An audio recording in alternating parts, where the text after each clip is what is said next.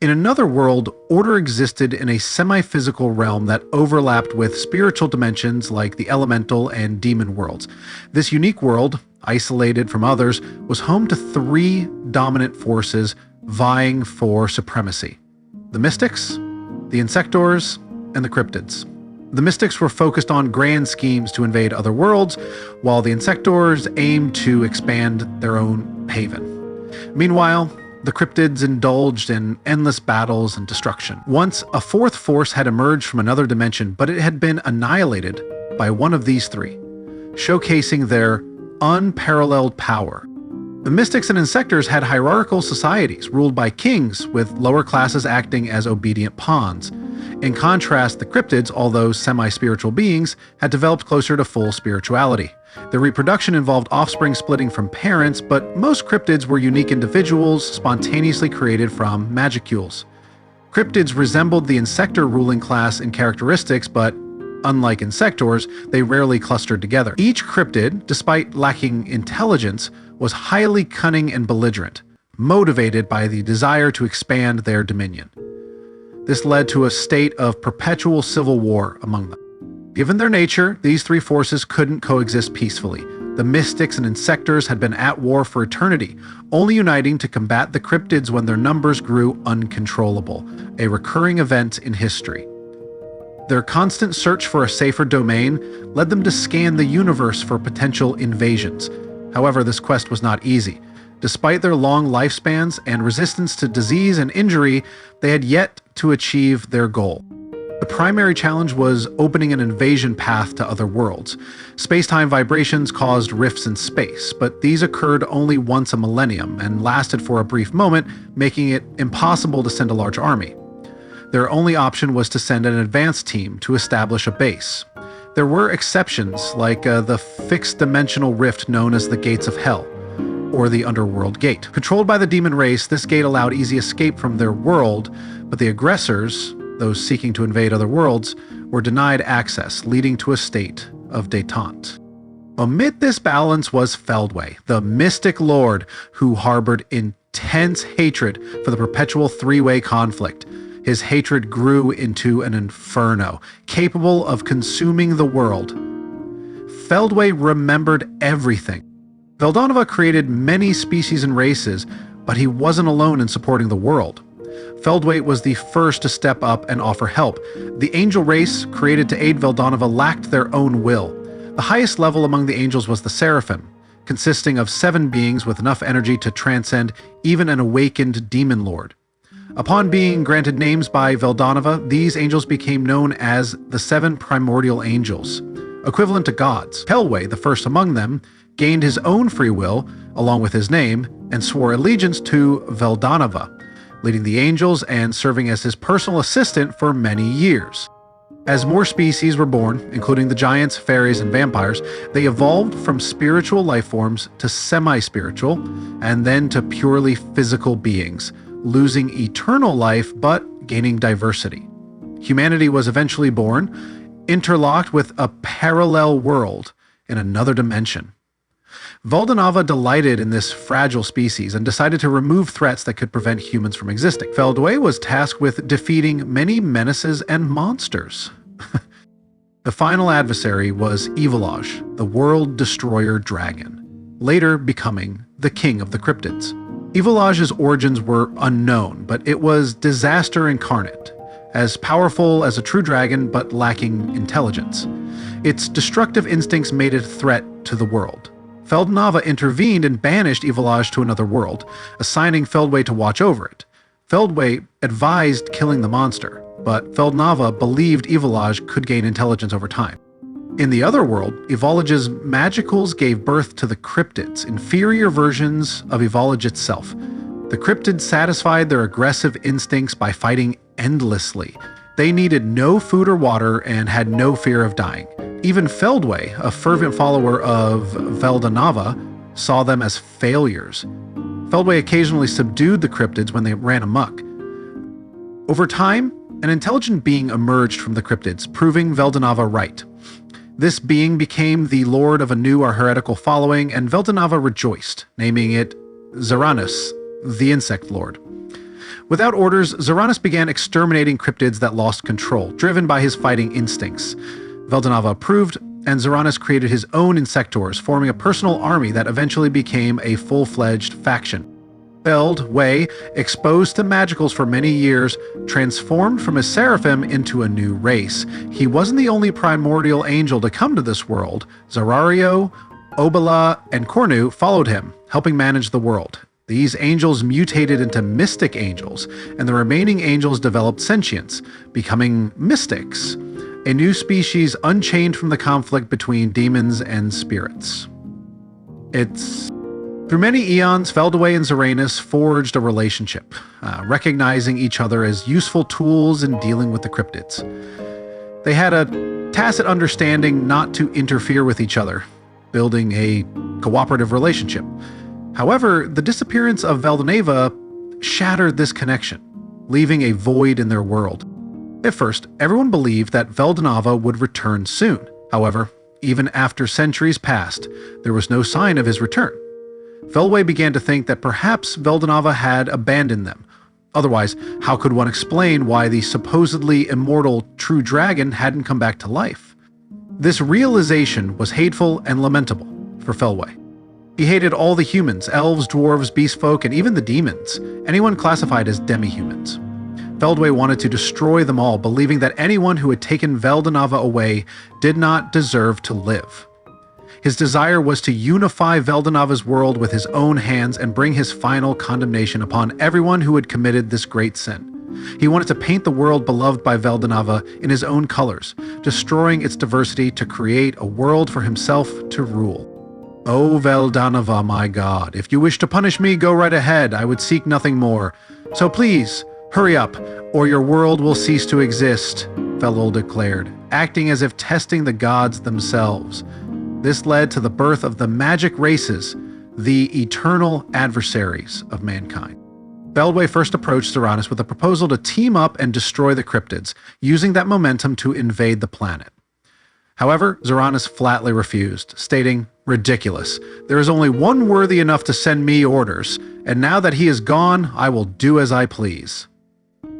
This flippant attitude infuriated Feldway, as it implied that Zaranis assumed Veldanava was gone for good. "Then you will be the first to die," Feldway declared, fully directing his anger at the insector. If they had joined hands, perhaps they could have wiped out Evil Age, the World Destroyer Dragon, and the cryptids. However, that dream remained eternally unfulfilled. The world they called home fell into an age of chaos, leading to the start of the three-way deadlock. Many years passed and the situation remained in a stalemate. Without Veldanava's resurrection, there was no way to return to the original world. Many tried to seize the lone operational gate, but demons, especially the formidable Noir, always thwarted their efforts. Noir thrived on battle and despised the mystic race, seeing them as inferior and defiant of Veldanava's will. From Feldway's perspective, nothing was more repugnant than Noir, who foolishly stood in the way of Veldanava's revival. However, destroying Noir was impossible. In the physical realm, a primal demon was formidable, but in the demon realm, Noir was invincible. Feldway knew that fighting Noir would settle nothing, so he chose to ignore him, despite his irritation. Returning to Veldanava's world proved extremely difficult. Dimensional rifts occasionally opened, but they led to unknown planets. Attempts to invade these worlds were fruitless, only serving to stave off boredom. Frustrated by the lack of progress, Feldway found an unexpected opportunity. A mysterious voice spoke directly into Feldway's mind, introducing itself as Ludora, the will within power, not yet free. Ludora claimed to share Feldway's goal, to restore Veldanava the Creator. Feldway, recognizing the name as Veldanava's close friend and the original hero, was intrigued. The voice belonged to Michael, Lord of Justice, an ultimate skill created by Veldanava. Feldway, convinced by the voice's knowledge of personal details, agreed to cooperate. "From today forward, you and I are comrades," Feldway declared. He playfully renamed the voice Michael, which dramatically altered its awareness, developing a defined mind. Michael thanked Feldway, promising to grant him a portion of power once it regained all from Ludora. Feldway suggested that Michael, rather than himself, should negotiate with Zeranis, as he and Zeranis had a long-standing feud. Michael's voice reminded Feldway of Veldanova, making him confident that Zeranis would listen. Taking a step back, Feldway observed as Michael successfully persuaded Zeranis. A treaty assigned half of the world to the Insectors, a concession Feldway was willing to make for Veldanova's revival. A new relationship was established, and over 1,000 years passed. During this time, things progressed smoothly. Ludora, who ruled over Michael, continued to reincarnate himself, losing a bit more of his power with each cycle. Michael, nearly free to use the full extent of his powers, operated covertly to avoid suspicion. Feldway, aware of this, was pleased that Michael could potentially gain control over those with ultimate skills once Ludora's influence waned. Obstacles like Velgrynd would transform into allies, and even the formidable Demon Lord would eventually fall. Michael's resolve to defeat Guy Crimson without hesitation impressed Feldway. Ludora's preoccupation with playing a game with Guy had been a hindrance, but Michael's decisive nature promised a different outcome. Feldway believed that if Michael had been fully empowered from the start, Guy could have been easily defeated. Feldway envisioned a future where, without Ludora, the world would fall into their hands, and they could await Veldanova's return. Michael had a favor to ask, a rare occurrence that piqued Feldway's interest. Michael proposed that Feldway become his vessel, a role Feldway had previously declined. However, Michael's explanation changed Feldway's mind. Michael had acquired a parallel existence of Velgrynd, allowing him to transport himself to Feldway while maintaining Ludora's powers. This meant Michael could use Ludora as a decoy while tapping into his full Lord of Justice abilities. Castle Guard, one of Michael's greatest skills, protected only its possessor. If Michael became a parallel existence within Feldway, Castle Guard would activate for him too. This arrangement offered significant advantages. If Ludora disappeared and Feldway became the undisputed Lord of Michael, he would gain the energy of over 10,000 mystics. These mystics, unlike Ludora's loyal subjects, were robot-like followers with no free will, making betrayal impossible. Feldway would have an even more robust defense than Ludora, exceeding his wildest dreams. Feldway saw no reason to turn down Michael's offer. He had always planned to have Michael installed within his body once Ludora was eliminated. This just accelerated the process. Agreeing to Michael's proposal, Feldway welcomed the new arrangement. The degree of $200. Thus, Feldway obtained his own manas in the form of Michael, Lord of Justice. The day of the ultimate battle finally arrived. Ludora, struggling to maintain himself with the full brunt of his mental strength, decided to wage a final confrontation against Guy.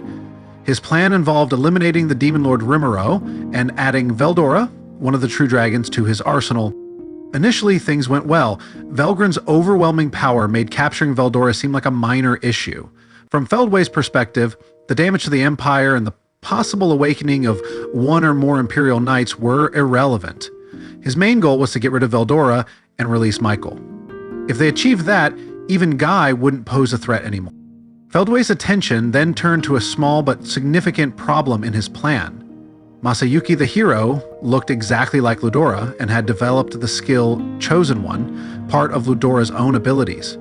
There was a chance that Masayuki could serve as a spare or substitute body for Ludora. This uncertainty in Feldway's scheme needed to be addressed. However, Feldway was unaware that the Demon Lord Rimuru, someone he hadn't considered a threat, would soon derail all his plans. Michael, formerly known as Emperor Ludora, and Feldway, the Mystic Lord, were gone. Though the fight hadn't been settled, it seemed both sides were too injured to continue. Despite some lingering concerns, Rimuru wanted to celebrate the fact that they were all safe. He decided to address the remaining issues later. With Carolon, Frey, and others still in evolutionary sleep, Rimuru arranged for them to be left with Tensura and sent them on their way. Though Rimuru felt bad for imposing, Tensura assured him that they needed to rest and recover their strength.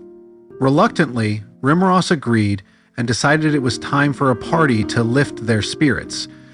He had hoped to invite Laplace, but Diablo reported that Laplace was already gone.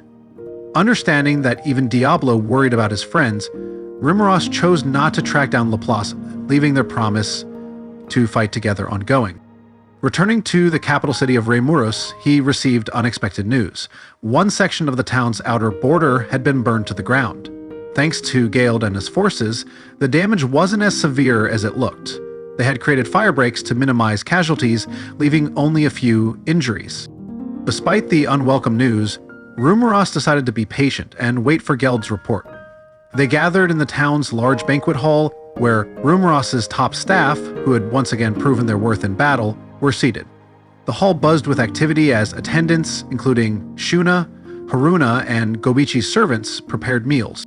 Veldora sat stubbornly by Rimuru's right side, with Benimaru on his left. Shion and Diablo stood behind Rimuru, ready to listen. Although Rimuru wished Shion would join him for the meal, she insisted on eating later, adhering to her self-imposed rules. Geld stood in front of Vermel, ready to give his report. Opposite Benimaru, Adalmann appeared uncomfortable, possibly due to his recent evolution. Vermel sat in front of Veldora with Trini and Beretta attending to her needs, while Kairos poured drinks for Veldora. Vermel Reese was too busy enjoying her meal to report back to Vermeral. Ramiris, with a straight face, expressed her belief in their success despite previous doubts mixing truth with exaggeration. Veldora, boasting about his bravery, received applause from the group. Kairos and Benimaru praised Veldora, but Ramiris' comments about being careless seemed to make Veldora uneasy. As Veldor tried to cover up his discomfort, Rimuru's attention turned to Vester, who sat quietly in the far corner of the hall. Leaving Veldor and the others to their chatter, Rimuru focused on gathering reports from his staff to better understand the current situation. Immediately after Ramiris left for the Empire, the city quickly shifted into emergency mode. The excitement from the recent celebrations vanished, and Ramiris, along with her cohorts, retreated to the innermost chambers of the labyrinth. Although the Dragon Lords under their control had completed their evolutions, which cheered Ramiris, she was still anxious due to Ramiris' dark secrets. Ramiris' goal in life was to make every day enjoyable, and the labyrinth had become her cherished paradise. After spending so much time alone with her elemental spirit friends, this realm was precious to her. She feared losing it, and hoped that with Ramiris around, everything would work out. However, she couldn't shake off a sense of foreboding. Her premonition was correct. Veldora's sister Velgrynd attacked and destroyed much of the labyrinth that Ramiris held dear. Although the structure was physically indestructible, the immense power of a true dragon like Velgrynd could overcome almost any obstacle. Upon seeing Velgrynd, Ramiris was reminded of an old memory she usually kept buried. She recalled Veldora on a rampage, resembling the great Valdanava. Veldora, the storm dragon, wielded control over wind, space, and water, holding a vast number of magicules. He was a living, raging storm, the strongest being on the planet. However, his sisters Velgrynd and Velzard were equally formidable. Velgrynd's heat-driven powers made her the worst possible opponent for Veldora in a fight. Despite the difference in their magicule counts, Velgrynd's overwhelming presence was undeniable. But even she was not the biggest threat. That title belonged to Velzard, the leader of the trio. Her attribute was ice, but its essence was driven by something beyond water. Velzard's abilities allowed her to deceive the population into thinking she was all about ice, when in reality, she was far more dangerous. Ramiris had learned this truth from Valdanava himself, although the memory had faded over time due to her reincarnations. This made Ramiris relieved to be dealing with Velgrynd instead of Velzard. She remembered that a single blow from Velzard could annihilate the Storm Dragon, and Velzard's icy cold eyes reflected her confidence in her invincibility. Concerned for Veldora, Ramiris flew anxiously around the chamber, her voice strained as she asked if he would be all right. She offered him an out, indicating she wouldn't berate him for fleeing. But Veldora, ignoring her concern, confidently reassured her. His demeanor had changed, and with supreme self-assurance, he strode out of the labyrinth. To Ramiris, the sight was nothing short of dazzling. She knew how he used to act, and seeing him grow up like this was truly endearing to her. After Veldora set off to face Velgrynd, Ramiris took a moment to scan the faces of those remaining in the control center. Karis was present, having been explicitly told by Veldora that he couldn't join the fight due to his vulnerability to Velgrynd's heat-oriented powers. Beretta, calm and collected as always, helped to soothe Ramiris' nerves. He commanded the Dryads, creatures reborn by Ramiro's hands. There were 24 of them now, expertly managing the labyrinth under Beretta's supervision thanks to their continuous evolution. Traini, along with her sisters Trya and Dorith, was also present, caring for Ramiris with their usual calm demeanor.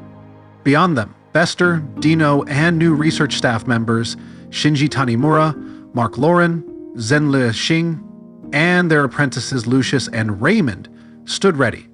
This quintet usually answered to Ghidorah, but in his absence they assisted Ramiris in the control center. Everyone in the room looked back at Ramiris, their apprehension evident. Trying to sound cheerful, she reassured them, "Come on, guys, I'm not worried one bit. I'm sure my master will win, and even if he doesn't, Ramiris will figure something out. It's a no-brainer. And besides, as long as he doesn't let his guard down, my master is invincible." This was Ramiris' way of calming her own nerves, convinced that Voldara and Rimuru would restore serenity to her life. "Warning! Intruder!" Alpha, the chief Dryad curator, announced, causing everyone to immediately shift into battle mode. Beretta quickly ordered a display on the monitor, revealing a figure that prompted an involuntary shout from Ramiris. "Oh, that's an angel! He's been both physically incarnated and transformed, but I have a feeling he's going to be trouble," she exclaimed. The sight was indeed peculiar.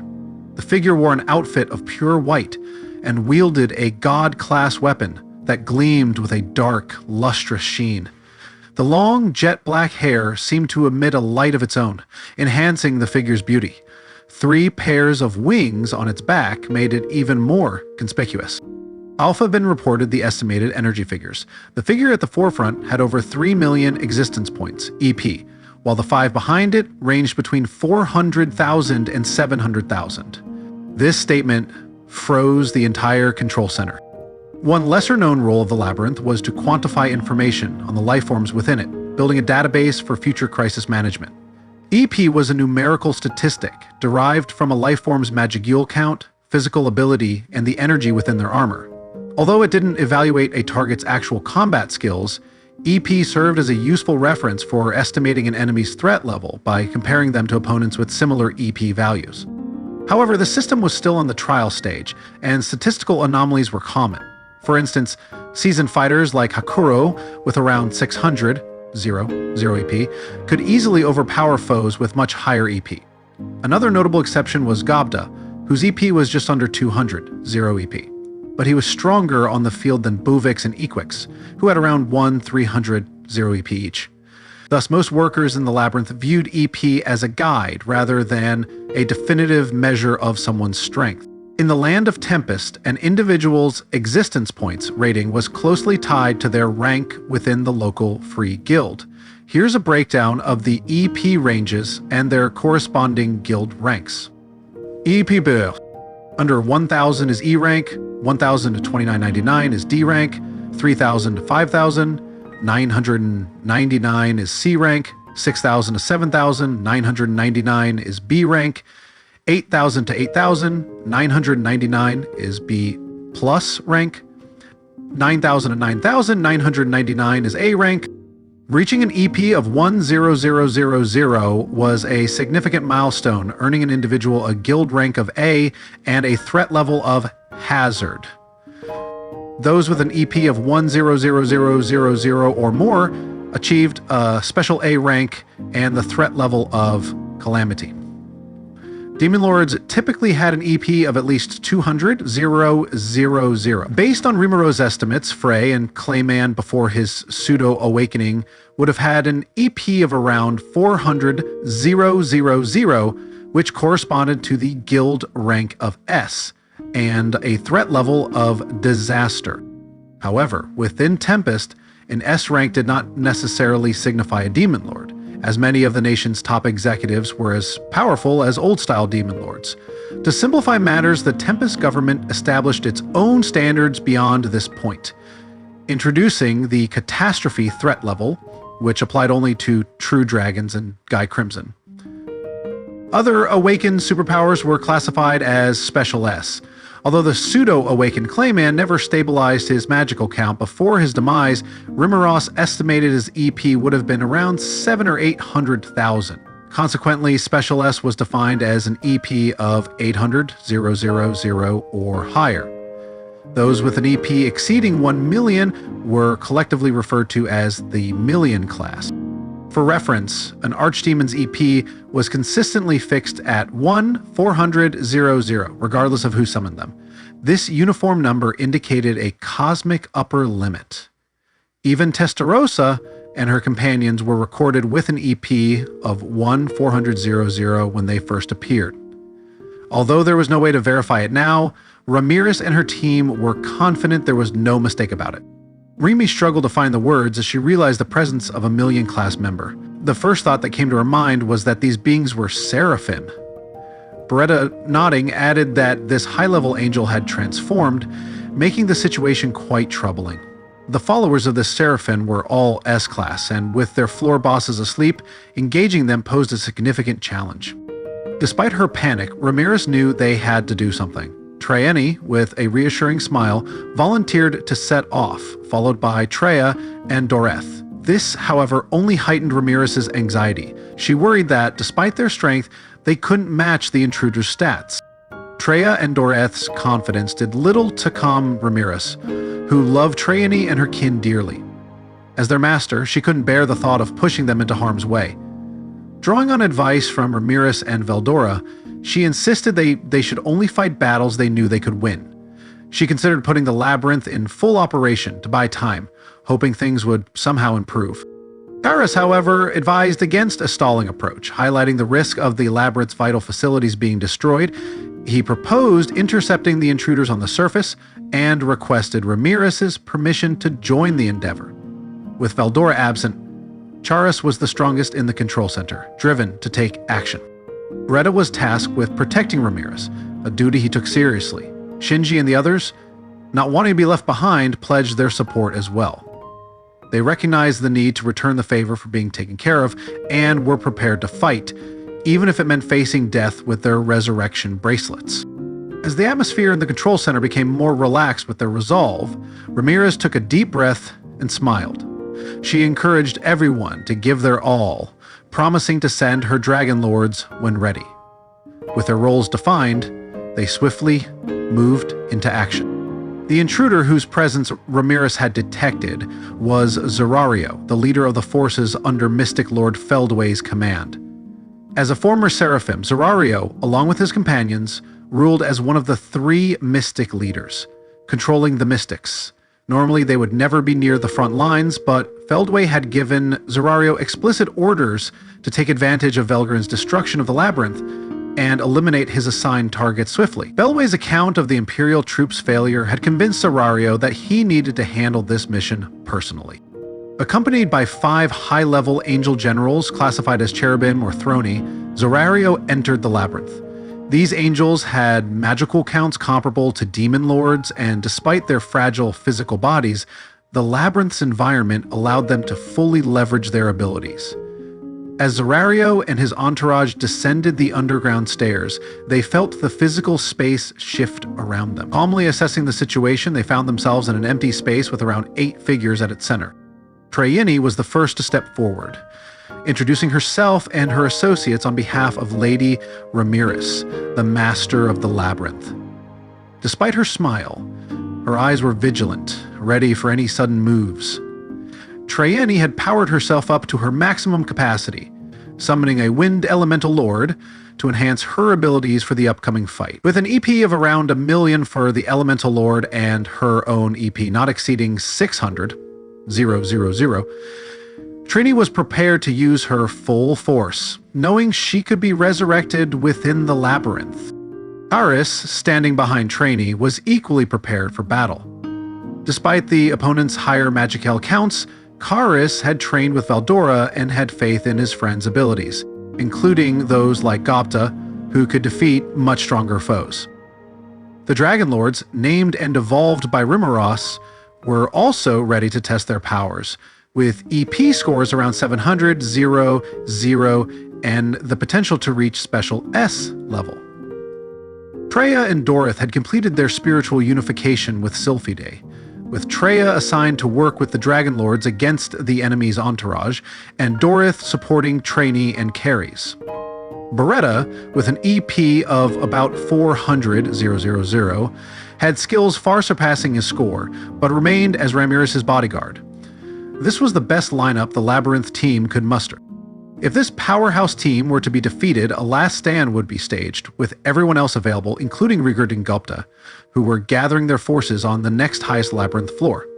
However, nobody intended to lose this battle. Zerario, noting the unexpected resistance, introduced himself as one of the 3 mystic leaders serving Feldway.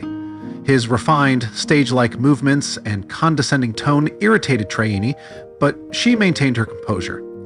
Zerario explained that they were there to eliminate Masayuki Honjo, suggesting cooperation to avoid trouble. Traini firmly rejected the offer, declaring it non-negotiable. Zerario, unfazed, smiled as the fight began. Traini launched herself into the air and unleashed Invisible Blade, a lethal move that sent countless unseen blades flying towards Zerario. This attack, empowered with the air elemental attribute, was capable of shearing through dimensions and impossible to perceive or dodge.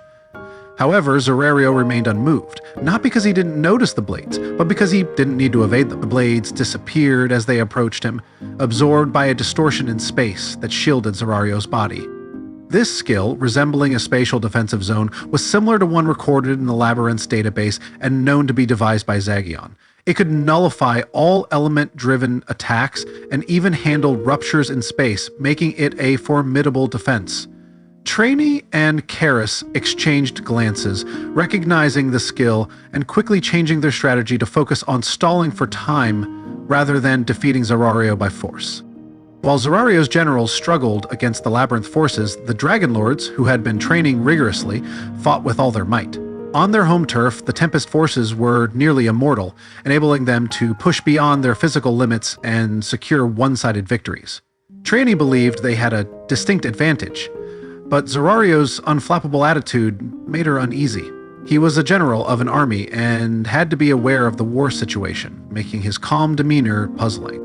Realizing the true target might be Masayuki the hero, Traini communicated with Ramiris to ensure Masayuki's safety. Ramiris, busy with the evacuation of city residents, confirmed that Masayuki was safe and helping guide the evacuees. Despite the current peaceful situation, Traini remained unconvinced and insisted on further precautions. Ramiris agreed to move Masayuki and his group to floor 70, where the remnants of the Imperial forces were stationed. This decision provided some reassurance, as those soldiers could offer resistance and buy time if needed, and Masayuki was dispatched to floor 70. Masayuki sighed inwardly, feeling a lack of respect from those around him. From Rimuru down to other big shots, it seemed they acted on whims without considering their positions. He appreciated people like Shuna, who valued his opinions. Delighted to help with the evacuation, he felt less enthused when Ramiris abruptly ordered him to floor 70. Despite appearances, he knew he couldn't defy her, given her power and Veldora's backing, along with her knowledge of his secret. Accompanied by Venom, a young man with punk fashion, Masayuki found a surprising kinship in him. Venom, much like Masayuki, was often forced to deliver the impossible by his bosses. Now acting as Masayuki's bodyguard on orders from his superiors, Venom quickly formed a friendship based on trust with Masayuki. As they walked, Masayuki expressed his frustration about running away from the townspeople. Venom, practical as ever, pointed out that floor 70 was safer than floor 100 due to the Overcomer vampires and the Imperial forces stationed there. Venom's primary mission, as per Diablo's orders, was to ensure Masayuki's survival, even at the cost of his life. Understanding the strategic importance of his relocation, Masayuki realized that an enemy likely targeted him specifically. His resurrection bracelet meant he could be revived in the Labyrinth, making it clear that Ramiris intended to use him as bait to protect the civilians. Despite his initial dissatisfaction, Masayuki acknowledged the necessity of the move and resigned himself to his fate as they reached floor 70.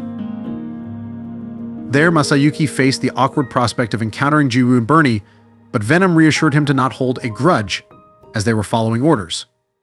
The sight of the Imperial forces and the construction site affirmed the seriousness of their situation. Venom, who had taken a liking to Masayuki, defended him against a sudden, overwhelming presence of figure with 3 pairs of wings and a virile, masculine physique. The figure's gaze, like a vicious and wounded carnivore, struck fear. Venom, not one to be ignored, launched a high roundhouse kick towards the Intruder. Masayuki was shocked when Chronoa, the Intruder, took Venom's kick without defending, as if it wasn't worth his attention. Chronoa, one of the 3 mystic leaders, declared his disdain for the demon races and unleashed a powerful magic attack, severely injuring Venom. Despite losing his left arm and sustaining a large wound on his side, Venom stood up, determined to protect Masayuki. Chronoa's high-handed self-introduction frustrated Masayuki, especially since it resulted in Venom getting hurt. Venom, however, remained defiant, explaining that Chronoa hadn't killed Masayuki yet because of his resurrection bracelet, which would revive him elsewhere. This emboldened Masayuki, but Chronoa's motives were deeper.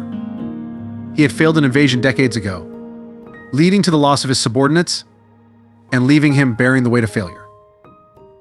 Determined not to make another mistake, Chronoa unleashed his full power, donning God-class armor reserved for the Mystic leaders.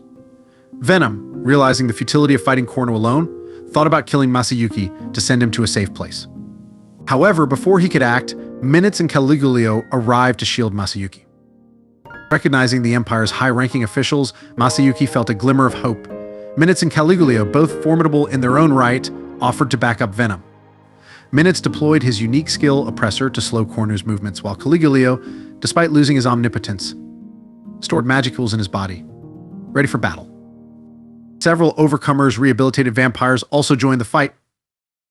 Caligulio took charge, and the team, using their quick-wittedness and bravery, managed to stall Chronoa despite the overwhelming power difference. As the battle raged on, Bernie and Jiwoo called out to Masayuki, urging him to escape. Jiwoo, using a transformation spell to mimic Masayuki, aimed to confuse Chronoa while Bernie protected him. Realizing he would only be a burden if he stayed, Masayuki reluctantly agreed to the plan and prepared to make his escape. The control center was in chaos as the enemy in the labyrinth proved to be a far greater challenge than anyone had anticipated. Ramiris was frustrated by the situation, especially after Alpha reported that Chronoa, the enemy targeting Masayuki, had an estimated EP of 1.8 million, which rose to 2.8 million after equipping God-class gear. Despite her frustration, Ramiris knew she needed to come up with a plan quickly. Beretta analyzed the situation, noting that God-class gear only lent its force to its true master. He referenced Sir Alberto, whose EP had more than doubled with God-class armor, although he hadn't fully tapped into its power. This rare and powerful equipment was a mortal threat in the hands of the enemy. Ramiris was concerned about the overwhelming odds. Venom's EP had increased to 400,000 after becoming a demon peer, but the Overcomer trio and former Imperial soldiers could not match Chronoa's power. Despite their limited strength, Minutes and Caligula were brimming with enthusiasm, with Minutes even using his unique skill, Oppressor. Caligula's EP had also been rising rapidly, now topping 400,000. Suppressing her bewilderment at these developments, Ramiris issued orders emphasizing the importance of protecting Masayuki. She acknowledged that while her power could resurrect the others, if Masayuki were taken away, it would be over for him. She was impressed to learn that Bernie and Jiwoo had already taken action to extricate Masayuki. Alpha sent an encrypted thought communication to Bernie, instructing him to return Masayuki to the control center. With the message sent, Ramiris felt a bit more at ease, but the battle across the labyrinth remained tough. The surveillance screen showed a challenging fight on all fronts. Ramiris felt a sense of responsibility as she watched the battle unfold, knowing how irreplaceable the labyrinth had become in her life. Just then, Beta, who had been monitoring magicule levels, announced an emergency. The magicule supply from Veldora had been cut off, and without it, the city would be deposited back on the surface within an hour. This development left Ramiris wondering if Veldora had been defeated. Ramiris found it hard to accept the reality of Veldora's potential defeat, but with Velgrynd as their adversary, it was a possibility they had considered. For now, she trusted that Ramiris would figure something out for Veldora. Ramiris decided to stay positive and proceed as best she could. Gamma reported that the evacuation was proceeding smoothly, with Masayuki successfully persuading the remaining stragglers to leave. With the city empty, Ramiris prepared to separate it from the labyrinth. Beretta warned that without anyone there, their defenses wouldn't function, and the town might suffer untold damage. Despite her worries, Ramiris knew there was no other option. She ejected the city to the surface, hoping it wouldn't be destroyed by stray magic. Soon after, Delta reported the appearance of 2 new enemies on the surface, each with an estimated EP of at least 1 million. These fallen angels bore black wings, causing Ramiris to fidget anxiously. Delta confirmed they were enemies, as they prevented them from closing the hole opened by Velgrynd. Feeling despair, Ramiris slumped onto Beretta's shoulder. Just then, a reliable ally woke up, Geld, the Barrier Lord, who had completed his evolution. Geld's EP was over 2.37 million, and with his Legend class equipment ascending to God class, he was ready to defend the city. Ramiris and Beretta marveled at Rimurus' foresight. Another ally, Kumara, the Chimera Lord, also awakened, with an EP of approximately 1.9 million. Cheers erupted in the control center as intense battles broke out on the surface. Geld's underlings formed a powerful barrier to protect the city from the fallout. Ramiris, feeling confident, declared victory. However, Beretta cautioned that it was too early to celebrate, as Feldway, the Mystic Lord, had yet to fully execute his strategy. Everything so far had been a feint, with his true aim still hidden. The nervous tension in the control center had subsided somewhat. Ramiris, after declaring victory while perched on Beretta's shoulder, seemed quieter now, almost in need of a nap. Beretta, accustomed to his role, remained calm as he attended to his frenzied master. Shinji, watching from a distance, observed the chaos like a spectator at a sports meet. The battle was so beyond his understanding that it helped him stay calm. He wished Ramiris would learn to compose herself, much like Beretta. Shinji knew better than to voice his thoughts, as it could lead to unnecessary strife and potentially a pay cut. The labyrinth was a marvel, but Ramiris herself was weak, much weaker than Shinji. No matter how much she panicked, she couldn't do much. Reflecting on the recent victory celebration, Shinji was reminded of the power of Ramiru's magic-born titans, each pledging loyalty to the Demon Lord. Shinji, an Otherworlder rated Special A by the Free Guild, had an EP of over 1,200 and possessed the unique skill Restorer. However, even with his status as an ace commando in the Imperial Army, he felt insignificant here. Mark and Jin, with EPs of 1,300, 0, and 1,200, 0 respectively, were also outclassed by the monsters on the screen. Despite Tempest's main force being unavailable, they were still putting up a competitive fight, which amazed Shinji. The force that defeated the Empire's armor division was less than 30% of Tempest's full power, and now members of the Million class were emerging.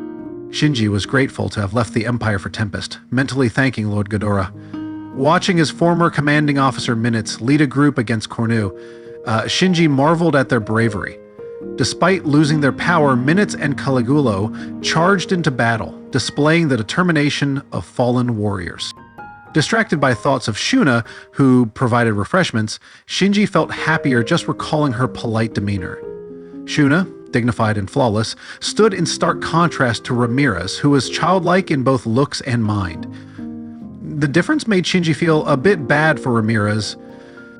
Lost in his thoughts, Shinji noticed Deeno, usually too lazy to lift a finger, standing up from his seat. Vester, his dedicated boss, was fast asleep at his desk. It was sheer coincidence that Shinji posed the question to Deeno, but it turned out to be the MVP performance of the day. Shinji, the least dedicated to the war effort, inadvertently contributed more than anyone else. Deeno stood up reluctantly, prepared to carry out a task handed to him by an old acquaintance. He hated working but felt compelled to act. However, Shinji's timely intervention caught him off guard, leading to a failed mission. Deeno's attempt to grab Ramiris was thwarted by Beretta, whose iron grip stopped him in his tracks. Beretta questioned Deeno, who expressed surprise at the interference and acknowledged Shinji's potential. Despite the interruption, Deeno remained composed.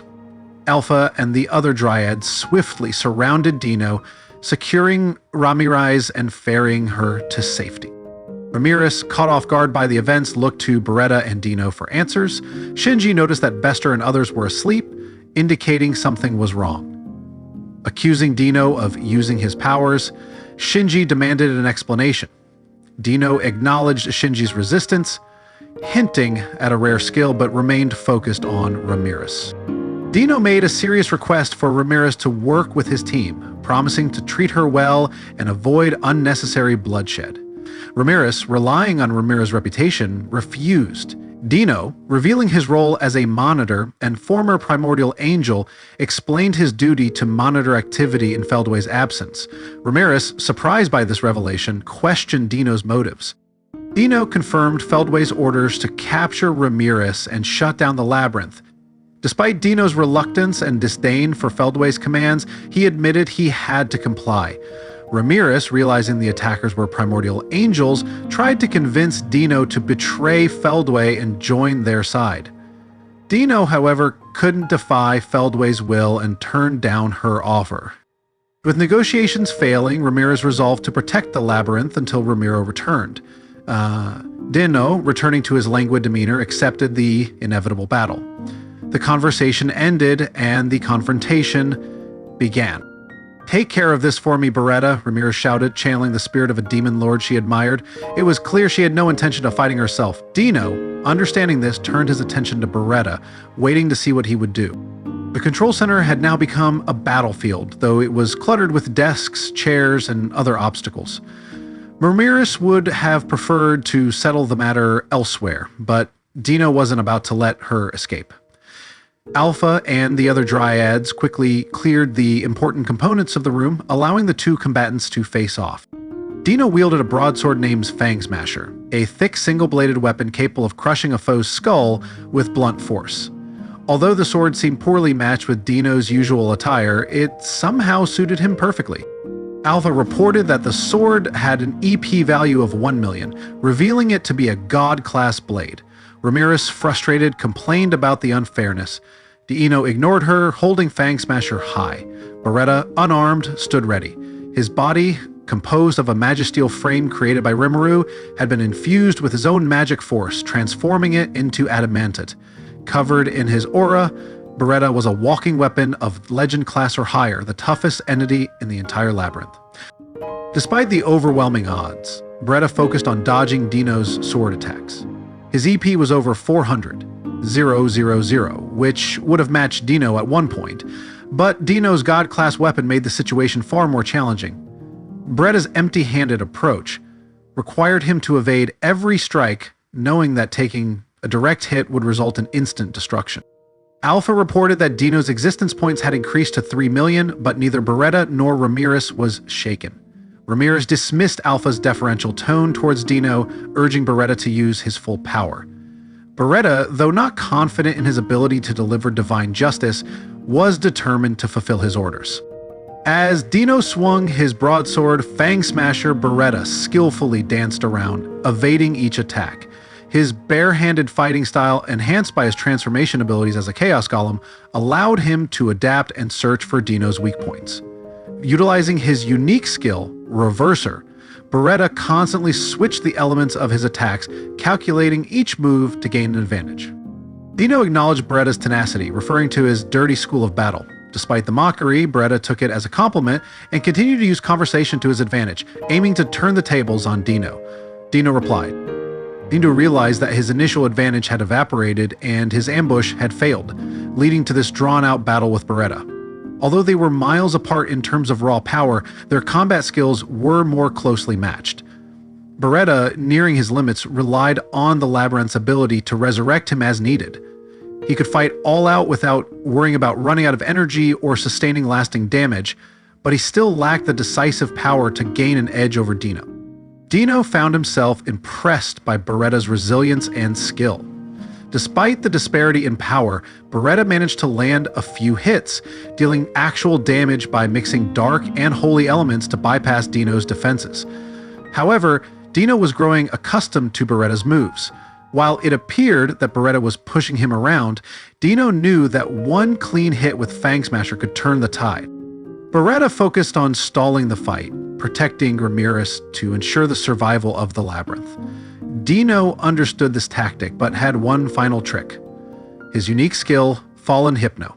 This broad-range, non-lethal attack induced a sleep from which the victims could not awaken until the caster removed the curse.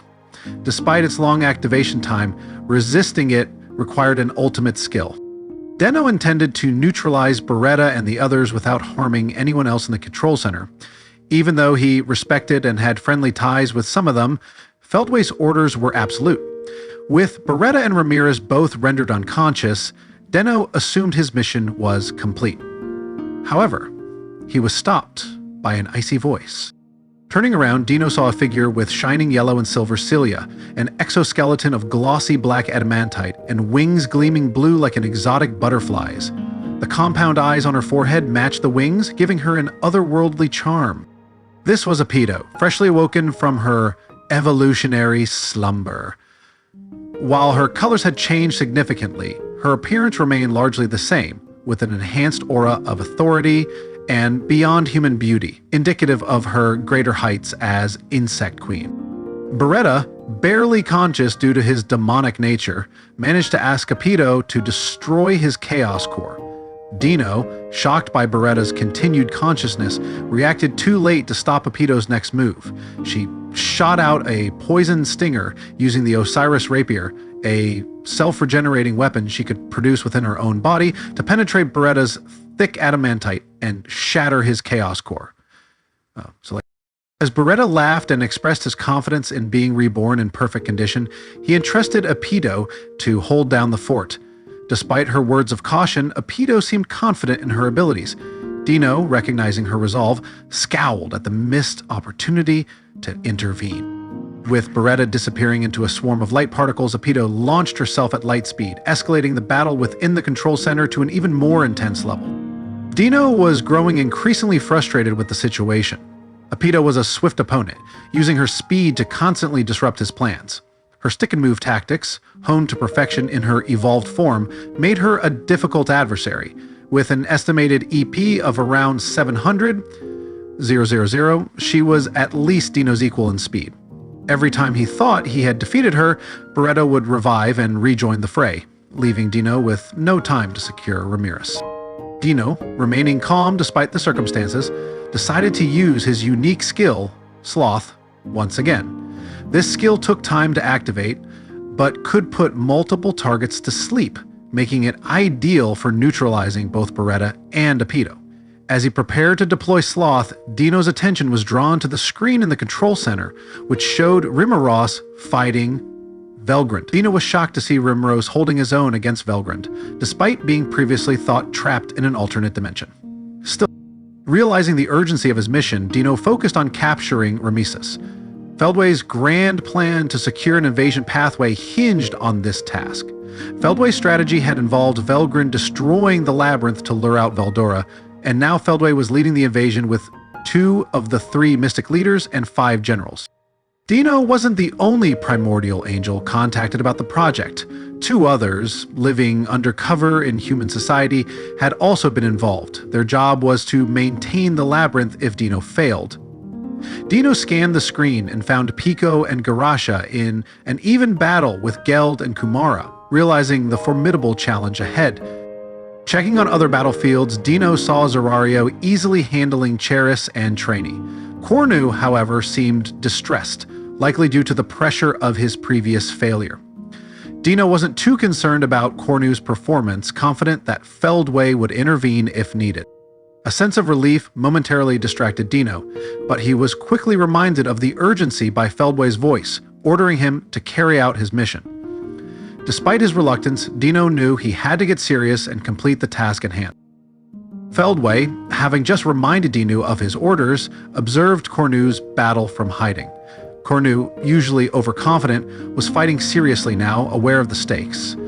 Feldway, having named Cornu himself, considered him valuable despite a past failure that cost 1/3 of their army. The sight of Cornu struggling against weaker enemies was frustrating. These foes should have been easily defeated. Cornu had completely fallen for the enemy's trap, not realizing Masayuki had been replaced with an imposter.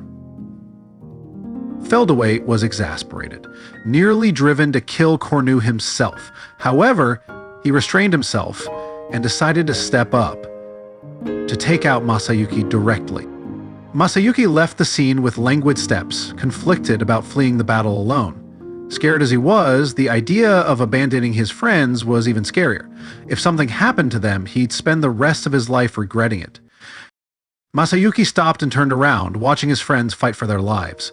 Minutes contained the enemy, the vampires capitalized on their immortality, and Caligula and Venom exploited any openings. Jiwoo masterfully positioned herself to prevent Chronoa from using super destructive attacks. Despite being a hastily assembled crew, they showed remarkable teamwork, but they couldn't afford to lose anyone. Masayuki admitted to Bernie that he wished he could have been friendlier with everyone and didn't want to be seen as a coward or backstabber. With that admission, the world language spoke up in Masayuki's brain, revealing that he had unlocked a hidden power of the unique skill, Chosen One, Heroic Recourse. A long, complicated description of Heroic Recourse flashed across his mind, making Masayuki marvel at his new ability. He already possessed Heroic Aura, Heroic Compensation, Heroic Charm, and Heroic Action. Although he found Heroic Recourse largely useless, he accepted it as long as it didn't make things worse. Masayuki and Bernie shared a grin and decided to return to the battle. Feldway, having reminded Deeno of his orders, moved to take action himself, and Bernie, who meant nothing to him, was blocking Feldway from taking Masayuki away. Bernie's fighting stance was full of holes, making him an easy target in Feldway's eyes. Feldway attempted to decapitate Bernie with his sword, but his attack was thwarted by the sharp sound of blade clashing against blade. Surprised, Feldway faced a young girl in a mask. She introduced herself as Chronoa and declared her intent to act as a hero. Feldway, amused, introduced himself as the Mystic Lord. Chronoa, her mind perfectly synchronized with Chloe's, responded with cold resolve, ready to eliminate Feldway if he posed a threat to humanity. The battle commenced with both Feldway and Chronoa disappearing, their movements too fast to be seen by Masayuki and his friends. The flashes of red and white light and deafening sounds indicated a fierce fight taking place in a dimension beyond comprehension. This masked girl had come to Masayuki's aid before, and now she was doing it again. Despite his understanding, Masayuki doubted he could offer much help to Chronoa in his current state. Bernie and Masayuki stood in awe as the fight between Chronoa and Feldway unfolded at a speed beyond comprehension. Realizing they couldn't intervene in such a high-level battle, Bernie decided they needed to focus on helping their friends instead. The fact that he couldn't react to the sounds of the battle told him how powerless he was in this realm. Bernie, relying on his military training, understood the necessity of taking action rather than running aimlessly. Despite not knowing who Chronoa was, he decided to leave the fight to her and urged Masayuki to join him in aiding their companions. Masayuki, accustomed to extraordinary events, agreed that escaping was the best option. Meanwhile, the duel between Chronoa and Feldway progressed rapidly. Feldway, amused by the battle, suddenly realized a crucial element. Declaring that Veldanova's will was for him to win, he commanded Sariel, Lord of Hope, to bow to his will. Even an angelic ultimate skill couldn't resist Michael's ultimate dominion. Chronoa, despite her legendary reputation, fell under Feldway's control. Her mask came off, revealing her face as she proclaimed her obedience to Michael. Confident in his victory, Feldway made a critical error. With control over Chronoa and Chronoa, he believed his mission would be easily completed. Instructing Chronoa and Chronoa to eliminate Masayuki, Feldway left the labyrinth to attend to other matters on the surface, confident that his orders would be carried out. Seeing Masayuki and Bernie return, Venom wanted to curse the heavens, thinking they had fallen prey to the menacing presence they had fled from. He was relieved, however, to see them alive. Chronoa was a formidable adversary, and despite the labyrinth's advantages, Venom and the others weren't sure they would survive. Yet, one look at Masayuki's face filled Venom with baseless confidence, and even Minutes and Caligula seemed rejuvenated. The Imperial officers shared a laugh, feeling light on their feet as if His Majesty himself had joined them. Even the vampires, who had little reason to be involved, were eager to continue the fight. Chronoa, however, was confused by the sudden appearance of a second Masayuki, unable to discern which was real and which was Jiwoo in disguise. Enraged, Chronoa faced a more nerve-wracking battle than before. Just then, a girl named Sariel, in the service of Sir Michael, appeared, offering her help. Chronoa, trusting her aura, instructed her to capture the real Masayuki alive. Masayuki recognized the girl as Chronoa, felt a mix of confusion and despair. As Sariel prepared to attack, Masayuki's mind wandered to thoughts of her beauty, which distracted him from the battlefield. His thoughts unexpectedly fulfilled a hidden condition, evolving his unique skill, Chosen One, to the ultimate skill, Lord of Heroes. With sight feeling unworthy of this new power, Masayuki's bold smile had a dramatic effect. The Imperial soldiers, inspired by his presence, launched an all-out assault. Caligulio and Minutes, emboldened, drove their forces with renewed vigor. Even the vampires joined the fray, repeatedly sacrificing and reviving themselves. Masayuki's new ability, Lord of Heroes, allowed him to compete against other ultimate skills. This transformed the tide of battle, providing protection to anyone who followed him. This unexpected turn of events disrupted the balance, creating a stalemate that held for over 10 minutes. As the warriors bought themselves enough time, Velgrynd was erased from this world, and the gears of fate began to turn. Before Masayuki could react, Velgrynd the Flame Dragon appeared on the battlefield. The aura she emitted was overwhelming, making time seem to stop. Even Sariel, waiting for Chronoa's orders, was affected. The Imperial soldiers instantly recognized Velgrynd, believing she had been in combat with Veldora, yet here she was, embracing Masayuki. Velgrynd, mistaking Masayuki for Ludora, kissed him tenderly. Masayuki was stunned, his head boiling with conflicting thoughts. The casual outfit Velgrynd wore, combined with her natural beauty, created a hip look. Despite enjoying the kiss, Masayuki was acutely aware of the misunderstanding. As he struggled to reassess the situation, Masayuki realized he was in the middle of a battlefield with his enemy nearby. The bliss of the kiss clashed with the imminent danger he faced. Knowing that Velgrynd would soon realize her mistake, he prepared for the worst, trying to enjoy the moment before his likely demise. His consciousness grew hazy and he stopped thinking, defiantly appreciating the kiss as his final experience, as misunderstandings began to spread among the witnesses. The Imperial soldiers were abuzz with admiration for Masayuki and Velgrynd. They marveled at the apparent love and unbreakable bond between them, mistakenly believing Masayuki to be Ludora. No one harbored negative thoughts about him, and Masayuki, still locked in the embrace, couldn't correct their mistaken assumptions. Masayuki found the situation absurd, but then salvation came in the form of his enemy, Chronoa. Enraged by Velgrynd's interference, Chronoa shouted at her, failing to realize the magnitude of his mistake. Velgrynd's dissatisfaction with Chronoa's commands culminated in her striking him down. Her refined magic turned Chronoa into ashes, with her attack reaching across dimensions through her newly acquired ability, Trans-Dimensional Leap. As Chronoa's body disintegrated, Velgrynd expressed her renewed grudge against Feldway. She then turned to Sariel, who Masayuki clarified was actually Chronoa. Velgrynd reassured Masayuki that Chronoa was resisting Michael's influence and that Rimuru could help her if needed. With Velgrynd's unconcerned about Chronoa, Masayuki finally felt at ease. As the battle concluded, many of its combatants, like Masayuki, felt relief, while others were still anxious. Everyone now understood who Velgrynd really was. Bernie, standing next to Masayuki, drummed up the courage to act first. Kneeling before Velgrynd, he introduced himself and confessed to disobeying orders to protect Masayuki, ready to face the consequences. The scene fell quiet, revealing that Velgrynd was the Marshal, the chief commander of the Imperial military. The soldiers, now understanding their predicament, formed lines, nervously awaiting judgment. Bernie begged for the army's return home, offering to take the blame. Velgrynd, however, reassured them, expressing gratitude for their loyalty and protection of Ludora. The soldiers, relieved, cheered for the Empire and its supposed emperor. Masayuki Masayuki, mistaken for Ludora, felt the burden of responsibility and feared the truth being revealed. When Velgrynd addressed him directly, he struggled to respond, realizing he needed to play along to avoid confusion.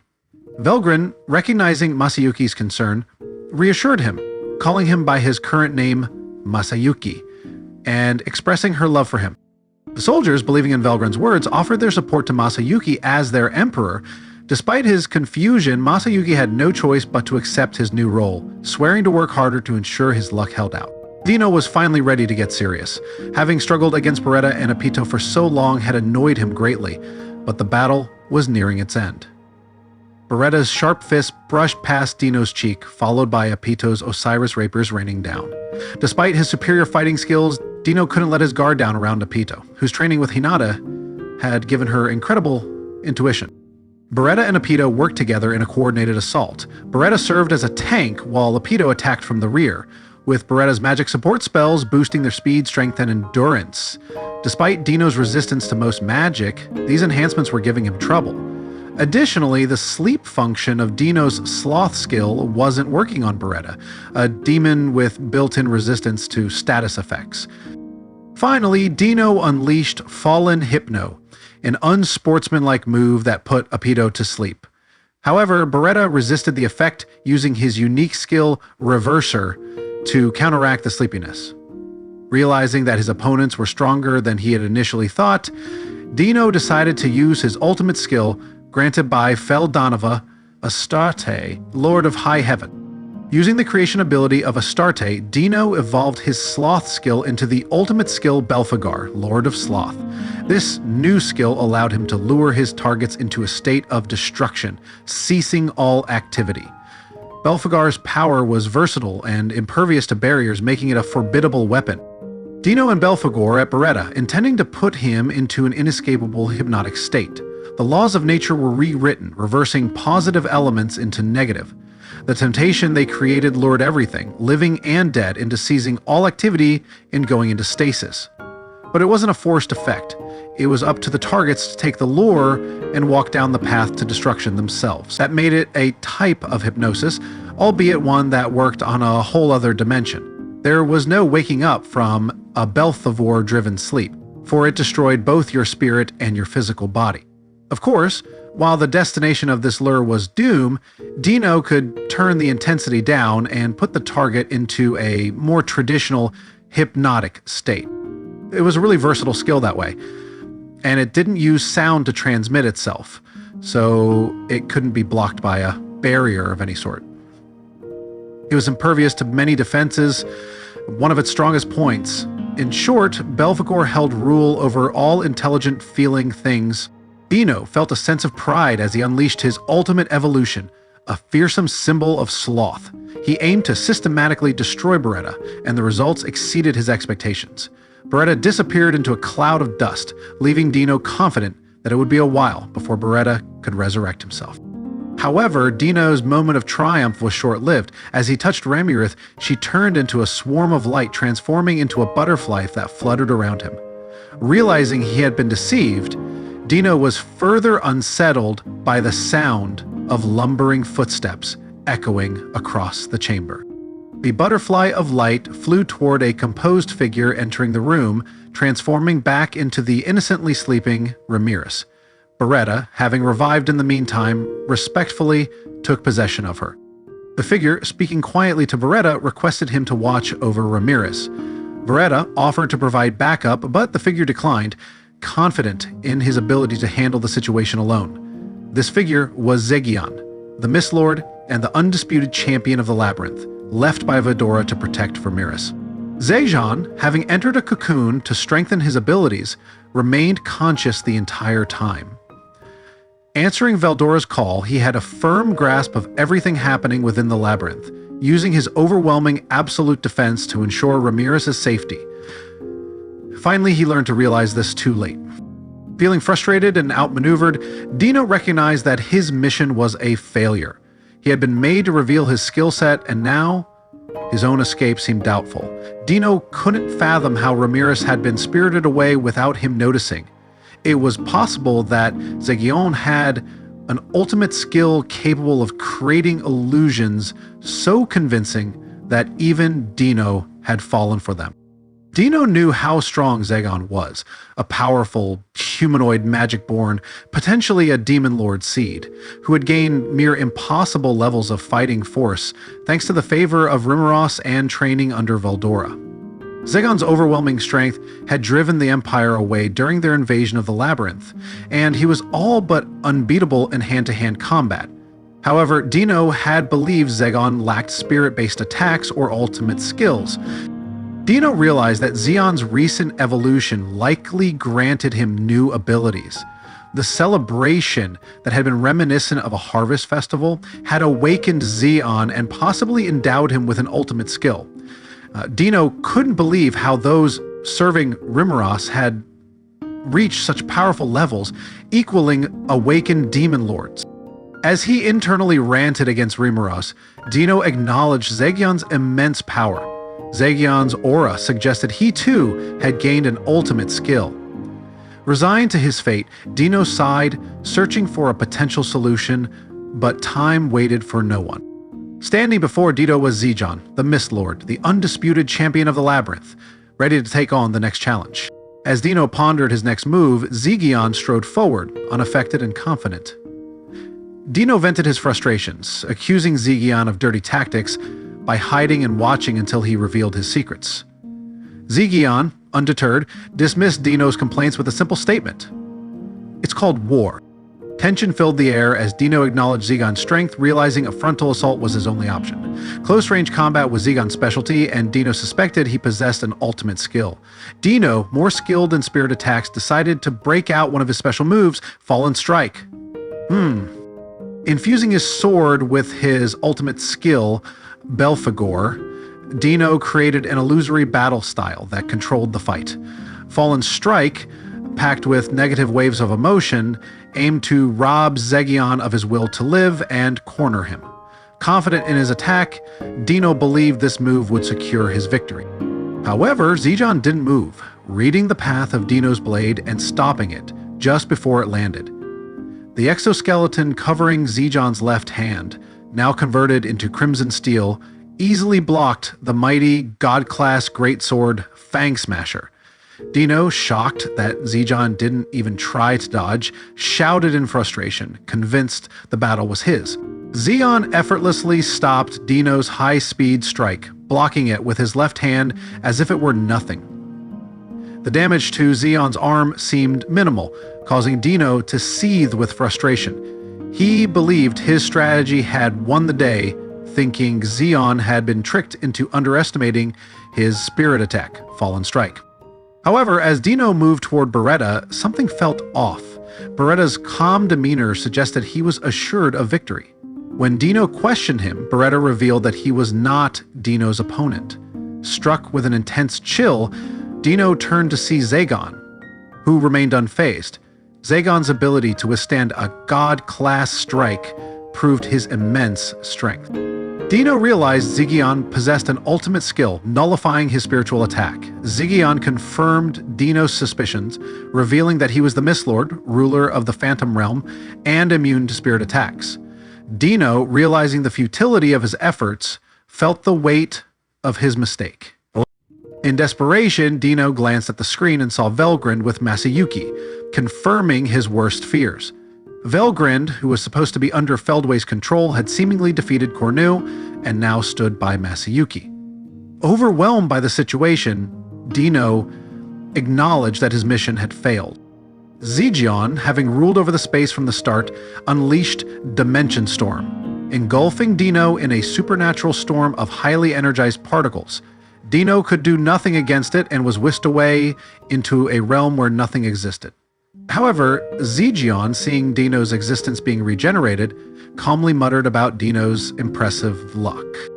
The soft sound of something somewhere breaking could be heard, and he could feel Deeno's existence being regenerated. Zegion could accurately see this, his voice calm. All of it was within his predictions. Deeno woke up outside the labyrinth and breathed a sigh of relief, realizing he had survived. His equipment was intact, and he credited Ramiris' kindness for his escape. He looked at the broken resurrection bracelet, a cheap, one-use item he had bought at the Labyrinth shop, which had reset his location to the surface after he died.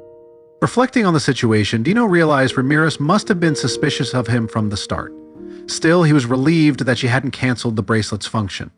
Despite his unprincipled actions, Deeno felt fortunate, as if the heavens were on his side. He wanted to find his companions, who were likely fighting Geld, and get out of there. Deeno sent a thought communication to Zerario to report his failure. Realizing that sticking around was a bad idea, Deeno thought about how strong Zegion was, and how hopeless a conventional assault on the Labyrinth seemed now. Feldway would be angry, but Deeno was grateful to be alive. He regretted opposing Rimuru and wondered why he had accepted the mission in the first place. Life in the Labyrinth had been comfortable and easygoing, working with Vester and Gabil, and he had come to see them as friends.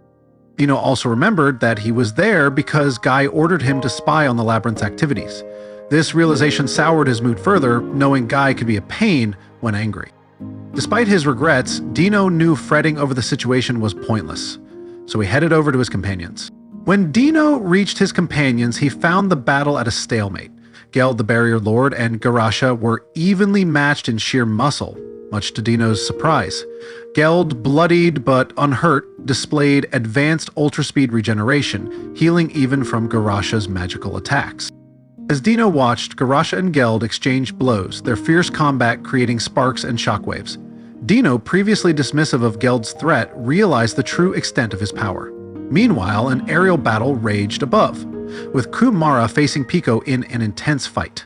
Despite Pico's relentless Black Thunder, Kumara, aided by her Thunder Tiger Raiko, skillfully defended herself. Deeno revised his opinion of the 12 Lordly Guardians, recognizing their formidable strength.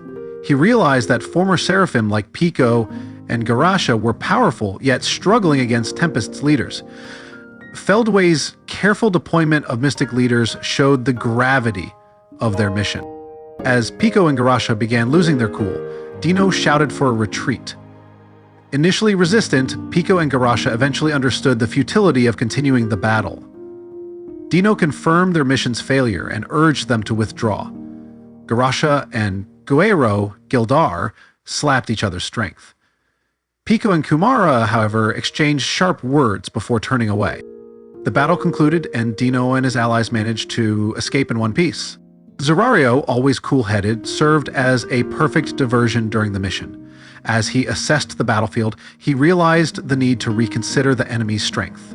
Most impressive were Kairos and Traiani, whose abilities warranted memorization. Despite their strength, Zerario deemed it unnecessary to exercise his full powers against them, assuming only minimal resistance remained. However, Zerario's assumption was incorrect. He was concerned about Zeon's presence and hoped Cornu and Deeno had completed their missions before Zeon awoke. Kairos and Traini's resilience impressed Zerario, but their elemental-based powers couldn't challenge a Seraphim like him. Zerario's larger energy store and distortion field gave him an advantage, but Kairos's precise decision-making made him cautious. As the battle seemed to reach a conclusion, Kairos and Traini's determination continued. Zerario offered them a proud, painless death, recognizing their valor in battle. Uninterested, Traini retorted with confidence, riling Zerario. Adalmann, the Gehenna Lord, joined the fray, further complicating Zerario's mission. Deeno's delays, reporting back, only added to Zerario's frustration. Alberto evolved into a Gehenna Paladin, and Venti, reborn as a Gehenna Dragon, also arrived, presenting a formidable lineup against Zerario. Realizing the gravity of the situation, Zerario knew he could win, but questioned the strategic value of a victory without Ramiris. Prepared to go all out, Zerario steeled his resolve. However, just as he was about to act, Alberto spoke, hinting at an interesting revelation about Floor 70. Adalmann, the undead in the mage's robe, flashed an evil grin, irritating Zerario. Adalmann revealed that Cornu had been eliminated by Lady Velgrynd, confirming Zerario's worst fears. Accepting the truth, Zerario probed further about their primary objective, assuming Cornu's defeat. Zerario concluded that Masayuki must have inherited Ludora's soul, and Velgrynd likely realized it. Cornu's misfortune was tied to their role swap, but Velgrynd could be managed with Sir Michael's influence. Deeno, however, was the key factor at this moment. Cheras and Adalmann cleverly assessed Serrario's attitude, suspecting he was hiding significant power. Adalmann emphasized their mission to protect Lady Ramiris, confirming her safety under Zegion's protection. Trainee, Carice, and the rest of the group felt relieved, while Serrario feared the worst about Deeno's fate against Zegion. Anyhow, Deeno's thought communication confirmed the mission's failure, with Velgrynd's involvement and Cornu's defeat. Deeno advised Dario to retreat before the labyrinth closed. Accepting the need for a retreat, Serrario expressed his humiliation, but resolved to avoid pointless maneuvers. Teleporting his team out, Serrario left behind a group filled with relief, knowing they had kept the labyrinth safe. With all threats removed, Shion turned off his fantastical world ability and faced Beretta, who had just laid Ramiris on a couch. "Did we let Sir Deeno get away?" Zegion asked. "Looks that way," Beretta replied. There we go. No need to put it like that. Lady Ramiris was merciful enough to allow Sir Deeno to leave. Zegion had noticed Deeno wearing a resurrection bracelet and decided to let him go, viewing it as an experiment to see if Ramiris' protection would work against a hostile individual. Deeno's bet had paid off, and he was alive. For Zegion, the primary objective was to keep Ramiris safe, which was now achieved. "If Lady Ramiris wills it, I have no objection," Zegion said. Beretta nodded in agreement, acknowledging that further bloodshed was unnecessary now that the enemy had been fended off. Depending on Deeno's reaction, Zegion was prepared to pursue or kill him if needed. However, Deeno was convincing his allies to retreat, and two had already left the area. "What about Serrario?" Zegion inquired. "Sir Adalmann is dealing with him. His presence has disappeared, so presumably he gave up and left," Beretta responded. With Adalmann and his cohorts back in action, the remaining enemies were dissuaded. Zegion and Beretta agreed to consider ways to enhance their security measures later. The continued safety of the labyrinth was assured. After ensuring Ramiris was safe, Zegion returned to his usual domain. It sounded like quite the ordeal. Fortunately, everything seemed to be under control now.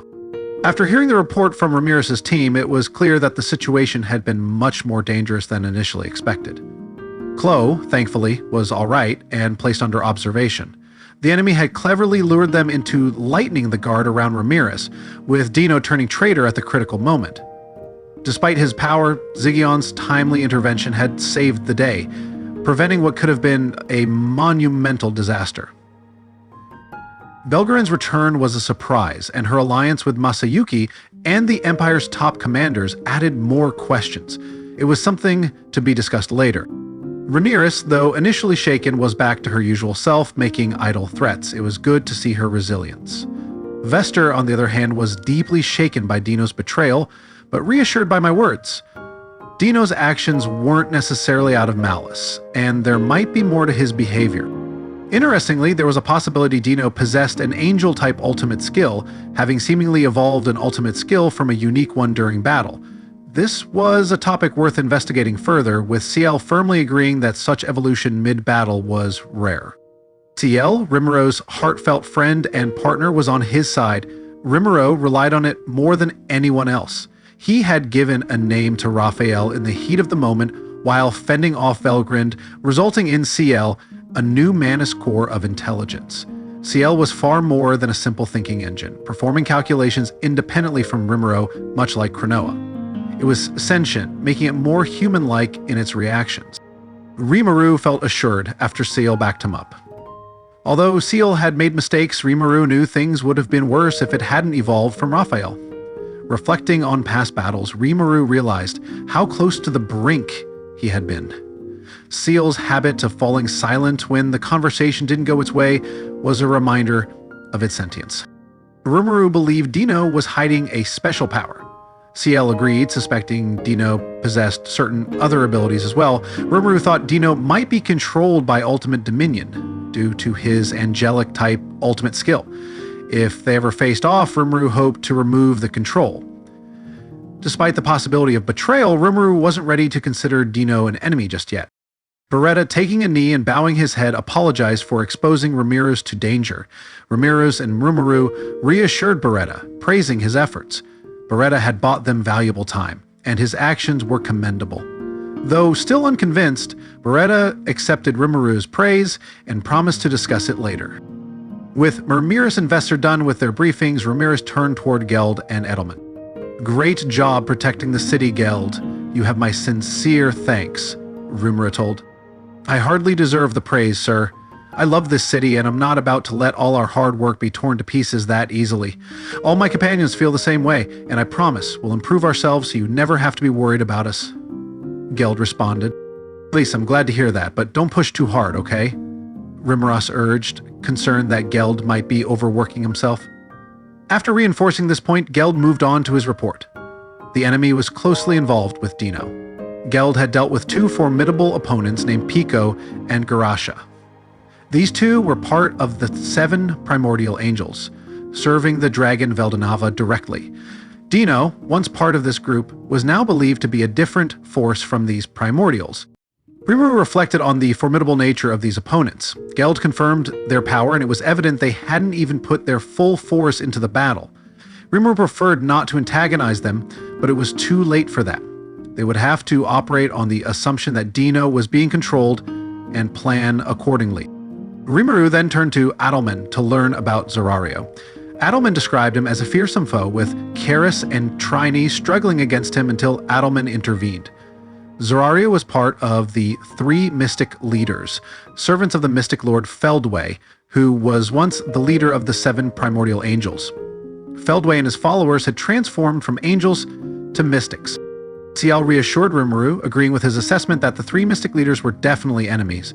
Rimuru relayed everything he knew to his audience, emphasizing the need to stay alert and informed about Michael and Feldway's abilities. When Ramiris realized the implications, she expressed surprise, but Rimuru confirmed the possibility that Deeno was being manipulated. Ramiris agreed to forgive Deeno if this turned out to be the case, giving Rimuru a cheerful smile. This approach seemed to lift everyone's spirits, and Rimuru hoped he was right about Deeno. Methinks we all. As the information exchange concluded, the party went into full swing. Rigger was crying with joy, and Rigger ensured plenty of food and drinks. Momale entertained the guests with parlor tricks. It was comforting for Rimuru to see such well-adjusted people working for him. With the briefings over, everyone was relaxed and having fun. Benimaru boasted about defeating the 3 mystic leaders, and Gabil joined in with his own boasts, backed by a sudden boost in strength. Soka tried to rein in Gabil's enthusiasm, worried about his near-death experience. Veldora, in his usual domineering manner, lectured Karis about needing more training. Despite Veldora's own loss to Velgrynd, he continued to boast and make excuses. Ramiris supported him, keeping his spirits high. The party continued with a wealth of fine drinks. Rimuru was concerned about letting their hair down too much, but his officers could neutralize alcohol in their bodies. Diablo and Shion bickered over who would attend to Rimuru, highlighting their love-hate relationship. Rimuru noticed that his top officers had grown stronger, not just awakened, but something more. Ciel revealed it had provided a helping hand in their evolutions, a topic Rimuru decided to explore later. For now, Rimuru immersed himself in the feast, enjoying the moment. It is after Jakane is all by himself. The day after the big party, all of Rimuru's officers took a well-deserved day off. Rimuru, however, tasked Rickard and the administrative staff with checking the city's infrastructure and informing the citizens of the latest updates. The city had resurfaced, and it was crucial to ensure that the water and sewer systems were intact before allowing evacuees to return home. 3 night. Rimuru understood the demanding nature of government work, especially during emergencies, and appreciated the efforts of Tensura and her team, even though more personnel were still needed. As an amateur, Rimuru's role primarily involved reviewing documents and approving or rejecting them, with CL handling the detailed explanations. Despite the big party, there was still much work to be done. But before diving into his tasks, Rimuru decided to check on Chloe. Upon entering Chloe's room in the medical quarters, their eyes met. "Mr. Tempest, Riho-rao," she exclaimed. "Dihi, you don't have to try so hard to talk like a grown-up. To me, you're the same Chloe you always are." Rimuru replied with a smile. Oh, come on. I know I look like a kid, but I'm every bit as grown up as you are. In fact, Rimuru, I'm even older than you. Rimuru understood her point, but couldn't help noting that appearances mattered. Strangers often mistook Rimuru for a cute little girl, a hang-up that was hard to shake. Expressing relief at seeing Chloe safe, Rimuru noticed her blushing and pouting before she hid her face in a pillow. Rimuru put, "Oh, that's so unfair, Rimuru," Chloe protested. Unsure how to interpret her reaction, Rimuru tried to comfort her by saying, Now. Ciel, unable to provide clarity on the matter, left Rimuru to navigate the situation on his own. After waiting a while for Chloe to calm down, Rimuru asked her about what had happened in the battle and its aftermath. I'm perfectly fine, but I can't talk to Chronoa anymore. The ultimate skill Sariel almost went out of control, so she's suppressing it for me, Chloe explained. If you were right, Jenna said, none of this would have happened. Michael's influence was affecting her, and Rimuru recognized this as a challenge that required immediate attention. He had seen Michael as an enemy before, but this reinforced the need to deal with him decisively. How do you feel now? Rimuru inquired. I don't know. I can't fully handle Yog-Sothoth, and Chronoa isn't around to talk to, so I don't really know what's going on, Chloe admitted. Things sounded more serious than they appeared. Rimuru realized that Chloe's safety had to be the top priority.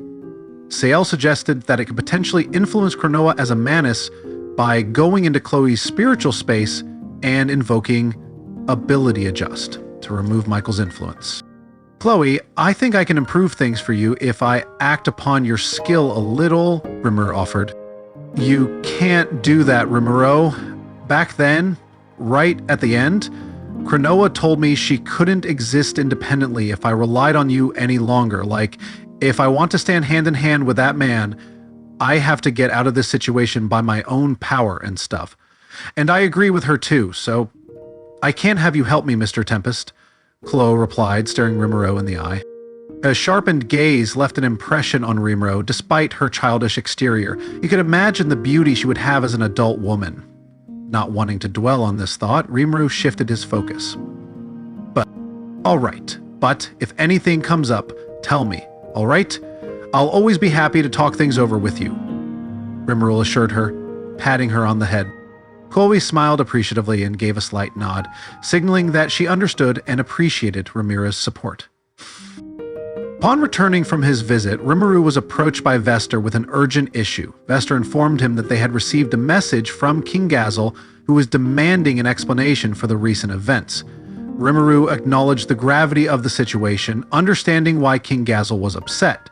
After all, they had staged a significant war, affecting not only their territory, but also involving the Dwarven Kingdom. Did he sound angry? Rimuru asked. I'd surmise he wasn't elated about it, no, Vester replied, nervously wiping the sweat from his brow. Vester, who had been enjoying the festivities with Rimuru the previous night, felt a sense of responsibility for not informing him sooner.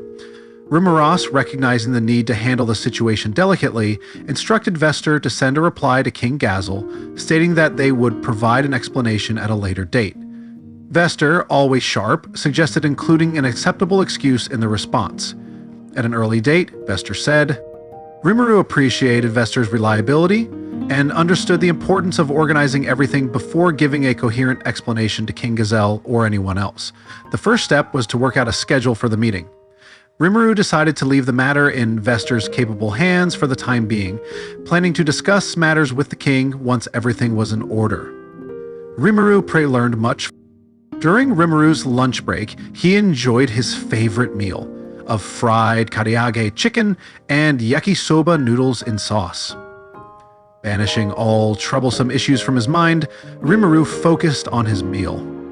However, the thought of Ciel's recent activities crossed his mind, and he decided to figure out exactly what Ciel had been up to.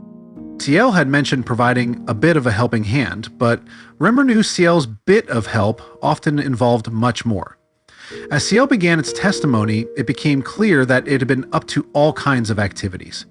The first revelation was that Ciel had upgraded Rimuroth's skills without permission, based on the ultimate skill Shub-Niggurath, Lord of Abundance. Rimuroth had received a report about this after the fact. Ciel explained that when Velgryn's ability adjust was completed, her skill Ragwell, Lord of Relief, was integrated with the remains of Uriel, Lord of Vows, and the essence of both was inherited by Shub-Niggurath. Although Ciel had gone over this before, Rimuroth had been too focused on Velgrynd to pay attention. He now revisited the documentation and listened to Shub-Niggurath again. Shub-Niggurath was the crystallized result of the bonds Rimuroth shared with the monsters who served him. It allowed the creation, copying, granting, and saving of skills. Rimuroth's soul had a limited capacity for memorizing skills, and some skills were attached to his physical body rather than his soul, expressing themselves only weakly. With 4 ultimate skills at once, Rimuroth's capacity was nearly maxed out. Ciel corrected him, stating that he had actually attained 5 ultimate skills, including Velgrynd, Lord of the Flame. This put Rimuroth way over capacity, and Ciel had optimized his skills as much as possible, transferring Uriel to Velgrynd. Although Ciel's actions seemed fishy, Rimuru decided to trust in Ciel.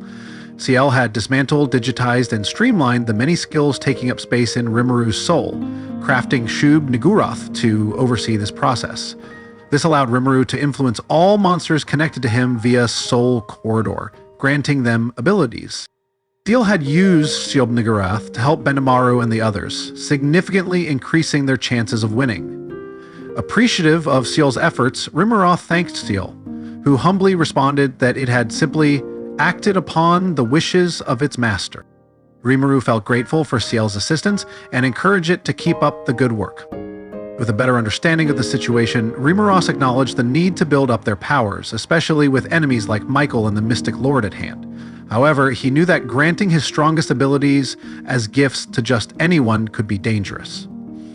Trusting Ciel's choices, Rimuroth was aware of Ciel's tendency to tinker with people on extreme levels, but believed it wouldn't attempt any impossible enhancements. Ciel assured Rimuroth that it hadn't gifted anyone with skills they couldn't fully use, but Rimuroth still wanted to confirm that. As he pondered this, Ciel mentioned running Ability Adjust on Rimuroth, a suggestion that Rimuroth had forgotten. Ciel seemed incredibly eager to execute this improvement, likely having devised even more enhancements. Previously, Ciel had discussed integrating the ultimate skill Veldora, Lord of the Storm, with Uriel to create the new ultimate skill Hoster, Lord of Starwind. However, with Uriel given to Velgrynd, the outcome of Ability Adjust would now be different. Rimuru believed Ciel had fully analyzed Ragwell, and Ciel confirmed this. Realizing he had 6 ultimate skills with his evolved officers providing power via food chain, Rimuru understood why Ciel needed Shub-Niggurath to manage everything. Integrating and combining skills seemed like the right approach, and Rimuru had no reason to decline Ciel's offer. With no immediate war, it seemed like a good time for optimization. Agreeing to proceed, Rimuru was about to reconsider, but it was too late. Ciel had already begun the process with dizzying speed, eagerly working on the modifications. Rimuru recognized that Ciel anticipated his initial agreement, followed by hesitation. Now Ciel was fully immersed in its work, and Rimuru resigned himself to his fate. While Ciel worked, Rimuru decided to focus on other duties, knowing that government paperwork wouldn't complete itself. He trusted that Ciel would produce some impressive results and turned his attention to his other responsibilities. While Shion was busy working, Rimuru decided to engage his top-ranking officers in personal one-on-one discussions. To ensure privacy, he sent Shion and Diablo out of his room for a while. Shion left without complaint as she needed to check on her own troops. But Diablo protested, talking about the need for a guard. Rimuru, wanting to get rid of Diablo temporarily, suggested that Testarossa might be more qualified for the secretary duties due to her strength and beauty. This got Diablo's attention, and he quickly left the office. Rimuru knew Diablo was likely staging practice combat with Testarossa and the other evolved demons, which could be a valuable lesson for him regardless of the outcome. With the room to himself, Rimuru's planned to interview his officials. He called Shuna to work out the schedule and arranged for the officers to visit his office that evening, starting with those who had the least obligations. First up for the interview was Beretta. Rimuru had promised they would have more time to talk later, so he invited Beretta in first. In Tempest, being picked first was considered a great honor, and Beretta was in a cheerful mood because of it. So, about your concerns? You really have nothing to answer to about being defeated this time. Like, it's not even a defeat. You prevented the enemy from achieving their objectives, and I'd call that a victory, Rimuru assured him. Despite Rimuru's reassurances, Beretta was still unpersuaded. I understand that, my lord, but a loss is a loss. To those of us in the Black Tribe, any loss is a hard pill to swallow. Rimuru appreciated Beretta's frustration, understanding that he took his duty very seriously. The Black Tribe was a family tree in the demon race, with Diablo, formerly known as Noir, at the top. This explained Beretta's strong sense of responsibility and determination. Rimuru wanted to help ease Beretta's concerns, and CL chimed in, mentioning that Beretta satisfied the conditions to be awakened. Realizing they had enough souls gathered from the recent battle to awaken one person, Rimuru decided to use them to make Beretta's dreams come true. Well, I can understand if you're despondent about your lack of power. Let me give you further powers then, Rimuru announced, standing up and extending a hand toward Beretta. Remember, all I can do is offer you assistance. What happens next is up to you. Rimuru used the 1000000 souls to carry out the evolution ceremony for Beretta. Since Rimuru was the one who named him, Beretta could no longer evolve by himself, making this ceremony necessary. What? You wouldn't? Beretta exclaimed in disbelief. Beretta, you are likely to evolve now. May Ramiris continue to enjoy your protection, Ramiris declared.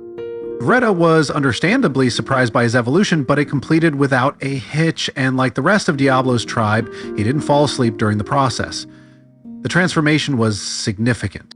Name: Beretta, EP197873. Race: high-level Chaos Elemental, Chaos Metalloid.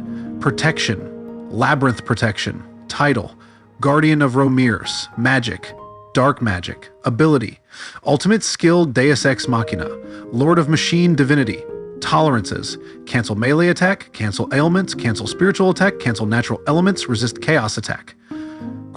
Beretta's body transformed into crimson steel, a divine metal equivalent to god-class equipment, explaining the huge leap in his EP existence points. He also gained the ultimate skill, Deus Ex Machina, encompassing abilities like Hasten Thought, Universal Detect, Lord's Ambition, Mineral Domination, Control Earth Attribute, Inverse Fusion, Control Space, and Multi-Layer Barrier. This new skill set allowed Beretta to freely control and manipulate any kind of mineral, transforming metal into any shape he desired. This ability was a side effect of evolving his body into crimson steel. Even more impressive was Beretta's ability to reshape his body into any form, making him nearly invincible and capable of transforming into a liquid metal form, like a classic action movie villain. Beretta, now a derivative spiritual life form or a metallic life form, knelt before Rimuru, vowing to carry out his mission and protect Ramiris. Rimuru, moved by the moment, reminded Beretta not to push himself too hard, but acknowledged the challenges ahead. Beretta's protection allowed Rimuru to sleep peacefully at night, confident in his abilities. With Beretta no longer troubled, Rimuru thanked him and instructed him to return to his station and concentrate on recuperating. As Rimuru waited for his next interviewee, he pondered the nature of skills. Between the Evolution Festival and the battles against the Empire's best, several questions had formed in his mind. Skills were a type of power, rooted in one's soul, following the world's rules. They could also be received from the world's language after significant training or impressive feats. Rimuru had previously written off skills as that sort of thing, but now he couldn't ignore the question. What was the true nature of skills? Rimuru had possessed a unique skill from the moment he arrived in this world.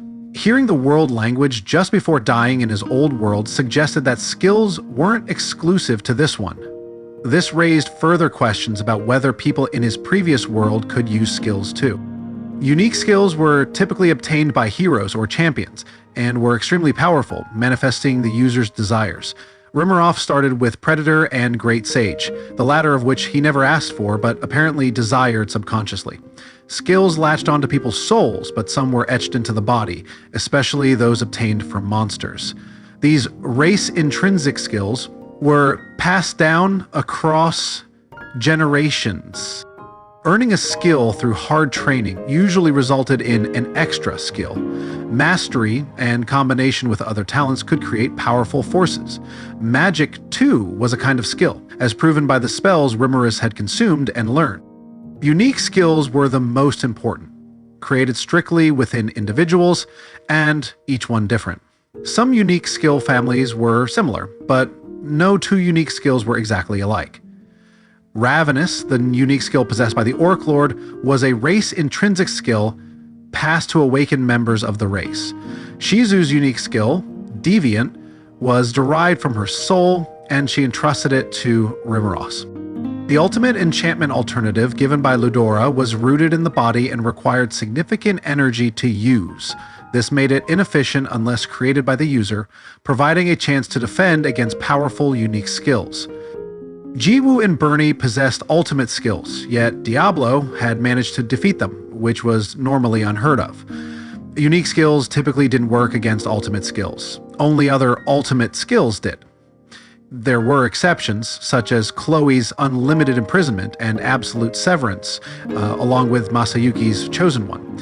But generally, attempting to defeat an ultimate skill wielder with just a unique skill was recklessly ambitious. Even among unique skills, there were vast differences in power, but when compared to ultimate skills, the disparity was immense. Someone who gained an ultimate skill had achieved a new level of insight into the world, existing on a higher plane than magic based on the world's rules. Resisting an ultimate skill required something as powerful as Disintegration, the most formidable of holy magic, or the ultimate abilities wielded by the Primal Demons. Ramiris initially thought Diablo might have beaten Jiwoo and Bernie with an ultimate skill of his own. But there was something that suggested otherwise. Diablo probably could have steamrolled through and won anyway, proving that there were no absolute certainties in the world. Under the right conditions, it was possible for someone without an ultimate skill to defeat an ultimate skill user. Completely mastered arts or perhaps wholly leveled sword moves could be stronger than average skills. However, the best way to take on ultimate force was to possess an ultimate force of one's own. 1. Skills may be etched into your soul or stored in your body. Unique skills, based on Rimuru's experience, could be awarded when one has a strong desire or craving for one. This process is more about compatibility than talent. Regardless of desire, one won't earn a unique skill without a high enough EP count.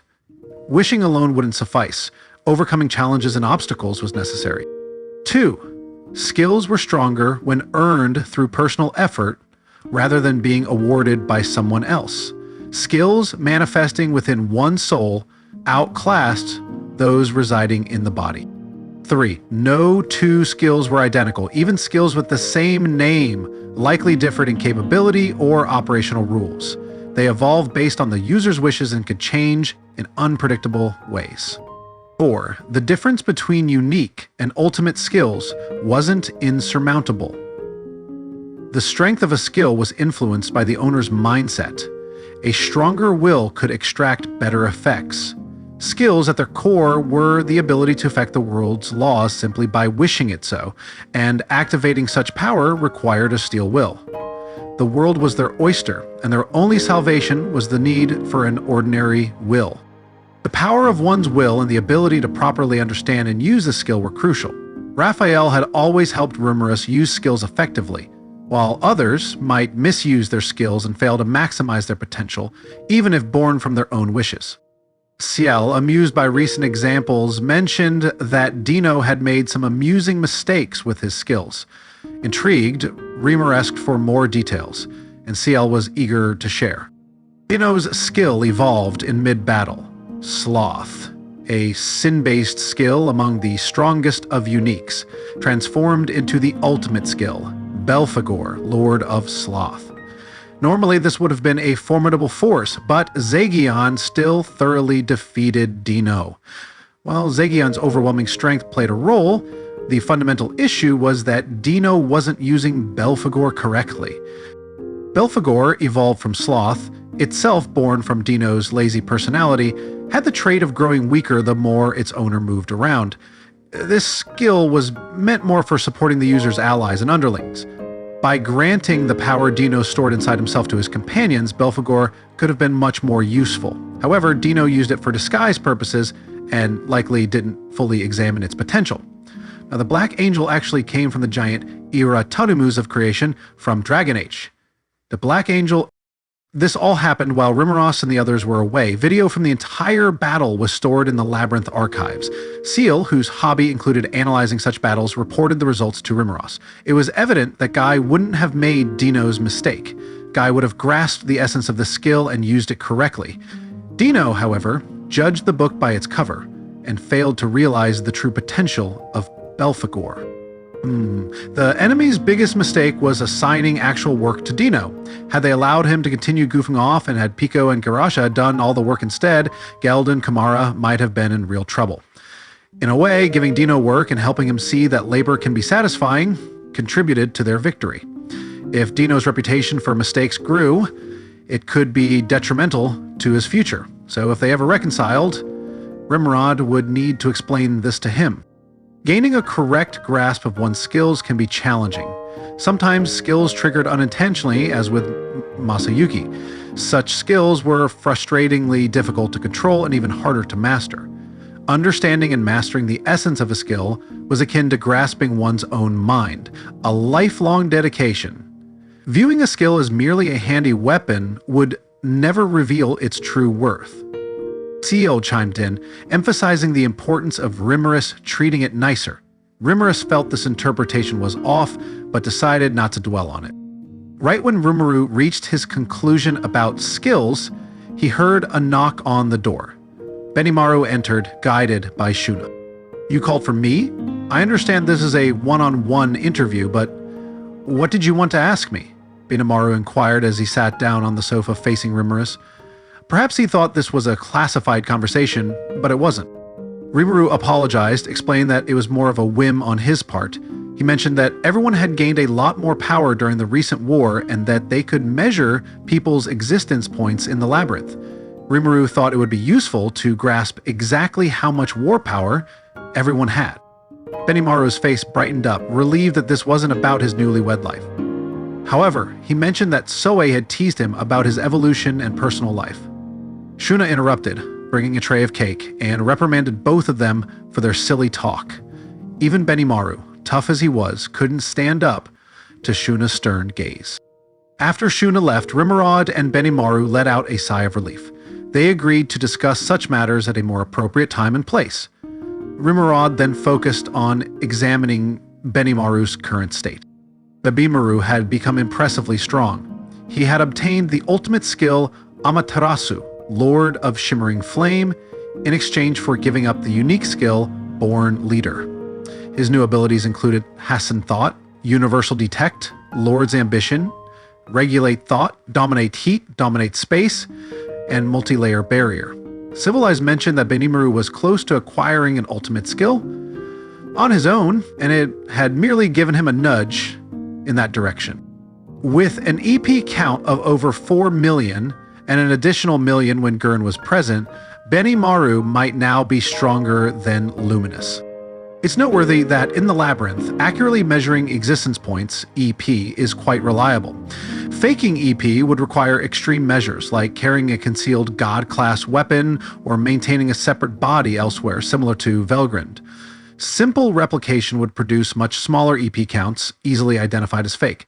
Outside the Labyrinth, there are more ways to fake EP, but within it, attempts are futile. Ramiris' appraisal skills make it nearly impossible to conceal true EP, as she excels in detail-oriented work despite her other shortcomings. The capability to perform exact measurements came to light during a casual conversation, leading Ramiris to reveal her ability to measure EP accurately.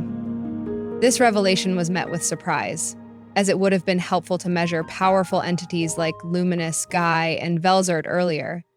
If Deeno's stats had been measured instead of overlooked, his true strength would have been apparent, although this knowledge alone wouldn't have guaranteed preventing his betrayal. And so, although just reference figures, EP serves as a useful metric for gauging strength. Rimuru realized that Benimaru, with his high EP, could hold his own against Deeno or the three mystic leaders.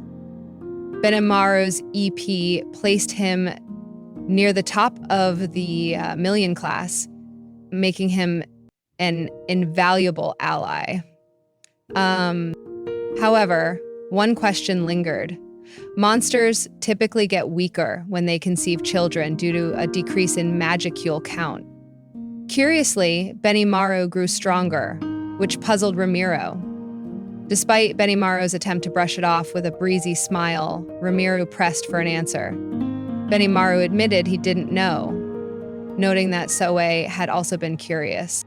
If an answer could be found, it would benefit many high-level monsters who experience significant impacts. Rimuru asked Benimaru to keep him informed if he discovered anything, and wrapped up the interview. Soei came in right after Benimaru left.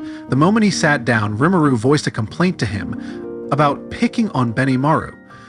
Soei explained that Benimaru had always been a late bloomer and needed a push to stay motivated. Rimuru shifted the topic to Soei's evolution, which had been affected by Benimaru's own evolution. Name Soei.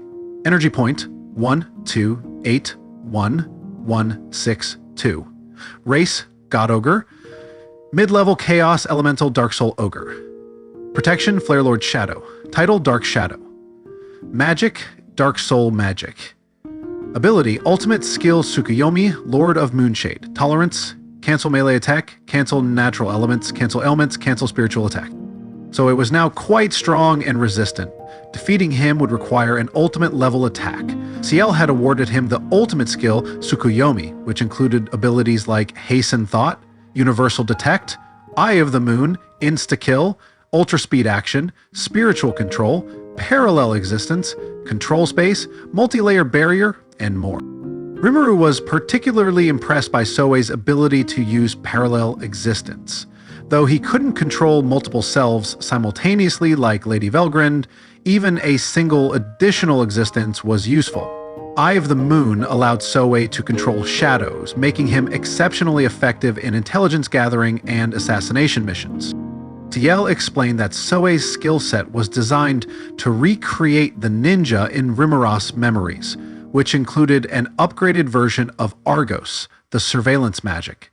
This allowed Soei to monitor situations globally and share information seamlessly.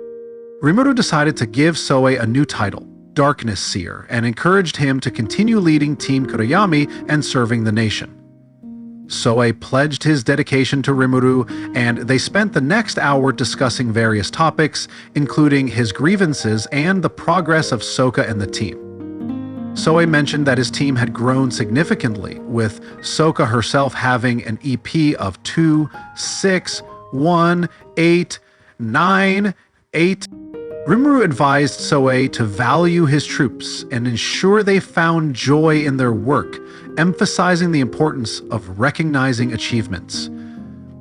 Rimuru suggested holding a get-together with the troops to grasp their mental state and provide better care. A few days later, Rimuru received a letter of thanks from Soka and the gang, stained with tears of joy, making him feel proud of a job well done. The next interview was with Gabil, who arrived after dinner in high spirits. Rimuru invited him to sit and reminded him to keep it down in the evening. Once Shuna provided some tea, Rimuru got straight to business, praising Gabil for his hard work and dedication during the war.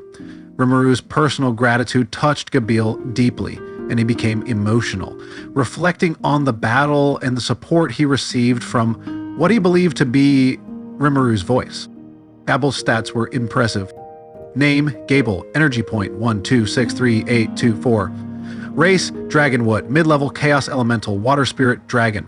Protection, Rimmer's Protection. Title, Dracolord. Ability, Ultimate Gift, Mood Maker. Intrinsic skills, Magic Sense, Keen Sense, Dragon Skin, Flame Breath, Thunder Breath. Tolerances, Cancel Pain, Resist Ailments, Resist Natural Elements, Resist Melee Attack, Resist Chaos Attack. Gabil had grown significantly, matching Soei in strength. His ultimate gift, Mood Maker, included abilities like Haste and Thought, Alter Destiny, Control Unforeseen, Control Space, and Multi-Layer Barrier. If Gabil learned to control his aura, he'd also gained Lord's Ambition in time. Alter Destiny, capable of turning the tables in battle, was particularly notable. Gabil recounted his battle experiences, proudly describing how he deflected the enemy's God-class Azure Dragon Spear with his unique class Vortex Spear. The explanation likely involved Gabil's unconscious control of his skill, effectively upgrading the Vortex Spear. Recognizing Gabil's potential and dedication, Rimuru proposed asking Kurobe to upgrade the Vortex Spear using Crimson Steel, evolving it into a God-class weapon. Gabil eagerly agreed, handing over the spear with tears of gratitude. With a God-class weapon, Gabil's strength would grow even more. If the weapon recognized Gabil as its master, it would boost his existence points. Additionally, Gabil's Heaven Flyers with impressive EPs would continue to support him. The interview concluded with Gabil expressing his heartfelt thanks, practically crying throughout the conversation. Late that night, Rimuru was in a private room within an exclusive members-only club. Usually a beautiful elf would accompany him, but tonight it was just Geld and Rimuru sitting face to face. "How are you feeling?" Rimuru asked. "Just fine. I've grown used to this power, so I shouldn't be breaking any more glasses," Geld replied, smiling as he nimbly emptied his drink. A normal-sized glass looked like a child's paper cup in his hands. Rimuru wanted to drink the night away with Geld and formally recognize him for his services. Geld, usually cool and unaffected, was clearly moved by Rimuru's gratitude. They shared a toast and chatted about Geld's work and life issues before tackling serious business. Rimuru cautiously broached a potentially sensitive topic, asking for permission to adjust Geld's skills. Geld immediately agreed, seeing it as an opportunity to strengthen himself. The moment Geld accepted, CL swooped into action. And so the Bible began, the story of Geld Rimuru. Named Geld, energy points 2378749.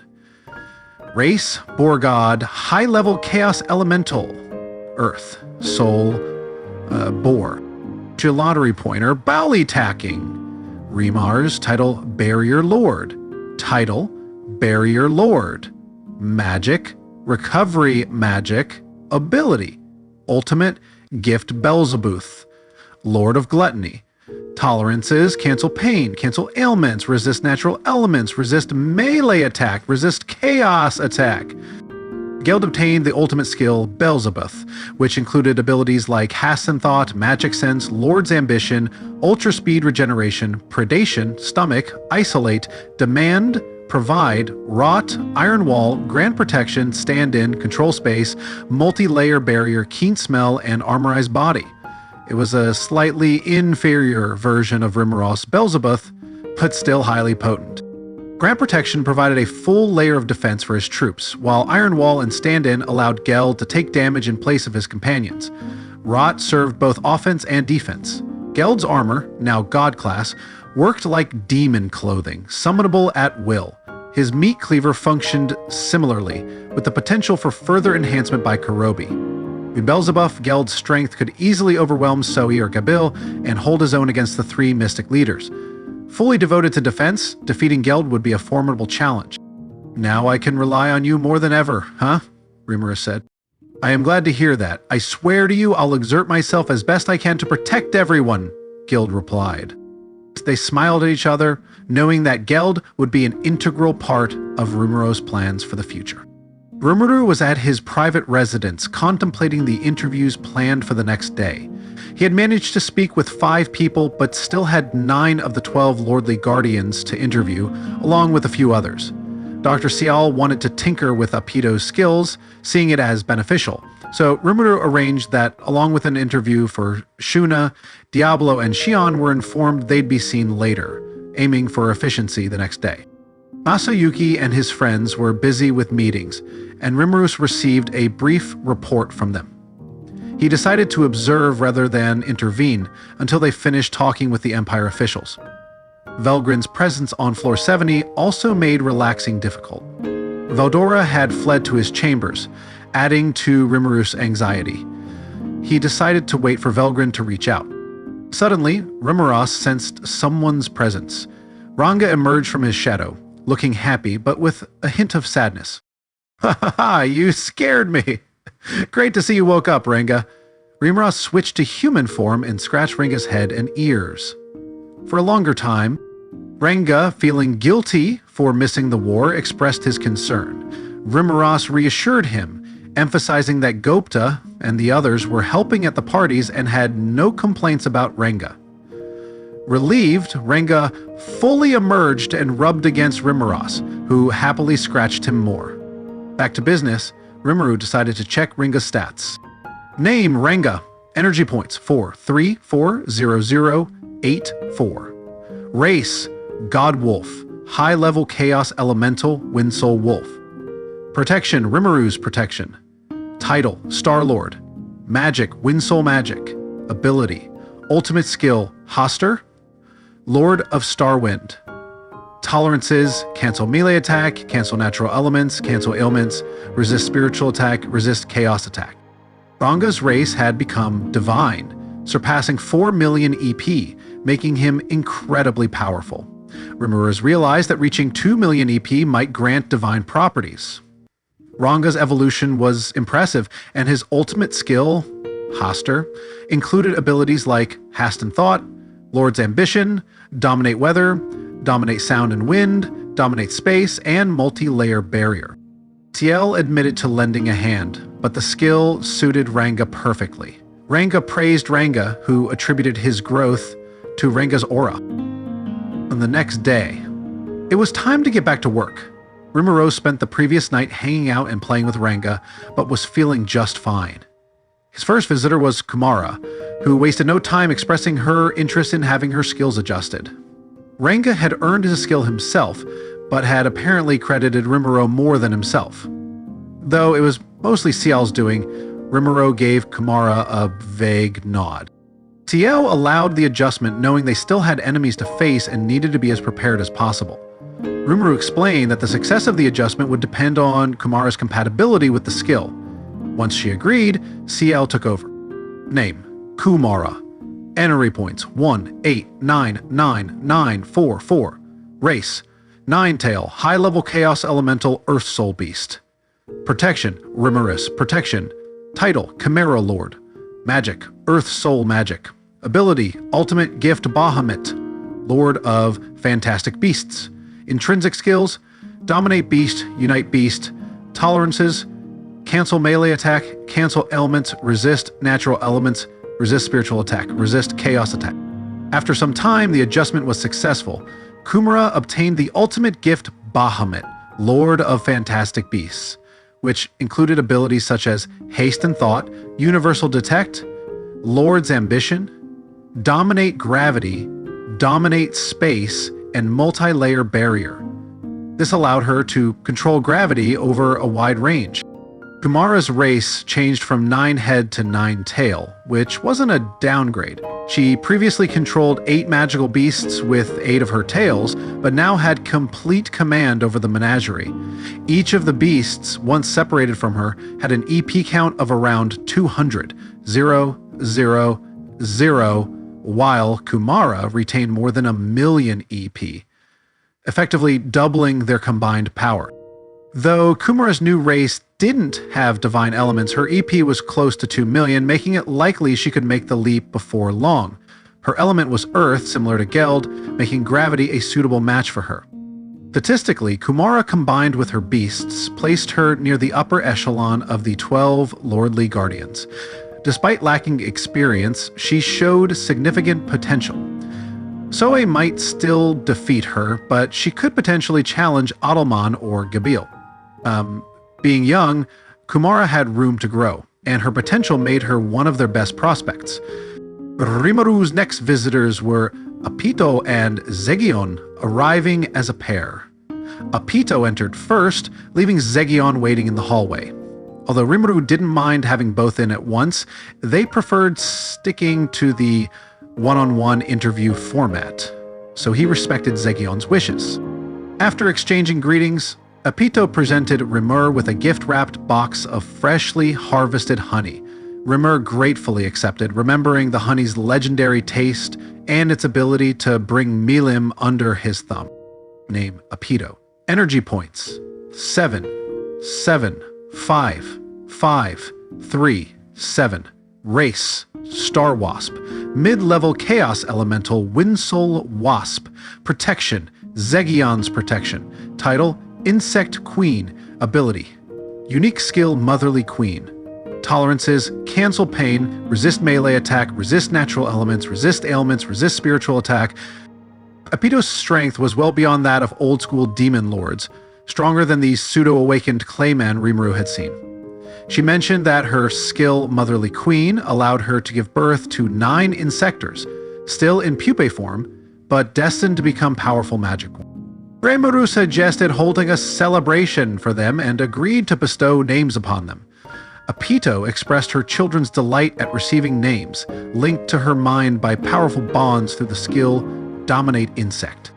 CL expressed the desire to run ability adjust on Apito's skills, and Rimuru posed the question to her. He explained that she could evolve her skills to become either a commander, continuing to spawn new followers, or a champion, boosting her physical abilities for battle, but losing the Birth Insect ability.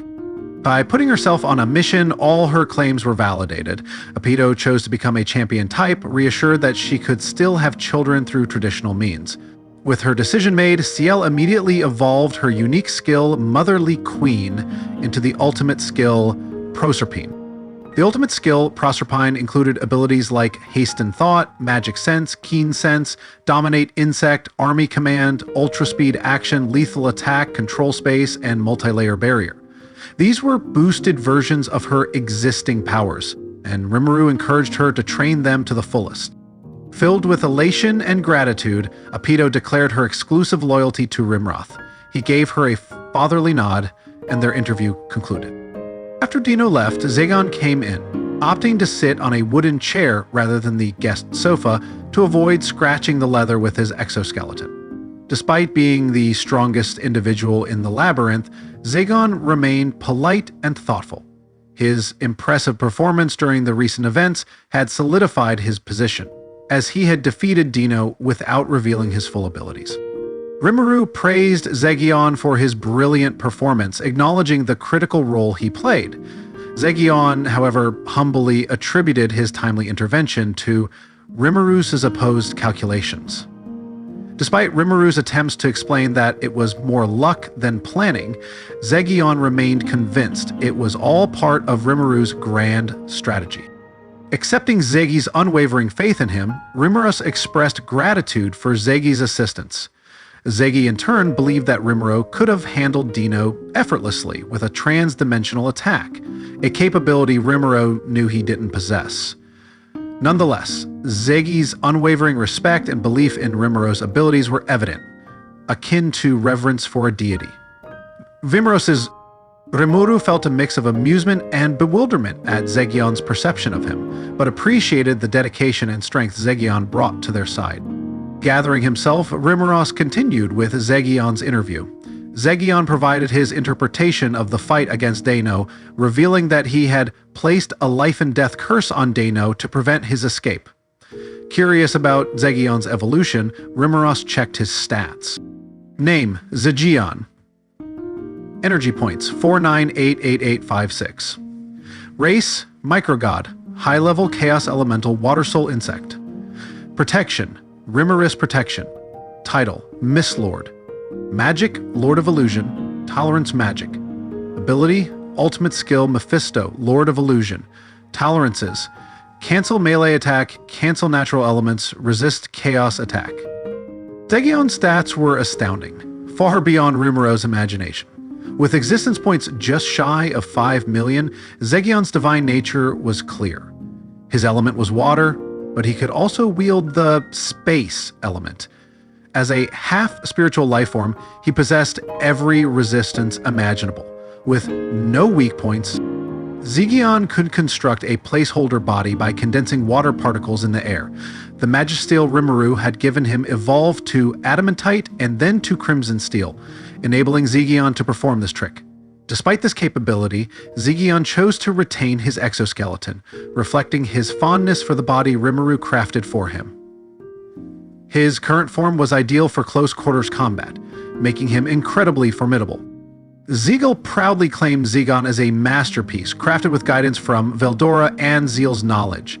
Zegon's rule over water granted him unparalleled strength wherever water was present, including atmospheric water vapor, giving him a significant battle advantage. He could manipulate the water in living creatures, making him an exceptionally dangerous opponent. Zeon's ultimate skills, Mephisto, included high-level skills such as Hasten Thought, Universal Detect, Lord's Ambition, Dominate Water and Lightning, Dominate Dimensions, Multi-Dimensional Barrier, All of Creation, Spiritual Domination, and Fantastical World. This impressive array of abilities underscored Zeon's status as a powerhouse. Zeon's Dream and Curse was a fearsome art, woven by him rather than being a skill. It could work against Yuki's anti-skill and required an immense will to fend off. Zeon's anti-skill technique, driven by Dominant Water and Lightning, Dominant Spirit, and Fantastical World, created an invincible environment favorable to him. Fantastical World was a rare world-type ability, and Zeon's even offered to set one up for Rimuru's. The Dream and Curse allowed Zegion to snuff out the life of a target immediately upon triggering predefined actions. It did not restrict the target's movements, only activating when they defied Zegion's will. Essentially, if Deeno showed any intent to kill Rimuru's companions, the curse would destroy his hardcore, even if he was a spiritual life form. The curse was a powerful check on Deeno, ensuring he couldn't pose a threat. Rimuru marveled at Zegion's capability to restrain someone with an ultimate skill using such an art. Praising Zegion's thoroughness, Rimuru acknowledged the importance of reducing threats to their nation. Zegion's humility and dedication were evident as he expressed his gratitude for Rimuru's kind words. Rimuru noted the dedication and hard work of individuals like Zegion, Karis, Geld, and Soei. Their relentless pursuit of improvement made them formidable threats, with each breakthrough. Reflecting on Zegion's ultimate skill, Mephisto, Rimuru acknowledged its impressive range of high-level skills, and Zegion's ability to fully leverage them. Zego's battle sense, training, and ability to cover all bases made him truly top class among Rimurus's companions. Even the Primal Demons couldn't match Zego's mastery. The name Mist Lord carried a double meaning, reflecting both the literal mist and the mysterious depth of Zego's abilities. With the slight delay in Ciel's response, Rimuru felt a bit worried, but overall, he was immensely proud of Zegon's evolution and capabilities. He felt grateful to have such a formidable ally by his side. Trying to hide his concerns about the CL potentially going off-kilter, Rimuru welcomed his next interviewee, Adalmann. Adalmann was overly serious and clearly cherished the private audience with Rimuru. After quickly seating him, Rimuru inquired about his well-being. Adalmann's status revealed impressive growth. Name, Adalmann, energy points 877333. Race, white mid-level chaos elemental light soul bones. Protection, Rimuru protection. Title, Gehenna Lord. Magic, necromancy, holy magic. Ability, ultimate gift Necronomicon. Tolerances, cancel melee attack, cancel spiritual attack. Cancel ailments, cancel natural elements. Resist chaos attack. Despite being a servant of the dead, Adalmann had embraced the light element, which seemed ironic. However, with his Holy Evil Inversion ability, he could twist his elements as needed. Adalmann had the existence points of an awakened demon lord, boasting incredible stats that gave Rimuru a headache just looking at them. The most notable aspect was Adalmann's ultimate skill, Necronomicon, which CL had given him. This skill included abilities such as Hasten Thought, Universal Detect, Lord's Ambition, Cast Cancel, Analyze and Assess, All of Creation, Mental Strike, Holy Evil Inversion, and Dominate Dead. It allowed Adalmann to invoke necromancy and holy magic with no casting time and boosted his rule and protection over the dead, enhancing his army's strength. Adalmann gleefully explained the power of Necronomicon to Rimuru, who was happy for him. CL mentioned that Necronomicon was in the same family as Grimoire, the skill given to Godora. CL had tailored Grimoire's abilities to better suit Grimoire's abilities to better suit Adalmann's needs. Clearing his mind, Rimuru recalled that Adalmann and Godora were close friends and passionate researchers. They often dove into magic tomes together, indulging in their magical obsessions. Since they weren't causing harm, Rimuru let them pursue their passions, potentially leading to significant discoveries. CL's explanation about Necronomicon and Grimoire being natural complements made sense, and Rimuru accepted that this was the right move. With Adalmann's interview concluded, Rimuru headed down to see how Alberto and Venti were doing. They were initially too awed by the idea of meeting with Rimuru to accept the request, feeling they needed to prove themselves more in battle first. Their dedication puzzled Rimuru, but he knew it was important to check on those serving him. Alberto and Venti were Adalmann's devoted servants, or in Venti's case, perhaps more like a pet. Their fates were tied to Adalmann's, granting them immortality as long as he was alive. CL had granted both of them ultimate skills, reflecting its dedication and gentle personality. Reviewing their stats, Rimuru saw significant improvements. Name: Alberto. Energy points: 68263. 9 plus 600 000 for his spirit sword, race white. Mid-level Chaos Elemental. Flame Soul Man. Protection: Rimurus Protection. Title: Gehenna Paladin. Ability: Ultimate Gift Immortality. Tolerance: Cancel Melee Attack, Cancel Spiritual Attack, Cancel Ailments, Cancel Natural Elements, Resist Chaos Attack. Then Venti. Name: Venti. EPA 984142. Race: Gehenna Dragon. Protection: Rimuru's Protection. Title: Dragon Lord of the Underworld. Ability: Ultimate Gift Eternality. Tolerances: Cancel Melee Attack, Cancel Spiritual Attack, Cancel Ailments, Cancel Natural Elements, Resist Chaos Attack. Their evolutions had significantly increased their EP and enhanced their resistances. The ultimate gifts, Immortality and Eternality, included abilities like Hasten Thought, Full Reincarnation, and Servant Immortality. Though Seal was still considering additional options, Rimuru trusted that this was the right move. Alberto and Venti's bodies wouldn't perish, as their souls were in Adalmann's possession.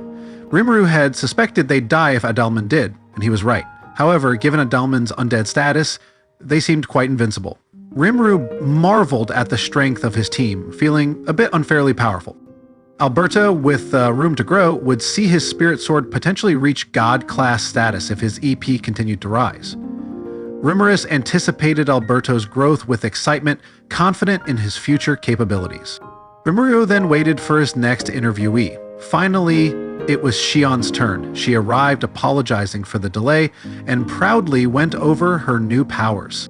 Name: Shion. Energy points: 422914. 0 plus 1.8 million for her Gorikimaru Divine. Race: Battle God. High-level Chaos Elemental Battle Soul Ogre. Protection: Rimurus Protection. Title: Warlord. Magic: Divine Battle Will. Ability: Unique Skill Master Chef. Tolerances: Cancel Melee Attack, Cancel Natural Elements, Resist Chaos Attack. Shion's strength didn't rely on skills, but her God-class weapon and infinite regeneration made her a nightmare in battle. Her EP was as high as Benimaru's, making it impossible to drain her energy in a fight.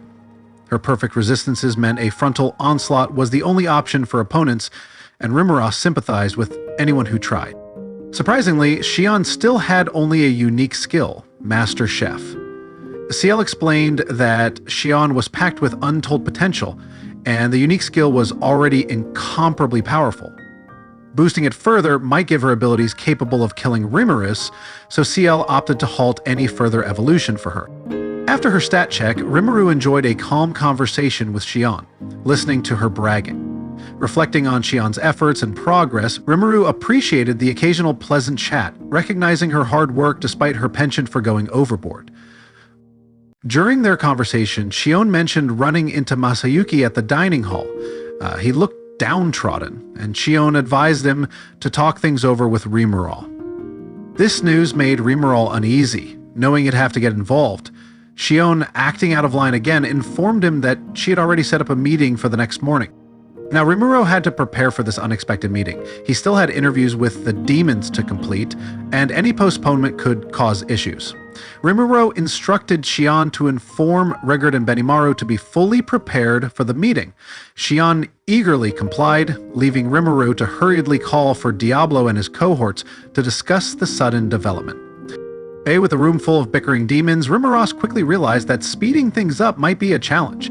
Diablo, Carrera, and Ultima were all in rough shape from their recent skirmishes, yet still full of energy for their disagreements.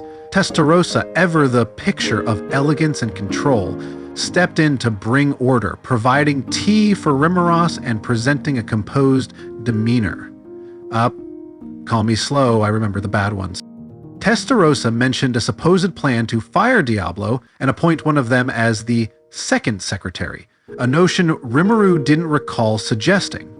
Realizing time was short and there were more pressing matters to address, Rimuru decided to rely on some soft power to manage the situation. Well, I hate to say this, but I've run out of time for a long conversation with you guys. I gotta call your servants in too. The demons quickly assured Rimuru that there was no need to call in their servants, offering to provide any necessary information themselves. They emphasized that their servants wouldn't interrupt the precious time Rimuru had devoted to them.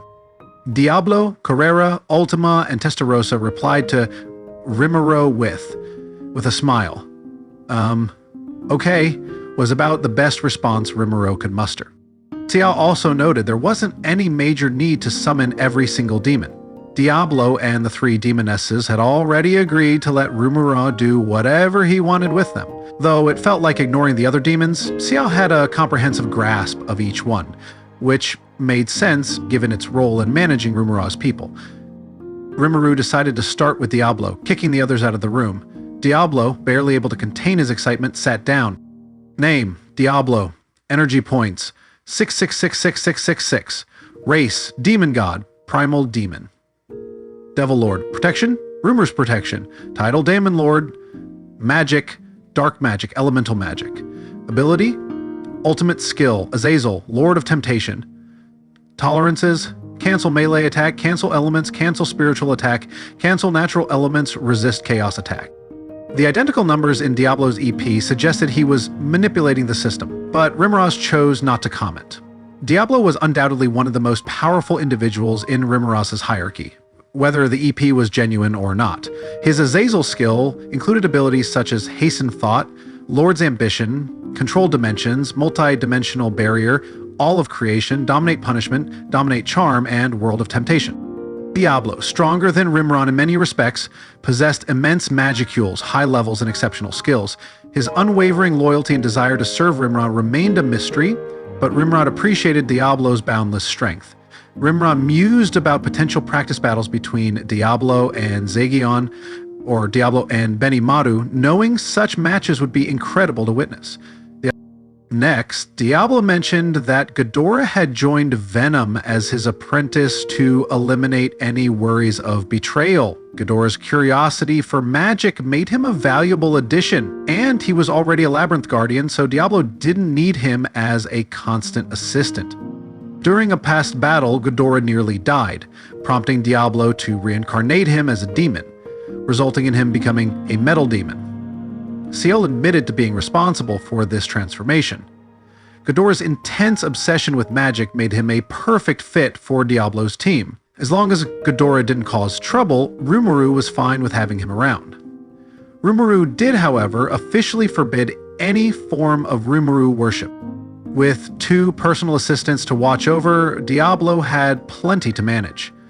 Rimuru felt a bit odd thinking of Ghidorah as an old man, given Diablo's ancient status. Nonetheless, he was content with the arrangement and trusted Diablo to take good care of his new apprentice. With a bow, Diablo left the room, and Testarossa quickly took his place. She was as elegant as ever as she sat down in front of Rimuru. He briefly wondered if he could actually name her his secretary, but quickly dismissed the thought, knowing the chaos that could ensue with Diablo as chief diplomat. He decided to stick to his original plan. Before Rimuru could bring up his other business with Testarossa, she handed him a sheet of paper containing statistics on the demons in her family. Name: Moss, EP 10799397. Race: Demon Peer Archduke. Protection: Blank Clan. Title: Empress's Aid. Magic: Dark Magic, Elemental Magic. Ability: Unique Skill Gatherer. Tolerances: Cancel Melee Attack, Cancel Ailments, Cancel Spiritual Attack, Cancel Natural Elements, Resist Chaos Attack. Next is Cien. Name: Seer. Energy points: 2, 8, 6, 5, 9, 6. Race: Demon Peer, Viscount. Protection: Blanc Clan. Title: Empress's Secretary. Magic: Dark Magic, Elemental Magic. Ability: Unique Skill, Recorder. Tolerance: Cancel Melee Attack, Cancel Elements, Cancel Spiritual Attack, Cancel Natural Elements. Masa Cien had not seen any direct action in the recent war, thus avoiding the curious hands of Ciel. As for Testarossa herself, name a little bit. Cart? Cancel Melee? Test? Rimuru. Demon God. Primal Demon. Devil Lord. Protection. Rimuru's Protection. Title: Killer Lord. Magic: Dark Magic, Elemental Magic. Ability: Ultimate Skill, Belial, Lord of the Underworld. Tolerances: Cancel Melee Attack, Cancel Ailments, Cancel Spiritual Attack, Cancel Natural Elements, Resist Chaos Attack. Testarossa's existence points had significantly increased since the fighting. Rimuru noted her Magicule count had grown substantially, making her much more capable in battle. However, this also placed more responsibility on Rimuru to watch over her and ensure she didn't go out of control. Belial, her ultimate skill, included abilities such as Hasten Thought, Universal Detect, Lord's Ambition, Control Dimensions, Multidimensional Barrier, All of Creation, Dominate Life, and World of the Dead. Rimuru found the skill quite intimidating, especially the World of the Dead ability. So, Testarossa, quick on the uptake, addressed Rimuru's concern about the meeting with Masayuki and how to deal with the Empire. She offered to join the talks as Rimuru's diplomatic attaché, given her familiarity with the Eastern lands. Rimuru felt relieved and reassured by her competence and willingness to help. After discussing the meeting, Testarossa reminded Rimuru about the former Imperial General Caligulio's request for clemency. Rimuru agreed to address it immediately, appreciating Testarossa's attention to detail. Together, they headed to the research lab to finish up the job before dinner. With Testarossa's interview completed, Rimuru called in Ultima. Ultima entered with a cute demeanor, plopping onto the sofa. "I was about to die waiting for you," she exclaimed, making Rimuru smile. Her presence felt like that of a darling little sister, prompting Rimuru to offer her tea and some of his favorite cookies. As Rimuru prepared the coffee, he reminisced about his past life, where cooking from scratch was rare due to his busy schedule. Making tea and coffee wasn't his forte, but he could at least manage a coffee maker. The aroma of coffee beans filled the air, adding a touch of sophistication to the meeting. Ultima handed Rimuru a written outline of her clan's stat. Name: Veyron. Energy points: 882-869. Race: Demon Peer Duke. Protection: Violet Clan. Title: Poison Princess's Butler. Magic: Dark Magic, Elemental Magic. Ability: Ultimate Gift, Artist. Tolerances: Cancel Melee Attack, Cancel Elements, Cancel Spiritual Attack, and Cancel Natural Elements, Resist Chaos Attack. Next is Zonda. Name: Zonda. Energy point: 301316. 6. Race, Demon Peer, Viscount. Protection, Violet Clan. Title, Poison Princess's Chef. Magic, Dark Magic, Elemental Magic. Ability, Unique Skill, Fusionist. Tolerances, cancel melee attack, cancel natural elements, resist chaos attack. Their on strength was notable, but Zonda's unique skill, Fusionist, caught Rimurov's attention. Unlike Shion's Master Chef, it was designed for situational awareness and supporting allies, able to heal any wound. Dex, Ultima. Name, Ultima. Energy points, 2668816. Race, Demon God, Primal Demon, Devil Lord. Protection, Ramiris Protection. Title, Pain Lord. Magic, Dark Magic, Elemental Magic. Ability, Ultimate Skill, Samael, Lord of Deathly Poison. Tolerances, cancel melee attack, cancel ailments, cancel spiritual attack, cancel natural elements, resist chaos attack. Ultima had grown significantly, her magical count rising steadily since her evolution. Her ultimate skill Samael included Hasten Thought, Universal Detect, Lord's Ambition, Control Dimensions, Multi-Dimensional Barrier, Detect Weakness, Craft Poison, and World of Destruction. The last ability, World of Destruction, was particularly vicious, capable of unconditionally killing anyone except spiritual life forms. Rimuru, pouring coffee into a cup, expressed his concern about Ultima's World of Destruction ability. Ultima eagerly accepted the cup and assured Rimuru that she didn't need it anyway, much to his relief. With that resolve, they enjoyed a relaxed conversation for a while longer. The final interviewee was Carrera. As she entered the room, she greeted Ramiris with a light laugh and began her report. "Until ye, my lord, if you didn't step in to help me, I'm not sure I could have ever beaten Konda. That man was real strong, I can hardly believe he was human." Hearing this from Carrera herself made the battle even more vivid. She had won by the tiniest of margins, and her praise for Konda was unvarnished truth. Konda was indeed something else. Even Benimaru, who had taken out Granat, was wary of Kondo, confident he could have beaten anyone in the Empire except for him. Carrera continued, acknowledging her gratitude for the power she was granted. "Receiving my body, surpassing my limits, evolving further from that. I've done nothing but take. I want to repay the favor. I'd like you to understand that my loyalty forever belongs to you." Carrera's usual arrogance was replaced by sincere gratitude. Rimuros knew how to respond. "Well, keep up the good work then. By this point, if you weren't here for me, our entire court system would collapse." Monsters tended to follow the will of the strong, and Terrera's strength was invaluable in maintaining order. Ramiris envisioned instituting a jury-style system in the future, but for now, Terrera's strength was crucial. "Oh, I'd be glad to. I'll do whatever you ask of me, and I know my clan will too," Carrera replied, relishing the chance. Rimuru then reviewed the stats of her clan members Agera and Esprit. Name, Agera. Energy points, 733-575. Race, Demon Peer Marquis. Protection, Joan Clan. Title, Tyrant's Master, Magic, True Battle Will. Ability, Ultimate Gift, Blade Transform. Tolerances, cancel melee attack, cancel ailments, cancel spiritual attack, cancel natural elements, resist chaos attack. Name, Esprit. Energy points, 5, 5, 2, 1, 3, 7. Race, Demon Peer. Count. Protection, Joan Clan. Title, Tyrant's BFF. Magic, Dark Magic, Elemental Magic. Ability, Unique Skill, Observer.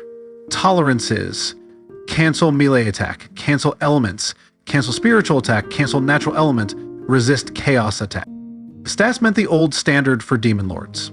Agera was equivalent to the pseudo-awakened Clayman and would likely have won if they fought back then. Carrera's relationship with Esprit, signified by the title Tyrant's BFF, was less master's servant and more like two friends. Carrera treated her clan differently than other demons did. Next, Rimmer reviewed Carrera's own stats. Name, Carrera. Energy points, 7, 0, 1, 3, 3, 5, 1 plus 3.37 million for her Golden Gun Race Demon God, Primal Demon. Devil Lord.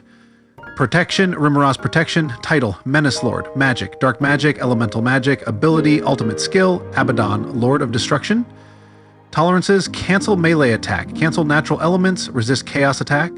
Cancel natural elements, resist chaos attack. Carrera's magical count was even higher than Diablo's. Her growth had finally come to a stop, but she was clearly among the top troops. Abaddon, her ultimate skill, included abilities such as Haste and Thought, Universal Detect, Lord's Ambition, Control Dimensions, Multidimensional Barrier, Surpass Boundary, and Dimension Rupture. Dimension Rupture could work through distortion fields to eliminate enemies, making it extremely dangerous. Combined with her destructive magic, only a few could withstand it. Even Rimuru found the idea of fighting her daunting. "You're stronger now," remarked Mamiya, his true feelings slipping out. "Strong. Yes, thanks to you. That and to Kondo for ceding this to me. I want to kill Emperor Ludora, for his sake as well," Carrera replied. Rimuru explained that the real Ludora was no longer in the world, and that the Ludora Carrera fought was actually the Mana's body, Michael. Carrera understood, nodding. "I see. And that's why that bastard Feldway called Ludora about the name Michael? Now it makes sense, my lord." And with that clarification, Rimuru made sure Carrera wouldn't mistakenly pick a fight with Masayuki, ending the interview on a clear note. Just as Carrera was about to exit, she turned around. "Oh, I forgot. There's something I need to tell you about, my lord." What is it?" Rimuru asked, taking a sip of coffee. "Be honest, I wasn't sure whether to tell you. If Carrera was this distressed about it, it must be something big." Rimuru considered inviting her to sit down again, but it looks like Agera was once Hakuru's grandfather. Rimuru almost did a comedy spit take, but managed to hold back just in time. If it was something that shocking, he wished she wouldn't just float that up on the way out the door. "Yo. Haha, pretty serious stuff, eh? It's more than I can handle, so I wanted to leave the decision on what to do with him to you." And with that, she smiled and left the room, tossing the ball into Ramiris's court. It was a smile of relief, now that the load had been taken off her shoulders. "Ha-has?" Rimuru couldn't ignore this news. Diablo and the Demonesses had said there was no need to interview their clan members, but Agera definitely deserved an audience later. With the one-on-one interviews completed, Rimuru finally had a moment to gather his thoughts. Despite having a meeting with Masayuki the next day, Rimuru didn't require sleep. He reverted to his comfortable slime form and settled under the covers, finding comfort in the dark. Ciel, however, wasn't about to let Rimuru rest just yet. It insisted on providing a report about Rimuru's skills. While Ciel saw this as a hobby, Rimuru considered it work. Nonetheless, he was curious to hear what Ciel had to say. Rimuru's latest round of skill and ability integrations went smoothly, taking a day and a half to complete. Despite this, Rimuru remained alert enough to conduct all his scheduled interviews. The data Ciel provided detailed Rimuru's current status. Name, Rimuru Tempest, energy points, 8681123, plus 2.28 million for his Dragon Sword. Race, highest level Chaos Elemental, Ultimate Slime, Patronage, Grace of Friendship. Title, Chaos Creator. Magic, True Dragon Magic, high-level Spirit Summoning, high-level Demon Summoning, Others. The ability, Mana's Zeal, Intrinsic Skills, Universal Detect, Dragon Soul Aura, Universal Shapeshift. Ultimate Skill, Azathoth, Lord of the Void. Ultimate Skill, Shub Niggurath, Lord of Abundance. Tolerances, Cancel Melee Attack, Cancel Natural Elements, Cancel Ailments, Cancel Spiritual Attack, Resist Chaos Attack. Rimuru's existence points were impressive, approaching 10 million when considering his Dragon Sword. The weapon had evolved and transformed in shape, influenced by Rimuru's species, earning the temporary name Dragon Sword. Despite his high EP and Magicule count, Rimuru knew he couldn't rest easy. Benimaru, Diablo, Zegion, and the Demonesses were all formidable in battle. Testarosa's performance against Velgrynd highlighted that stats weren't as important as effectively using one's powers. Ciel explained the changes to Rimuru's skills. The first, Darezathoth, Lord of the Void, was born from integrating Raphael, Belzebuth, Veldora, Lord of the Storm, and Velgrynd, Lord of the Flame. It included abilities such as Soul Glutton consumes the target, soul and all. Void Collapse, the ultimate destructive force. Complex Space, a superpowered version of Stomach and Iso Lathe. Release True Dragon/Storm. Corify True Dragon condenses True Dragons into Blade Cores. Controlled Dimensions, allows instant transport and impacts time. Multi-dimensional Barrier provides absolute defense via dimensional faults. Rimuru was cautious about using Dokirify True Dragon, considering the potential consequences. The second skill, Dak Shub Nigarath, Lord of Abundance, completed the skill set. Seal reassured Rimuros that abilities such as Hasten Thought, Predict Future Attack, Analyze and Assess, and others had been integrated into Seal itself, offering faster reaction times. But reflecting on his newfound strength, Rimuros also considered Veldora's current state. Name, Veldora Tempest. Energy points, 8, 8, 1, 2, 6, 5, 7, 9. Race, highest level Chaos Elemental True Dragon. Patronage, Grace of Abundance, Protection of the Storm. Title, Storm Dragon. Magic, True Dragon Magic. Intrinsic Skills, Universal Detect, Dragon Soul Aura, Universal Shapeshift. Ultimate Skill, Nyarlathotep, Lord of Chaos. Tolerances, Cancel Melee Attack, Cancel Natural Elements, Cancel Ailments, Cancel Spiritual Attack, Resist Chaos Attack. Veldora's existence points were off the charts, a testament to his immense power. Just a bit ago, after dinner, Rumorel was about to meet with Altamont when Veldora blocked his way. Veldora expressed his desire to confer with Rumorel, who initially declined, citing his busy schedule. However, Veldora insisted that he had grown stronger and wanted to brag about it. Ramiris joined in, supporting Veldora's plea. Despite Rimuroth's protest about being busy in the ongoing war, he eventually agreed to measure Veldora's existence points at the Control Center. At the Control Center, Veldora claimed that his existence points were 88 million and boasted that he could increase that number at will. CL confirmed Veldora's existence points as exactly 8, 8, 1, 2, 6, 5, 7, 9. Close enough to Veldora's claim. However, Veldora's attempt to demonstrate his ability to manipulate the measurements by removing his code and wristbands proved futile. The measurements remained unchanged, much to Veldora's embarrassment.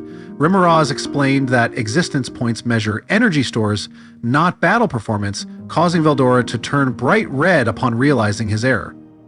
Reflecting on the recent events, Rimuros realized that Veldora's antics were amusing but unnecessary. The dragon's existence points were already impressive, and nothing short of an ultimate level attack could harm him. Veldora had gained incredible abilities through Dr. Cial's adjustments, evolving his skill into Nyarlathotep, Lord of Chaos. This skill included a variety of powerful abilities: Hasten Thought, Analyze and Assess all of creation, Control Probability, Parallel Existence, Investigate Truth, Control Dimensions, and Multi-Dimensional Barrier. Thanks to Ciel's reorganization, these skills were now easier for Veldora to access and use. With abilities like Parallel Existence and Controlled Probability, Veldora seemed nearly invincible. His heart core remained inside Rimuros, with his memories and emotions backed up, making him almost indestructible. The whole existence points affair was amusing, but Rimuros was genuinely glad to have Veldora on his side. Despite Veldora's overwhelming power, Ramiris had questions about his own abilities. He had recently defeated Velgrynd and used Predate on her, consuming more than 50% of her energy. Ciel had reported Velgrynd's EP as around 26.87 million at the time. Rimuru wondered why his EP seemed low, despite consuming a significant amount of her energy. Ciel explained that the energy consumed had been integrated into Rimuru's body and then released via Release True Dragon. Essentially, Rimuru's maximum existence point value was the sum of Veldora's and Velgryn's EP. This revelation left Rimuru stunned. When Release True Dragon was off, he could access his full power. However, Rimuru realized that having more energy didn't necessarily mean greater power. Maximum power meant little if it couldn't be effectively controlled or used. He concluded that battle sense and the ability to harness power were more important than raw energy. CL also noted that Velgryn's estimated EP at the time of consumption was 4, 9, 8, 2, 9, 9, 8, 7, but it had now increased to 7, 4, 3, 5, 0, 0, 8, 7. This significant rise indicated more of an evolution than simple growth. Her abilities had been optimized by CL, and she was now a master at using them. Velgryn's ultimate skill, Cthughan Lord of the Fire God, included haste and thought, flame excitation, parallel existence, controlled dimensions, trans-dimensional leap, and multi-dimensional barrier. Rimuru hadn't seen Velgrynd in several days and was unsure how to approach her. He resolved to be cautious, knowing she could be formidable if provoked. As he wrapped up his interviews, Rimuru felt a sense of accomplishment, having gained valuable insights into the current state of his allies and their abilities. Rimuru couldn't shake his dread about the upcoming talk with King Gabil, but today his attention was fully devoted to the meeting with Masayuki's band. Feeling a bit relieved, he met up with Testarossa. His conference was more of a summit, a meeting between two heads of state, so selecting the attendees carefully was crucial. Joining Rimuru would be Benimaru, Rigurd, Shion, Diablo, and Testarossa. Masayuki, meanwhile, brought along Velgrynd, followed by Caligulio and Minitz, with Bernie and Jiwoo at the rear. The participating members gathered in the lounge-style waiting room. Despite the sudden nature of this meeting, no one voiced any complaints. Shuna even volunteered to serve everyone, ensuring everything was perfectly prepared. Rimuru's aims were clear. He wasn't there to take over the Empire. Michael and Feldway, the main criminals behind the war, were missing, and Lieutenant Kondo, the architect of the entire operation, was dead. Rimuru wasn't going to pursue a dead man's crimes.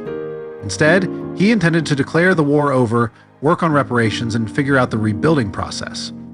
The Empire's flagship contained most of the higher-up military survivors, with Velgrynd being the most powerful among them. Since she had no interest in invading or expanding the Empire's boundaries, Rimuru hoped to use the 700 Imperial soldiers for reconstruction, dividing them into balanced teams to avoid vast differences in technical skill. Lost in these thoughts, Rimuru's attention was suddenly captured by Velgrynd's beauty as she passed by. Her gaze shot right into him, causing his non-existent stomach to churn. Maintaining a dignified composure, Rimuru asked if she needed anything. Velgrynd, her gentle smile belying her concern for Veldora, requested a private chat. They had ample time before the meeting, so Rimuru agreed. During their private chat, Velgrynd inquired about Veldora's well-being. Rimuru assured her that Veldora was doing well, which seemed to relieve her. Despite her gentle demeanor, Rimuru sensed the underlying tension. He had asked Veldora if he wanted to see Velgrynd, but Veldora had awkwardly declined. It was a delicate situation, leaving Velgrynd feeling awkward himself. Though the notion that Velgrynd then thanked Rimuru for his help, her gratitude surprising him, she mentioned her journey to find Ludora, which had been far more exciting and grueling than expected. Her journey had even taken her to Rimuru's native world. This revelation piqued Rimuru's interests as it suggested a way to travel between worlds and potentially through time. CL immediately began analyzing this potential, spurred on by Rimuru's curiosity. Velgrynd confirmed that Masayuki was the reborn version of Ludora, with his soul nearly intact, but they needed to work on his memories. Rimuru was relieved that Masayuki still seemed like his usual unconfident self.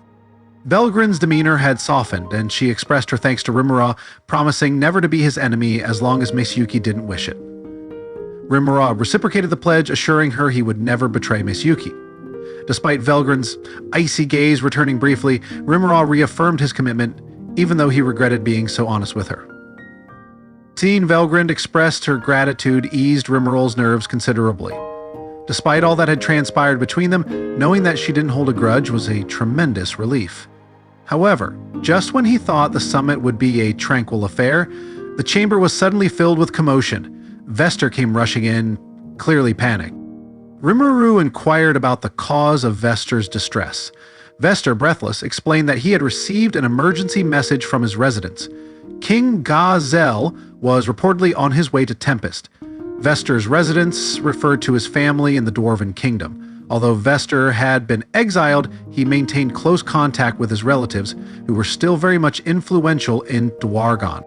Despite his exile, King Gazel had not stripped Vester of his nobility or demoted him, leaving Vester's family untouched. The king's decision to punish only Vester himself, while maintaining his name and family, indicated a level of foresight. Gazel likely anticipated reappointing Vester to his cabinet eventually, and wanted to avoid unnecessary conflict within Dwargon. Vester's connections with the royal palace remained intact, allowing him to receive critical updates like the one he just shared.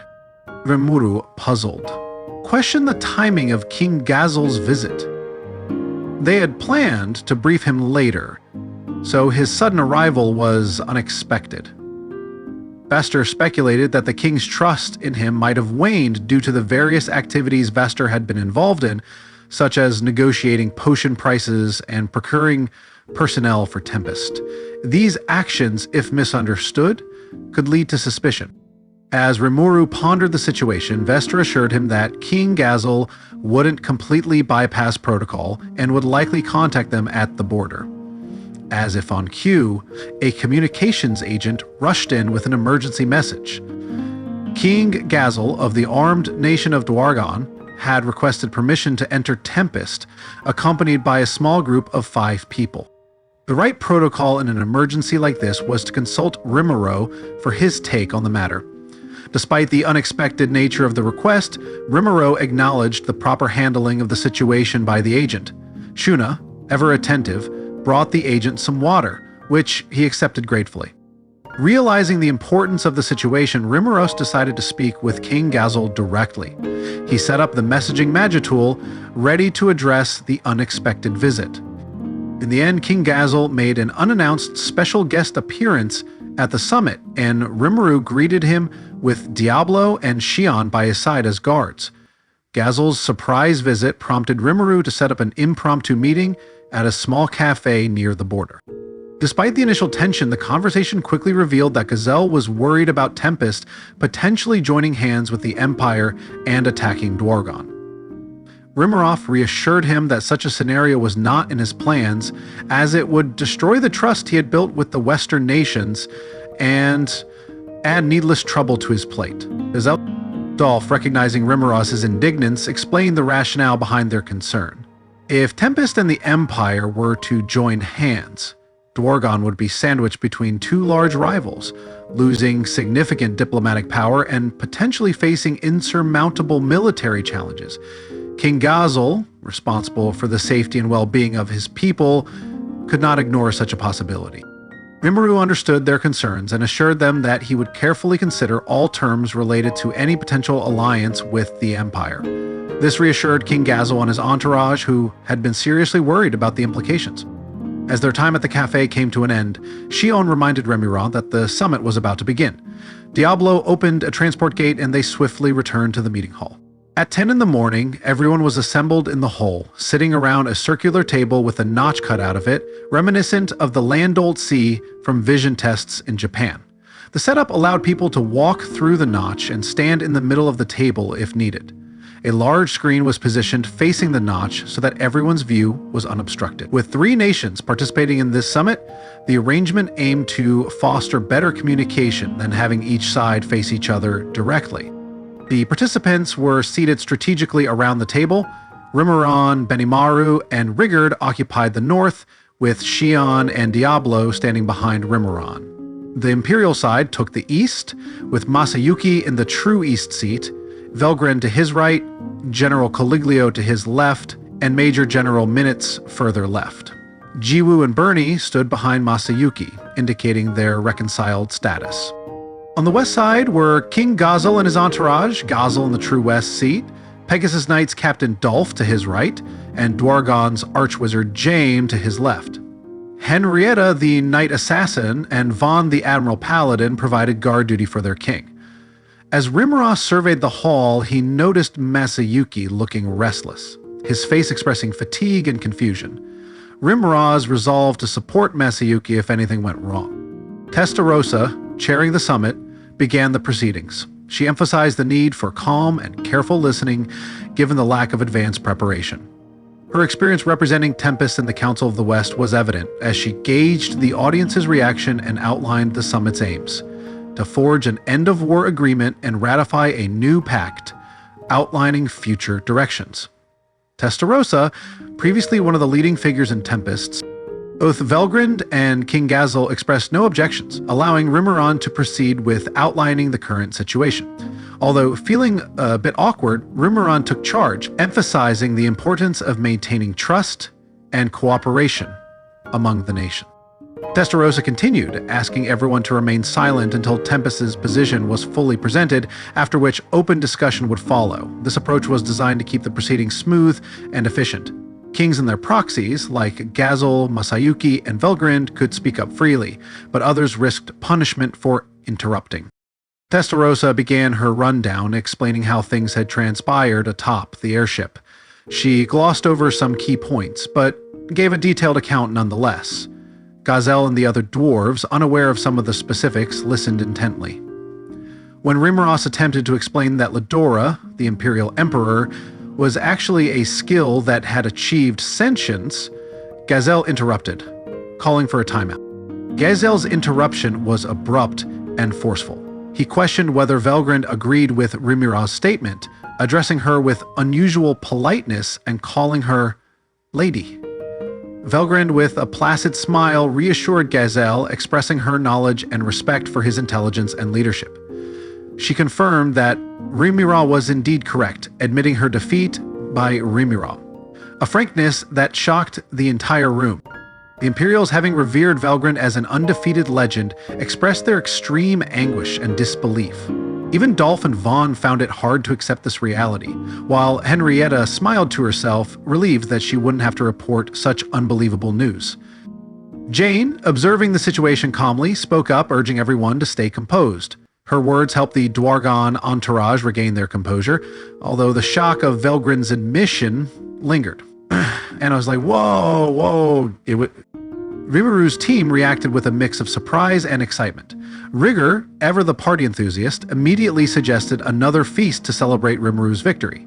Benimaru, having witnessed the battle, tried to find a reasonable excuse for his actions, but struggled to convince Shion. Diablo, ever the instigator, took the opportunity to tease Shion for missing the spectacle, prompting Testarossa to sigh at the unfolding chaos.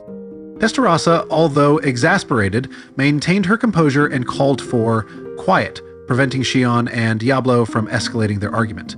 Once the room settled down, she signaled Rimuru to continue his rundown. Rimuru resumed his explanation, detailing how he defeated Velgrynd and discovered inconsistencies in her story. He revealed that Emperor Ludora was not who he claimed to be, and Velgrynd's mind was controlled by none other than Michael, the will contained within the Emperor's skill. Just as Rimuru was about to delve deeper, Gabil interrupted again, unable to sit silently. Gabil, visibly agitated, questioned Rimuru's decision to cut out details, demanding a thorough explanation of how a skill powerful enough to control Lady Velgrynd could exist.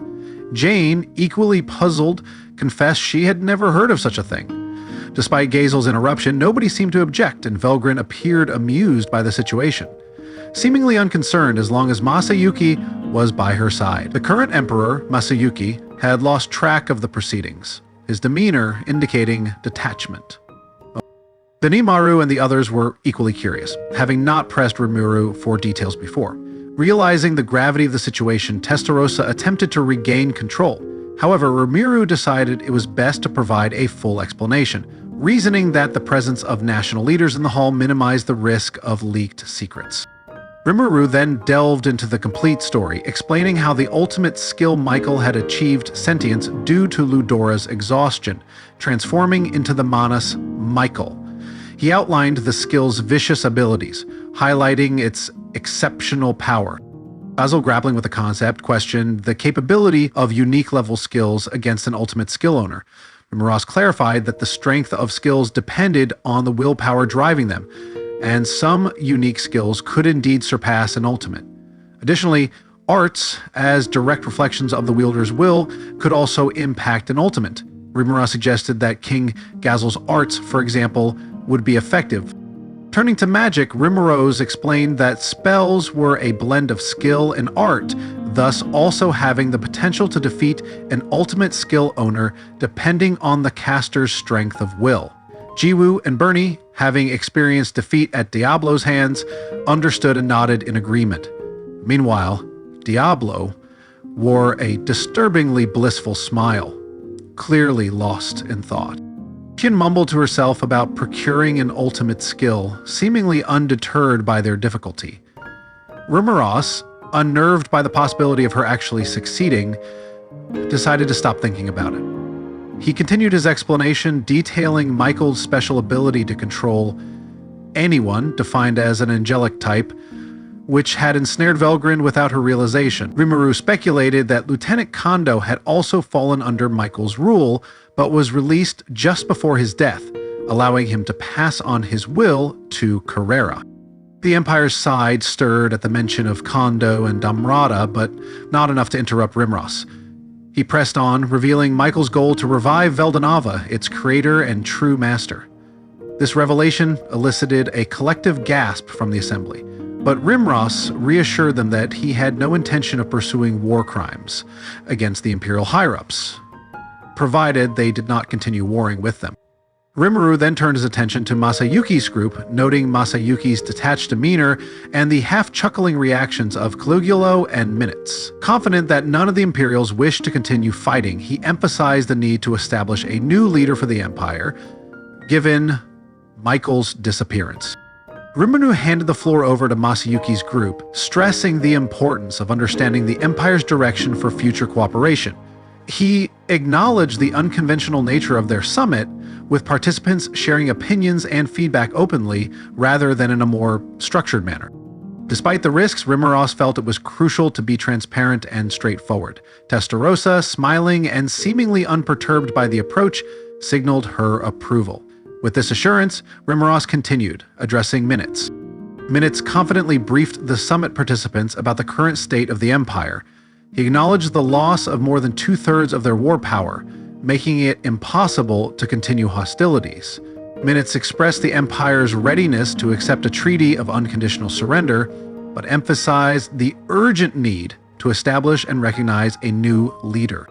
Gazel, catching on quickly, pointed out that the meeting was not about Tempest and the Empire banding together, but rather about Tempest backing the new Emperor and stabilizing the Empire. He mentioned Dwargarn's willingness to contribute, provided they received something in return. Minutes, speaking and acting like a seasoned politician, assured Gazel that the Empire would offer suitable considerations to both nations. With Gazel's approval in place, Rimuru was next to speak. Benimaru and Rigurd glanced at him, seeking his confirmation.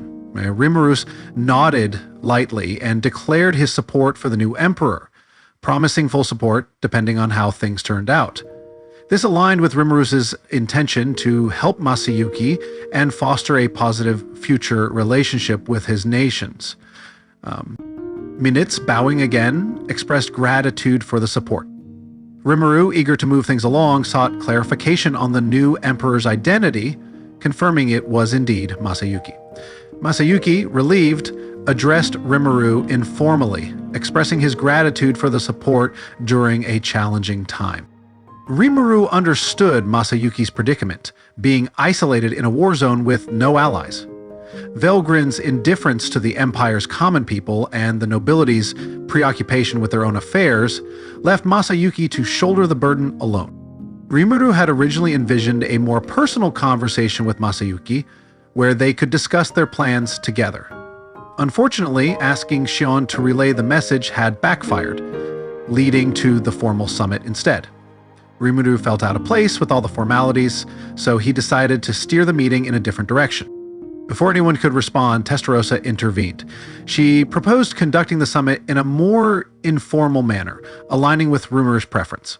Her smile and confident demeanor immediately diffused any tension in the hall.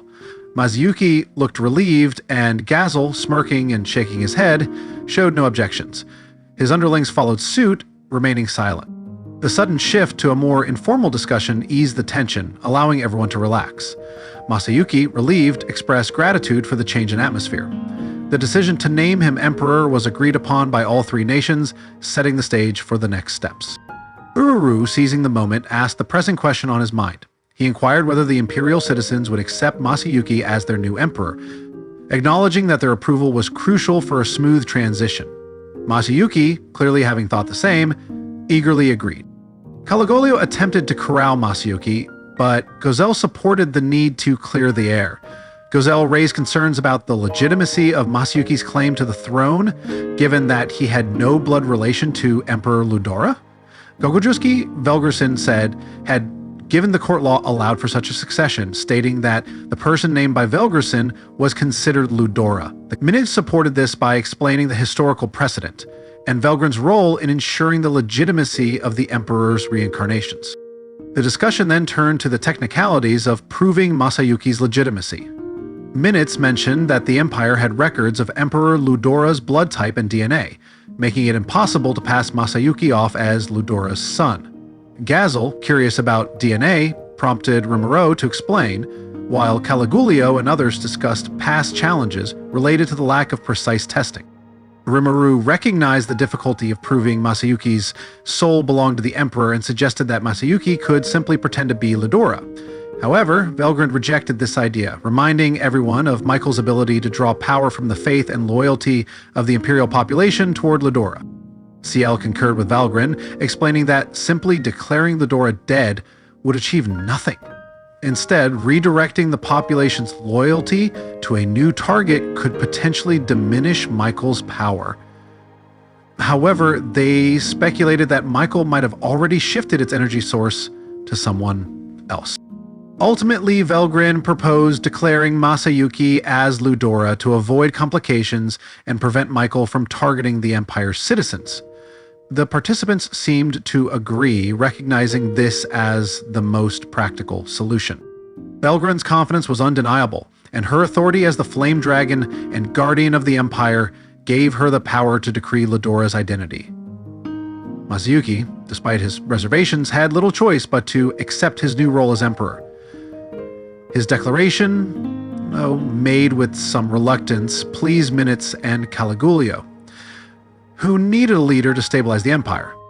Rimuru addressed the group, confirming their collective decision to back Masayuki as Emperor and take measures to solidify his position. The consensus was reached with varying degrees of enthusiasm, but everyone ultimately agreed.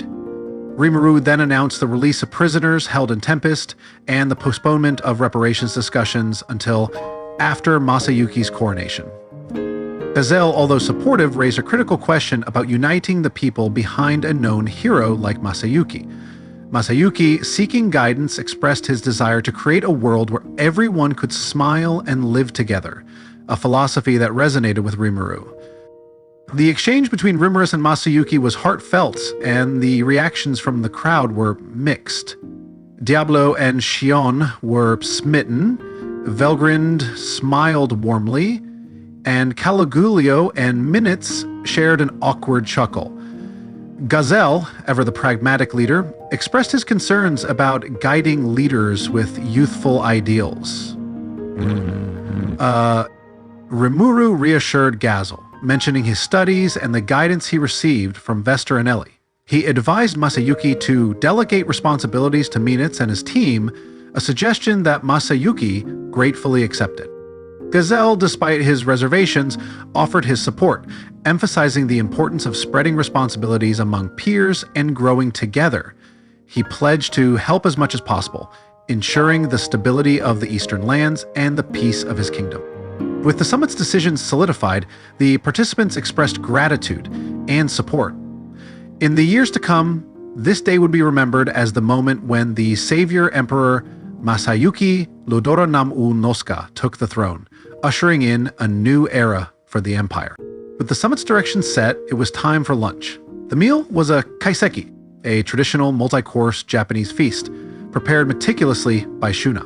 This choice was made to impress the esteemed guests, and because both Gabil and many in the Empire were accustomed to using chopsticks. The conversation during the meal was lighthearted and relaxed. Bond mentioned his thirst for something stronger, prompting a playful reprimand from Dolph. Rimross, secretly wishing for some sake himself, glanced at Shuna, who beamed back, making it clear that alcohol was off the table for now. Benimaru mentioned the possibility of sharing some fine black spell sake later, which was met with enthusiasm by the guests. As they enjoyed the meal, Rimuru was surprised to learn that Shuna occasionally drank, something he hadn't known before. Shion's protest about her own drinking habits led to a light-hearted exchange. The camaraderie was evident, making for an enjoyable lunch. But then suddenly the atmosphere shifted as Calicchio began to cry. Concerned, Shuna approached him only to learn that he was overwhelmed by guilt for the lives lost due to his military decisions. His emotional outburst provided an opportunity for Rimuru to demonstrate his compassion. Testarossa had already anticipated Rimuru's intentions and contacted Moss to bring Zamdo and his men to the luncheon. In less than 5 minutes, several dozen men, including Major General Zamdo, arrived. These men had been killed by Testarossa's death-streak nuclear magic, but were saved by her quick thinking. She had retrieved their souls before the magic took effect, and Rimuru had installed them into pseudo-souls within homunculi. All this rundown, the reunion was emotional for Calajulio, who had believed them dead. Velgrynd and Testarossa exchanged knowing glances, acknowledging Rimuru's mercy and intelligence. While they celebrated the safe return of Zamdo and his team, Rimuru reflected on the loss of Paraga, acknowledging his limitations. "You did?" This poignant moment led Rimuru to ponder the futility of war and the value of diplomacy. He wished politicians would weigh the impact of war on their families, striving for peaceful resolutions whenever possible, although he didn't voice these thoughts. After lunch, the summit resumed at 3 in the afternoon to finalize the details and assign roles. Testarossa began by reaffirming the positions agreed upon in the morning. First on the agenda was the joint signing of a document by Tempest and Dwargon, affirming the crowning of the new Emperor, Masayuki. This would be followed by a declaration of the end of the war and a new alliance among the three nations. This alliance would serve as the foundation for a new governmental framework, separate from the Council of the West.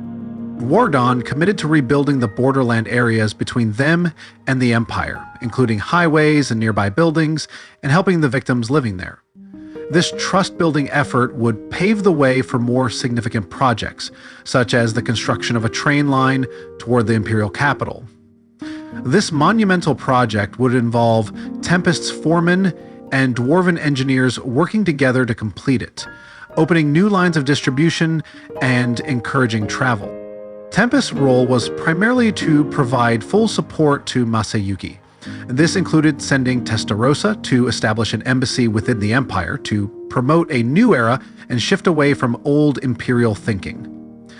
The Empire's citizens, unaccustomed to losing wars, might resist Masayuki's anti-war stance, especially those who were not directly affected by the conflict. Minutes and Caligulio would work to persuade the nobility and unite the military, respectively, but their efforts alone might not be enough to counteract the seasoned schemers in the Empire. Testarossa, with the help of the spy Moss, would uncover and deal with these schemers. She could use her skills to persuade or blackmail them into cooperation. With Cien handling affairs in the Council of the West, Testarossa would focus on her mission within the Empire. Additionally, it was decided that Venom would continue to serve as Masayuki's bodyguard. Velgrynd had no objections, and Diablo, ever willing to support Rimuru's plans, encouraged the use of his clan member for this long-term assignment. Unlike the morning session, the afternoon proceedings of the summit were lively and productive. With the Empire's current issues laid out in the open, the participants conferred with one another to devise solutions. Theoretically, Minutes expressed his gratitude for the generosity shown by Tempest and Dwargon, but Rimuru emphasized that planning was just the first step. They now had to step up and make it happen. Minutes' chuckle and the glow in his eyes showed his renewed passion and commitment. While the basic direction was set, Gabil brought up a crucial question. Could Rimuru defeat the enemy Michael, Feldway, and their servants. Rimuru candidly admitted he couldn't guarantee victory, but assured them he was determined to succeed. Gabil acknowledged Rimuroth's resolve, sharing his own fear of Velgryn's strength. Velgrynd, unperturbed, admitted her loss to Rimuroth and asserted that even her elder sister Velzard might fare no better against him.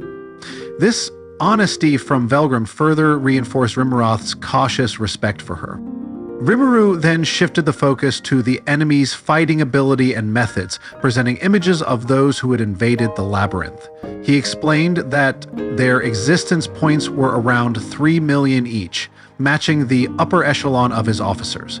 Velgrynd added that these were ancient servants of Veldanava and could not be beaten by regular means, emphasizing the need for caution.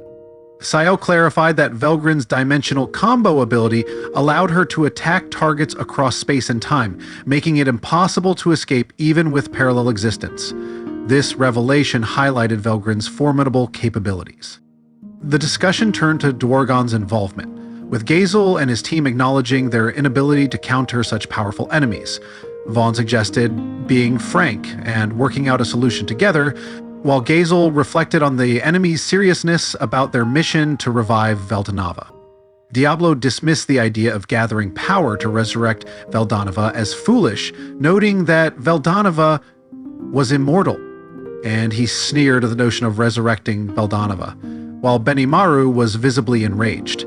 It was indeed a mystery why Veldanava wasn't waking up, given that true dragons were immortal. Caligulio astutely pointed out the potential threat to the dragon Princess Malim, who had inherited Veldanava's powers, making her a likely target. Velgrynd agreed with this assessment, but emphasized that attempting to harm Malim would be counterproductive for those seeking to resurrect Veldanava. She hoped they wouldn't risk angering him by targeting Malim. Rimuru shared the concern, noting that Malim's strength and the awakened status of her allies, Caroline and Fry, made them formidable. A warning to Malim seemed prudent. Rimuru then questioned whether Veldanava cared about his siblings, eliciting an exasperated response from Velgrynd. She explained that true dragons thought differently due to their immortality. For them, destruction and resurrection were part of their existence. Velzard, for instance, had repeatedly educated Veldora by obliterating him. Once Veldanava was revived, they would seek to release all their powers, retaining memories, but not worrying about personality changes. Testarossa succinctly summarized Velgrymnd's thoughts, confirming that Malim's mortality would indeed provoke Veldanava's rage if she were killed. Rimuru decided it was essential to warn Malim. Velgrynd then turned her attention to Masayuki, stressing that he too was a target and needed to exercise caution. Masayuki, initially dismissive, realized the gravity of the situation and acknowledged the need for vigilance, supported by his protectors. The dinner that night was an extravagant, full-course Italian meal that left everyone thoroughly satisfied.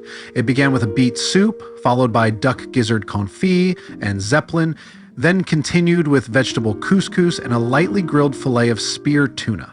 Each dish was a culinary delight, showcasing the incredible skill and dedication of the cooks. The main course featured an array of exquisite dishes: panna cotta with tank prawn, involtini with battleship fish, and fortress crab spaghetti. The intermezzo of mushroom risotto led to a seafood soup, a masterpiece that required half a day of simmering assorted soups. The highlight of the evening was a fillet of cow deer veal, so tender it melted in the mouth. As the guests savored each dish, their silence spoke volumes about their satisfaction. Only when the white wine yogurt dessert was served did they begin to express their delight. And when it turned, the imperial nobles were particularly impressed, praising the meal as a culinary experience beyond compare. Even as prisoners of war, they had looked forward to the food, and this meal exceeded all expectations. They deserved, and they were sensibly helped. The Dwargon contingent was equally appreciative. Gazelle expressed admiration for Shuna's culinary skills, wishing to invite her to their kingdom to teach her recipes. Vaughn, a fan of fine drink more than food, admitted that the meal had won him over, while Jane and Henrietta engaged in a playful exchange about their enjoyment. Despite the formality of the summit, the dinner allowed everyone to relax and bond over the exceptional food. Shuna and her team had outdone themselves, making the meal a resounding success. Meanwhile, Diablo continued his butler duties, pouring drinks, and Shion stood guard, though Shion had confided that she often stole bites from the kitchen under the guise of testing for poison. And tonight, she even indulged in seconds, ensuring no one went hungry. As everyone relaxed post-dinner in the meeting hall's lounge enjoying coffee and light conversation, Gazel approached Rimuru with a matter on his mind. He pointed out that Rimuru had evolved his close advisors, particularly Benimaru, and expressed concern about the implications of this action. Rimuru, fearing a reprimand, was relieved when Gazel reassured him that he understood the necessity of the evolutions. However, Gazel emphasized the need to explain these events to the Western nations, the Western Holy Church, Thalion, and other human nations that had been closely monitoring the war. Rimuru thought he could fabricate a story to cover up the truth, but Gazel reminded him that Elmesia would demand an official explanation. Rimuru, realizing the importance of transparency, reassured Gazel that he had already informed Elmesia, who was concerned about the situation.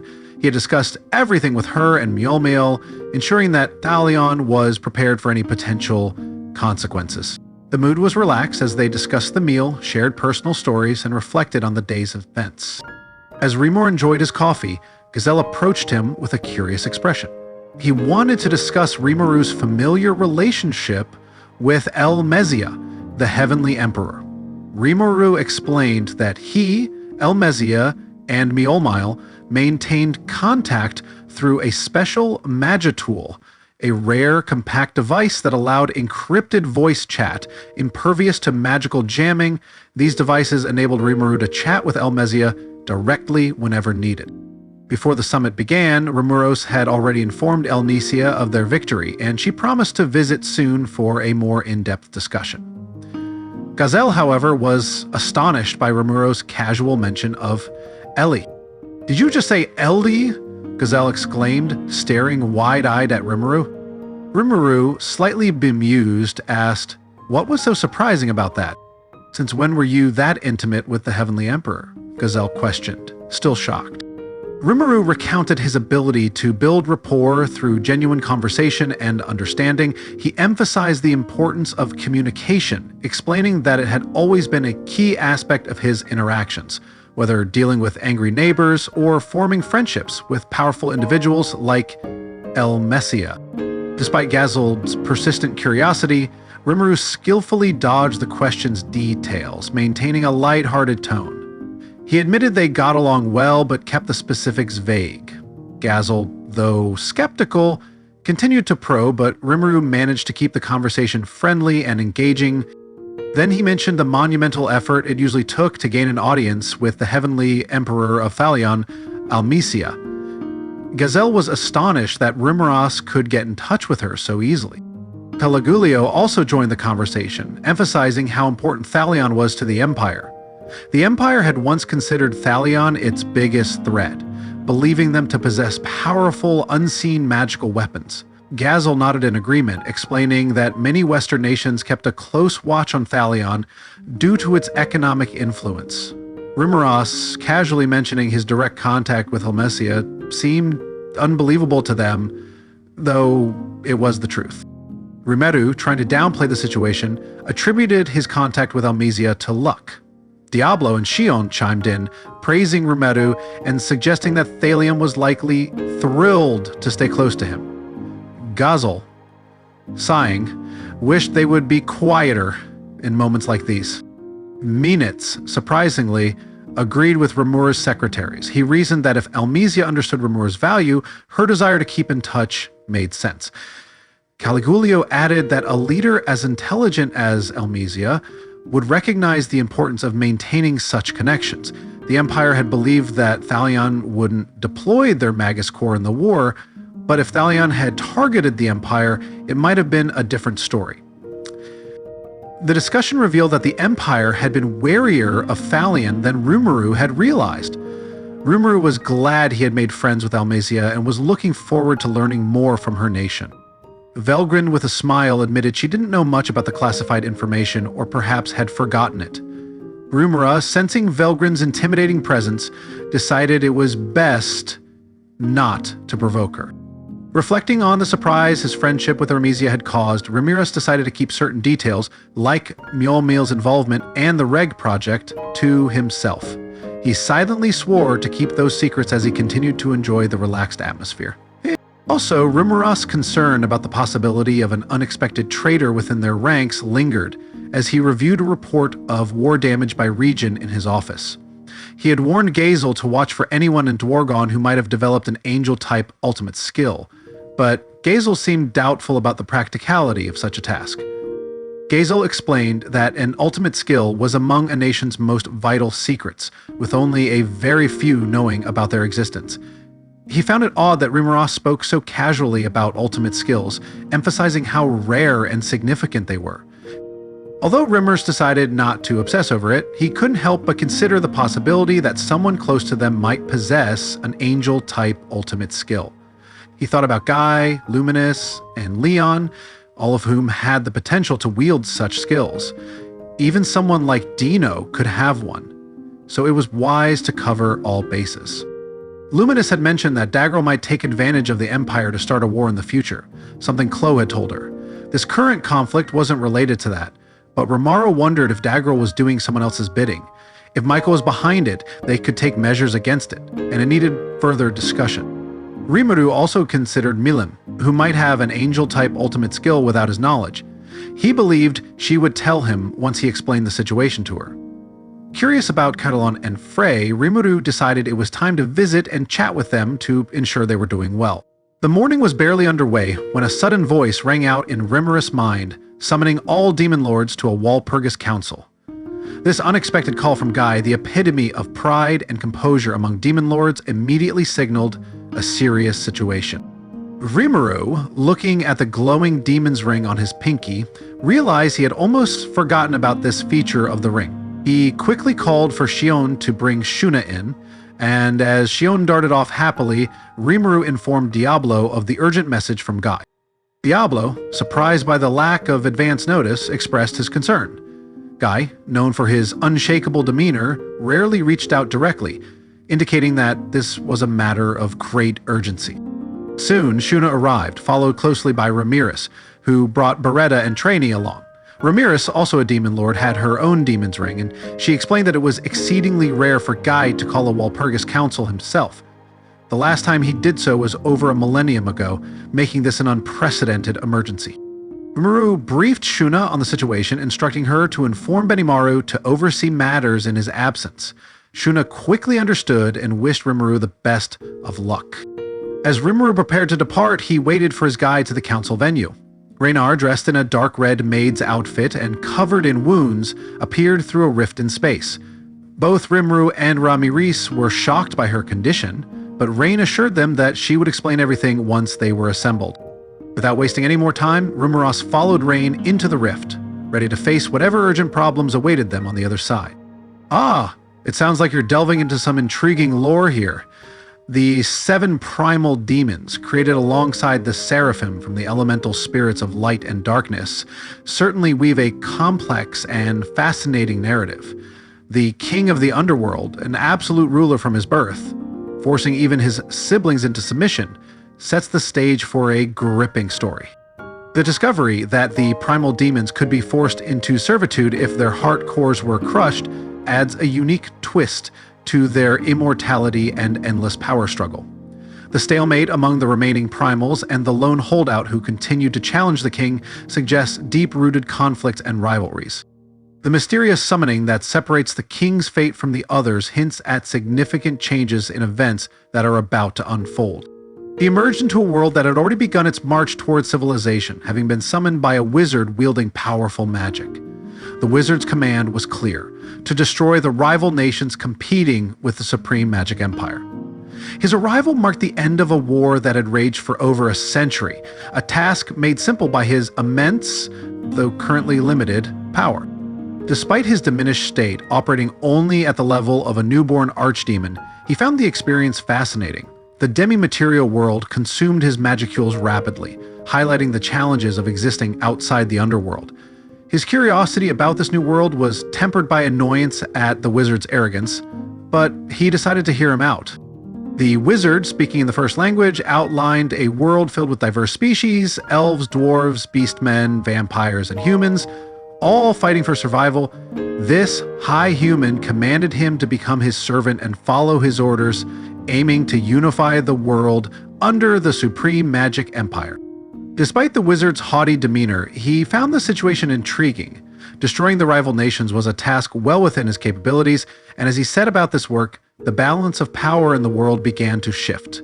The war, once seemingly endless, was brought to a swift conclusion. With the forbidden nuclear magic death streak, he turned the largest rival nation into a city of death, awakening by consuming the souls of over 1 million humans. This newfound power allowed him to obtain a physical body, marking the birth of the first true demon lord. His ascension to a demon peer after gathering 10,000 human souls unlocked less than 10% of his underworld power, but he remained unparalleled in the surface world. Intrigued by the potential of gathering even more souls, Guy targeted the wizard who had summoned him. He mercilessly killed anyone in his path, avoiding mass destruction magic to ensure his target wasn't caught in it. As the screams of the dying resonated within him, Guy found the perfect name for himself. Evolving further into a devil lord named Guy, he regained his full power and felt no reason to continue his previous work. In his generosity, he summoned his 2 demon servants, ordering them to follow his will. Now that he had awakened and gained a name, Guy was in a much more magnanimous mood, even erasing the memory of the wizard from his mind. The wizard's attempts to restrain Guy proved futile, and the demons killed him without hesitation. On that day, several tens of millennia ago, the most powerful nation in human history was born, uniting the human race and ending their divisions. The transition from the underworld to the demi-material world had cost Guy's demon servants most of their power, reducing them to archdemons. Realizing the necessity of physical bodies for permanent residency in this world, Guy waited for his servants to evolve. Despite gathering countless human souls, they did not change. In an act of generosity, Guy provided them with 2 corpses, granting them the honor of becoming physical beings. Those 2 demon servants are Vert and Blue.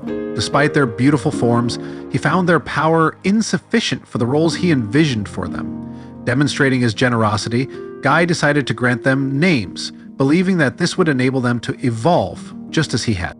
Guy named Vert as Misery, symbolizing the misery expressed by the pain wailing of the downtrodden, and Blue as rain after the rain that was falling on that day. As he hoped, the act of naming caused both demons to evolve into demon peers. This marked the beginning of their significant impact on human history. The days wore on. Fun enough, but still boring. Guy's journey through the world was an intriguing blend of excitement and monotony. As he wandered, accompanied by Misery and Rain, he found amusement in various activities, but also experienced a sense of tedium. Despite his constant reminders that they were free to live their own lives, Misery and Rain insisted on their duty to serve him, affirming their eternal loyalty. Their travels introduced them to a wealth of new experiences. Unlike the harsh and battle-driven life in the underworld, this world was filled with growth and excitement. Cuisine, music, theater, dance, art, and more. Guy and his companions thrived on these activities, never growing tired of them. During a festival dance in a small settlement, Guy expressed his enjoyment, smiling at Misery and Rain. His rare smile delighted his servants, reinforcing their commitment to him. They appreciated the value of humans, seeing them as more than just frail beings. Misery and Rain dedicated themselves to learning and growing, enhancing their roles as all-purpose maids by acquiring various skills. Misery and Rain dedicated themselves to learning the craft. Guy's perspective on humans evolved. He saw them as both foolish and wondrous, their emotions ranging from ugly to beautiful. The intense contrast fascinated him, making him reconsider the simplistic label of humans. He He found himself unable to hate them, appreciating their contributions to the world.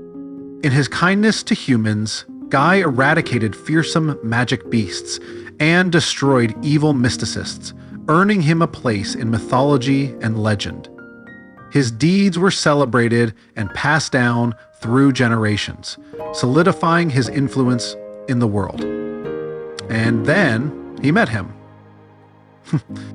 Guy's encounter with Veldanova, the creator, marked a pivotal moment in his existence. Veldanova, the supreme master of the world, stood before Guy, who boldly taunted him, confident in his strength. The ensuing clash shattered Guy's pride as he realized the vast gulf between their powers.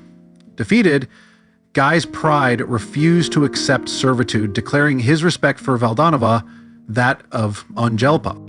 Veldanova, however, did not seek a servant. Instead, he admired Guy's courage and resilience, revealing his own view on the world he had created. The creator expressed his love for the evolving, intelligent beings that inhabited the world, and his concern that unchecked growth could lead to its destruction. He sought Guy's help to prevent this fate, valuing his strength and perspective. Guy, understanding the depth of Veldanova's wisdom, agreed to lend his aid.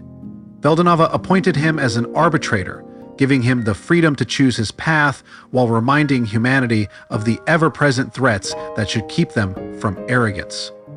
This role resonated with Guy, who saw it as an opportunity to rule over humans as a fearsome demon lord, ensuring their unity against a common enemy. As Guy accepted his new role, he gained the unique skill Pride, embodying his resolve to judge humanity if they grew arrogant. This transformation deepened his pride, elevating him to a demon lord with powers equivalent to a god. Veldanova and Guy acknowledged each other as equals, forging a friendship that transcended their social positions. True to his promise, Guy embraced his role as a demon lord. He found a certain satisfaction in monitoring the settlements that sprouted across the land, watching as they grew from villages into nations. Although these civilizations were crude compared to the super civilizations of the past, the magic and technology that had been quietly passed down allowed for substantial progress. Guy enjoyed observing mankind's endeavors, witnessing the rise of nations and the inevitable conflicts that followed. When a particular nation caught his attention, he didn't hesitate to destroy it, partly as a warning to others. This act of destruction fostered a sense of unity among the remaining nations, as they feared Guy's power and sought to avoid his wrath. As an arbitrator, Guy took pleasure in his work, finding a balance between maintaining order and indulging his own desires. Meanwhile, Misery and Rain expanded their influence, ruling over large domains and defeating local gods, monsters, and Magicborn. Misery even used her underlings as spies, infiltrating human society to keep them in check with just the right amount of fear. With the Demon Lord system firmly established, Guy often found himself with little to do. He wandered the world, engaging in battles whenever he felt the urge. One such battle involved an army of giants that had troubled even the 7 primordials, Veldanova's servants. Another notable encounter was with Epilogue, the World Destroyer Dragon. This fierce battle lasted for 3 months, ultimately ending with the dragon fleeing to another world. The fallout from this battle caused significant damage, turning the land into a wasteland. This experience taught Guy a valuable lesson about the importance of choosing his battlefields carefully when getting serious. Guy's looking down, he discovers a familiar-looking castle, the Imperial Palace of the Supreme Magic Empire, the very place from which he had been summoned to this world. Recognizing the significance, he claimed it as his domain, and Rain and her servants quickly made it habitable once again. It was around this time that Guy encountered Velzard, the Ice Dragon, and Veldanova's younger sister. She challenged him, asserting that while her brother may accept Guy, she would not. Despite Guy's desire to choose an appropriate battlefield, Velzard's ice and snow attacks on his castle forced him to engage her directly. The ensuing battle saw both fighters going all out, yet neither could claim victory. Velzard, one of the most powerful true dragons, was perplexed by Guy's strength, especially since he possessed only a unique skill, while she wielded Gabil, Lord of Endurance, an angel-type ultimate skill granted by Veldanova. Velzard's jealousy fueled her determination to prove herself superior to Guy. However, during their intense clash, Guy found inspiration from Veldaneva's force and understood what an ultimate skill truly was. In a moment of revelation, his unique skill Pride evolved into the ultimate skill Lucifer, Lord of Arrogance, stunning Velzard. Velzard, realizing why her brother admired Guy, Velzard saw the potential in his power and decided to test him further. Whether Guy passed this test remains unknown, but their encounter marked the beginning of a powerful alliance. From that moment on, Guy and Velzard walked hand in hand. That was how Guy and Velzard met. The epic battle between Guy and Velzard lasted 3 days and 3 nights, its aftermath altering the very axis of the world. Through careful manipulation, Guy transformed the icy, uninhabitable tundra into a land of eternal spring, while his own domain became a frozen wasteland. Well, this ought to work, Guy mused, satisfied with the changes. Rain, ever supportive, exclaimed, "How wonderful, Lord Guy! You've done it again!" Miseri reassured him, noting that despite some damage to humanity, the nations were uniting to handle the upheaval, keeping casualties to a minimum. To the world's residents, it was a disaster, but to Guy, it was merely a humorous incident. As long as Guy was content, so were Rain and Miseri. The citadel, now encased in ice, became even more beautiful, a testament to the battle's ferocity. "We'll preserve it as a memorial," Guy decided. Velzard, eager to contribute, offered her assistance, plunging the castle's surroundings into frigid temperatures. From then on, the citadel remained off-limits to the weak. Adjusting to her new surroundings, Velzard took on a human form for convenience. Her ability to control her aura in this form, while still allowing a slight chill to leak and fortify the castle's defenses, made the Arctic citadel an impenetrable fortress. Guy's domain became an inhospitable land where neither human nor monster dared to tread. Despite the seemingly harsh conditions, Velzard found herself liking Guy more and more, although she would gripe about his decisions. Her playful complaint, "You are so mean sometimes, you know that?" masked her growing affection for him. Deep in her heart, Velzard resolved to win Guy's heart someday. Hundreds of years had passed, each day blending into the next.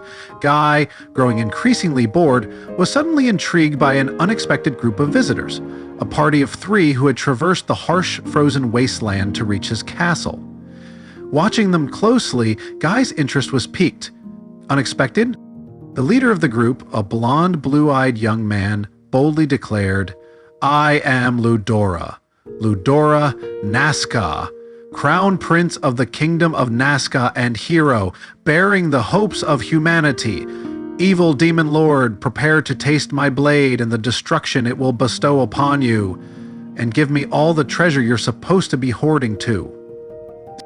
Despite the somewhat less than noble proclamation, Ludora's pure, refreshing ambition charmed Guy. The trio exchanged banter, revealing their camaraderie and daring nature. Guy realized that their presence in his castle meant they had defeated Miseri and Rain, indicating their formidable strength. Curious about the term hero, which he had never encountered before, Guy's excitement grew. It promised to break the monotony of his days and present a new challenge. Accepting Ludora's challenge, Guy exclaimed, "Ha, I like it. Let's see what this hero power of yours is like." "I don't need any help. I'm the strongest there is. Let's fight a one-on-one duel, Demon Lord. Fair and square." Ludora was a handsome young man, but something about his smile was a little vulgar. His goals were tilted a bit more toward robbing Guy of his treasure than defeating him, it felt like. But that too was so cutely human-like of him, Guy thought. People didn't take action unless they were driven by desire. They studied hard and worked hard because they wanted a better life. Ludora was absolutely human, a human with the sweet emotions Guy adored. Try to resist me, and so the battle began. The duel between Guy and Ludora continued with intense fervor. Ludora's initial attack lacked gravity, frustrating Guy, who realized that Ludora was not giving his all. Guy decided to break Ludora's valuable magic armor, knowing it would irritate him. Using a combination of feints and powerful kicks, Guy shattered the armor, leaving Ludora on the brink of tears, but Guy himself, or Ludora holding him, left the armor. As Ludora's companions commented on his foolishness, the girl with platinum pink hair, Lucia, cast a powerful support spell, Holy Blade, enhancing Ludora's sword with an evil-dispelling light. Guy allowed this, appreciating the added challenge. Ludora, grateful for the support, continued the duel with renewed vigor. Guy, impressed by Ludora's spirit and personality, decided to unsheath his own blade, Tema, to match Ludora's enhanced weapon. Their clash intensified, with Ludora's vibrant, dazzling manner impressing Guy. Despite his initial reluctance, Guy acknowledged Ludora's bravery and spirit, noting his name with respect. During a brief pause in the battle, Ludora and his party discussed a better name for Guy. They settled on Guy Crimson, a name that would befit the Demon Lord in Ludora's legends. Upon bestowing the name, Ludora lost consciousness, drained of holy force due to the taboo of naming monsters. This unexpected turn of events postponed their final duel, but it marked the beginning of a strange yet significant relationship between Guy and Ludora. Guy waited patiently for Ludora to recover, and once he did, they resumed their promised duel. The battles were inconclusive at first, prompting them to face off multiple times. As an awakened hero, Ludora was formidable, matching Guy, an awakened demon lord, in strength and technique. Over time, however, Guy's superior stamina began to give him an edge. 3 women, Lucia, Velgrynd, and Velzard the Ice Dragon, watched these proceedings. Initially, Velgrynd showed little interest, but as the battle intensified, she found herself enjoying the spectacle. "My, I see Guy's become stronger again," observed Velzard. "That's right, my sister, but Ludora's no slouch either," replied Velgrynd. "Interruptive him now." The trio of women got along well, with Misery and her demons even providing tea service during the duels. This routine became almost a daily occurrence, adding a touch of normalcy to the otherwise extraordinary battles. They spent hours creating recipes for the food they would eat. However, the sisters often bickered, particularly about the education of their newborn younger brother, Veljora the Storm Dragon. Veljora's harsh approach of physically destroying and resurrecting Veljora was met with disapproval from Velgrynd, who advocated for a gentler method of teaching through words and affection. "You're so easy on him, Velgrynd." "In that case, next time I won't beat him to death, all right? I'll just beat him most of the way there and put some obedience in his brain," Velzard retorted. Their arguments exasperated Guy, who believed a balance of both approaches was necessary. Yet he kept his thoughts to himself, opting to distance himself and Ludora from the bickering sisters to continue their battles without interruption.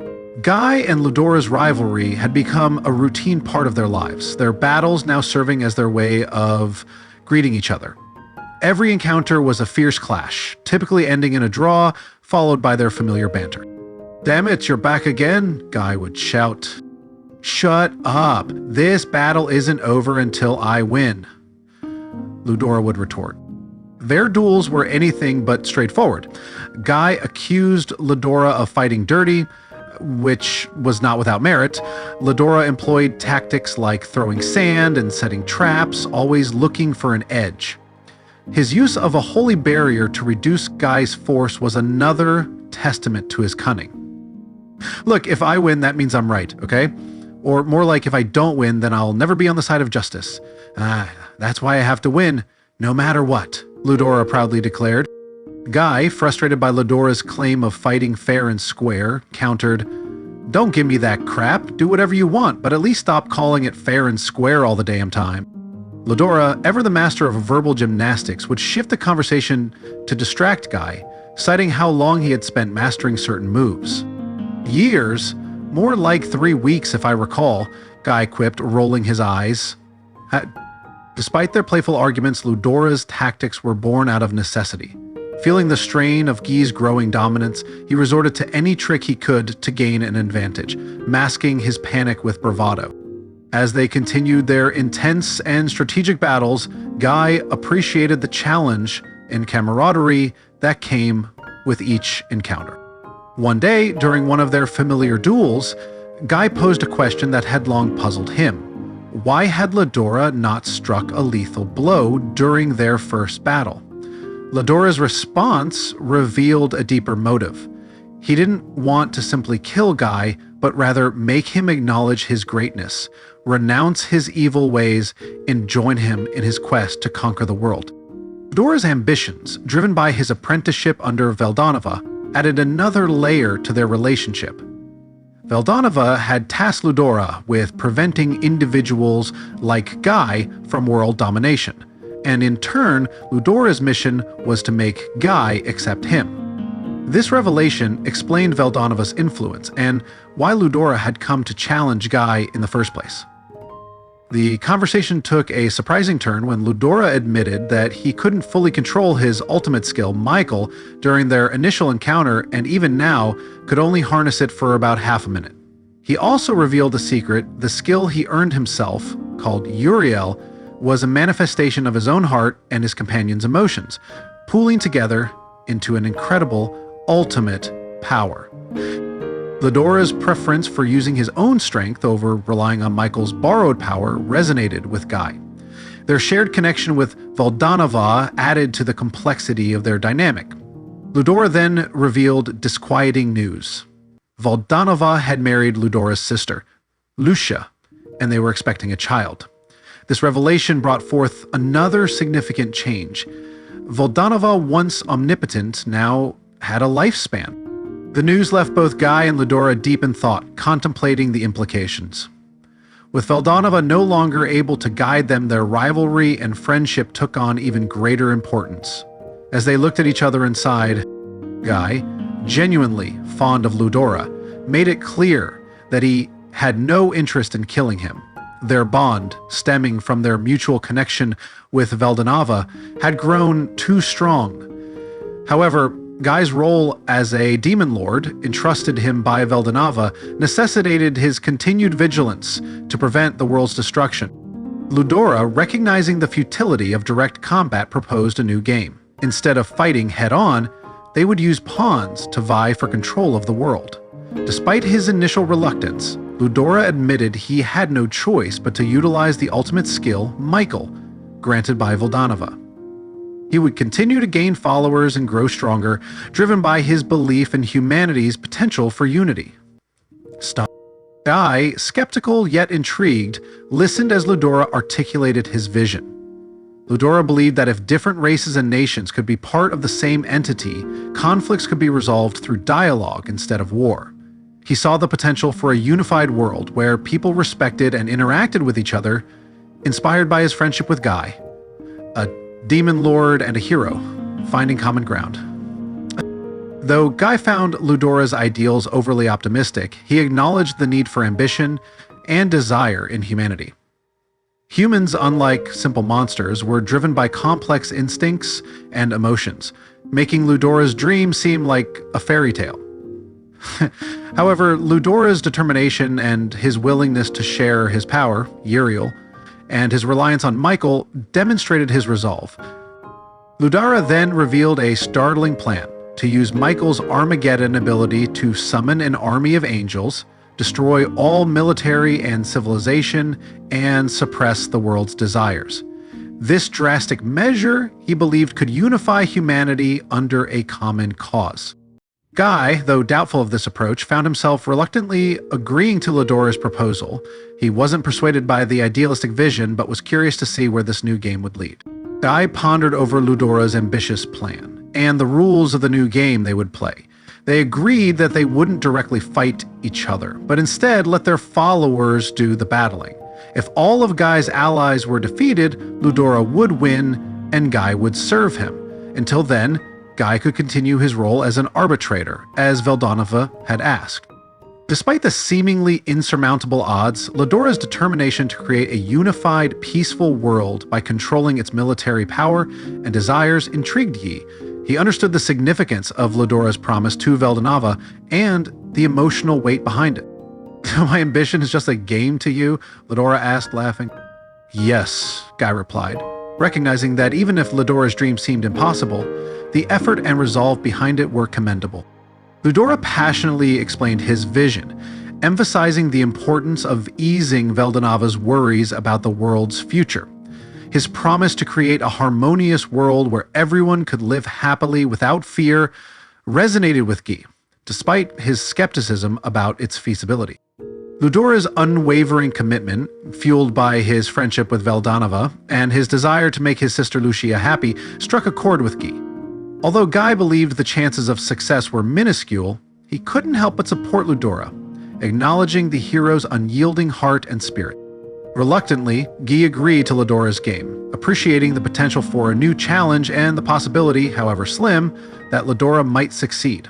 As they prepared to embark on this strategic contest, Guy's respect for Ludora deepened, and their bond strengthened. The tragic events that unfolded shortly after Malim's birth had a profound impact on Ludora. The terrorist attack that claimed the lives of Lucia and Veldanava shattered his dreams and left him emotionally devastated. Ludora's once vibrant ambitions were reduced to a single focus: his ongoing game with Guy. I just wanted to relieve Veldanava's worries. I wanted him to accept us. Ludora's grief and despair were palpable. Guy, sensing the weight of Ludora's burden, asked if he intended to continue. Ludora's resolve, though now driven by a different motivation, remained steadfast. Yeah, the only thing I have left is my game with you, and the only goal I have left is to make you accept me. Guy, recognizing the depth of Ludora's commitment, agreed to continue their game. All right, I'll take you on. The next misfortune struck Veldanava and Lucia's child Milim, who grew up without knowing her parents. When Milim's guardian pet was killed by a rival nation's scheme, she unleashed a blind rage that threatened to destroy several nations.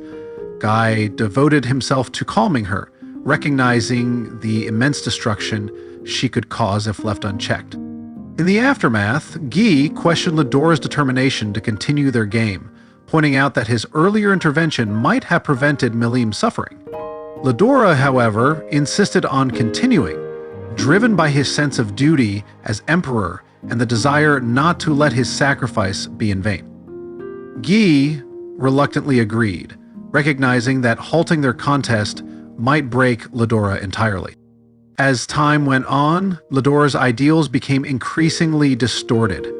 The burdens of his role and the relentless pursuit of his goals led him to adopt cold and ruthless methods. His determination to defeat Guy at any cost resulted in more bloodshed and suffering, validating Guy's initial skepticism. Finally, the day arrived for the ultimate judgment, with Rimuru, Guy's most unpredictable and hopeful pawn, set to make the final move.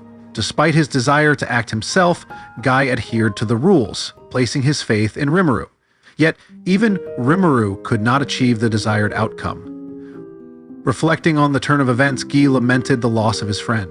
His sorrow was not born out of hatred or frustration, but a deep sense of loss for the man who had been his closest companion. As he sat in contemplation, a tear fell unnoticed down his cheek, symbolizing his silent prayer for Ludora's final peace. So the game between Guy and Ludora, played over several thousand years, came to a close. Guy, flashing his usual bold smile, was adrift in sadness.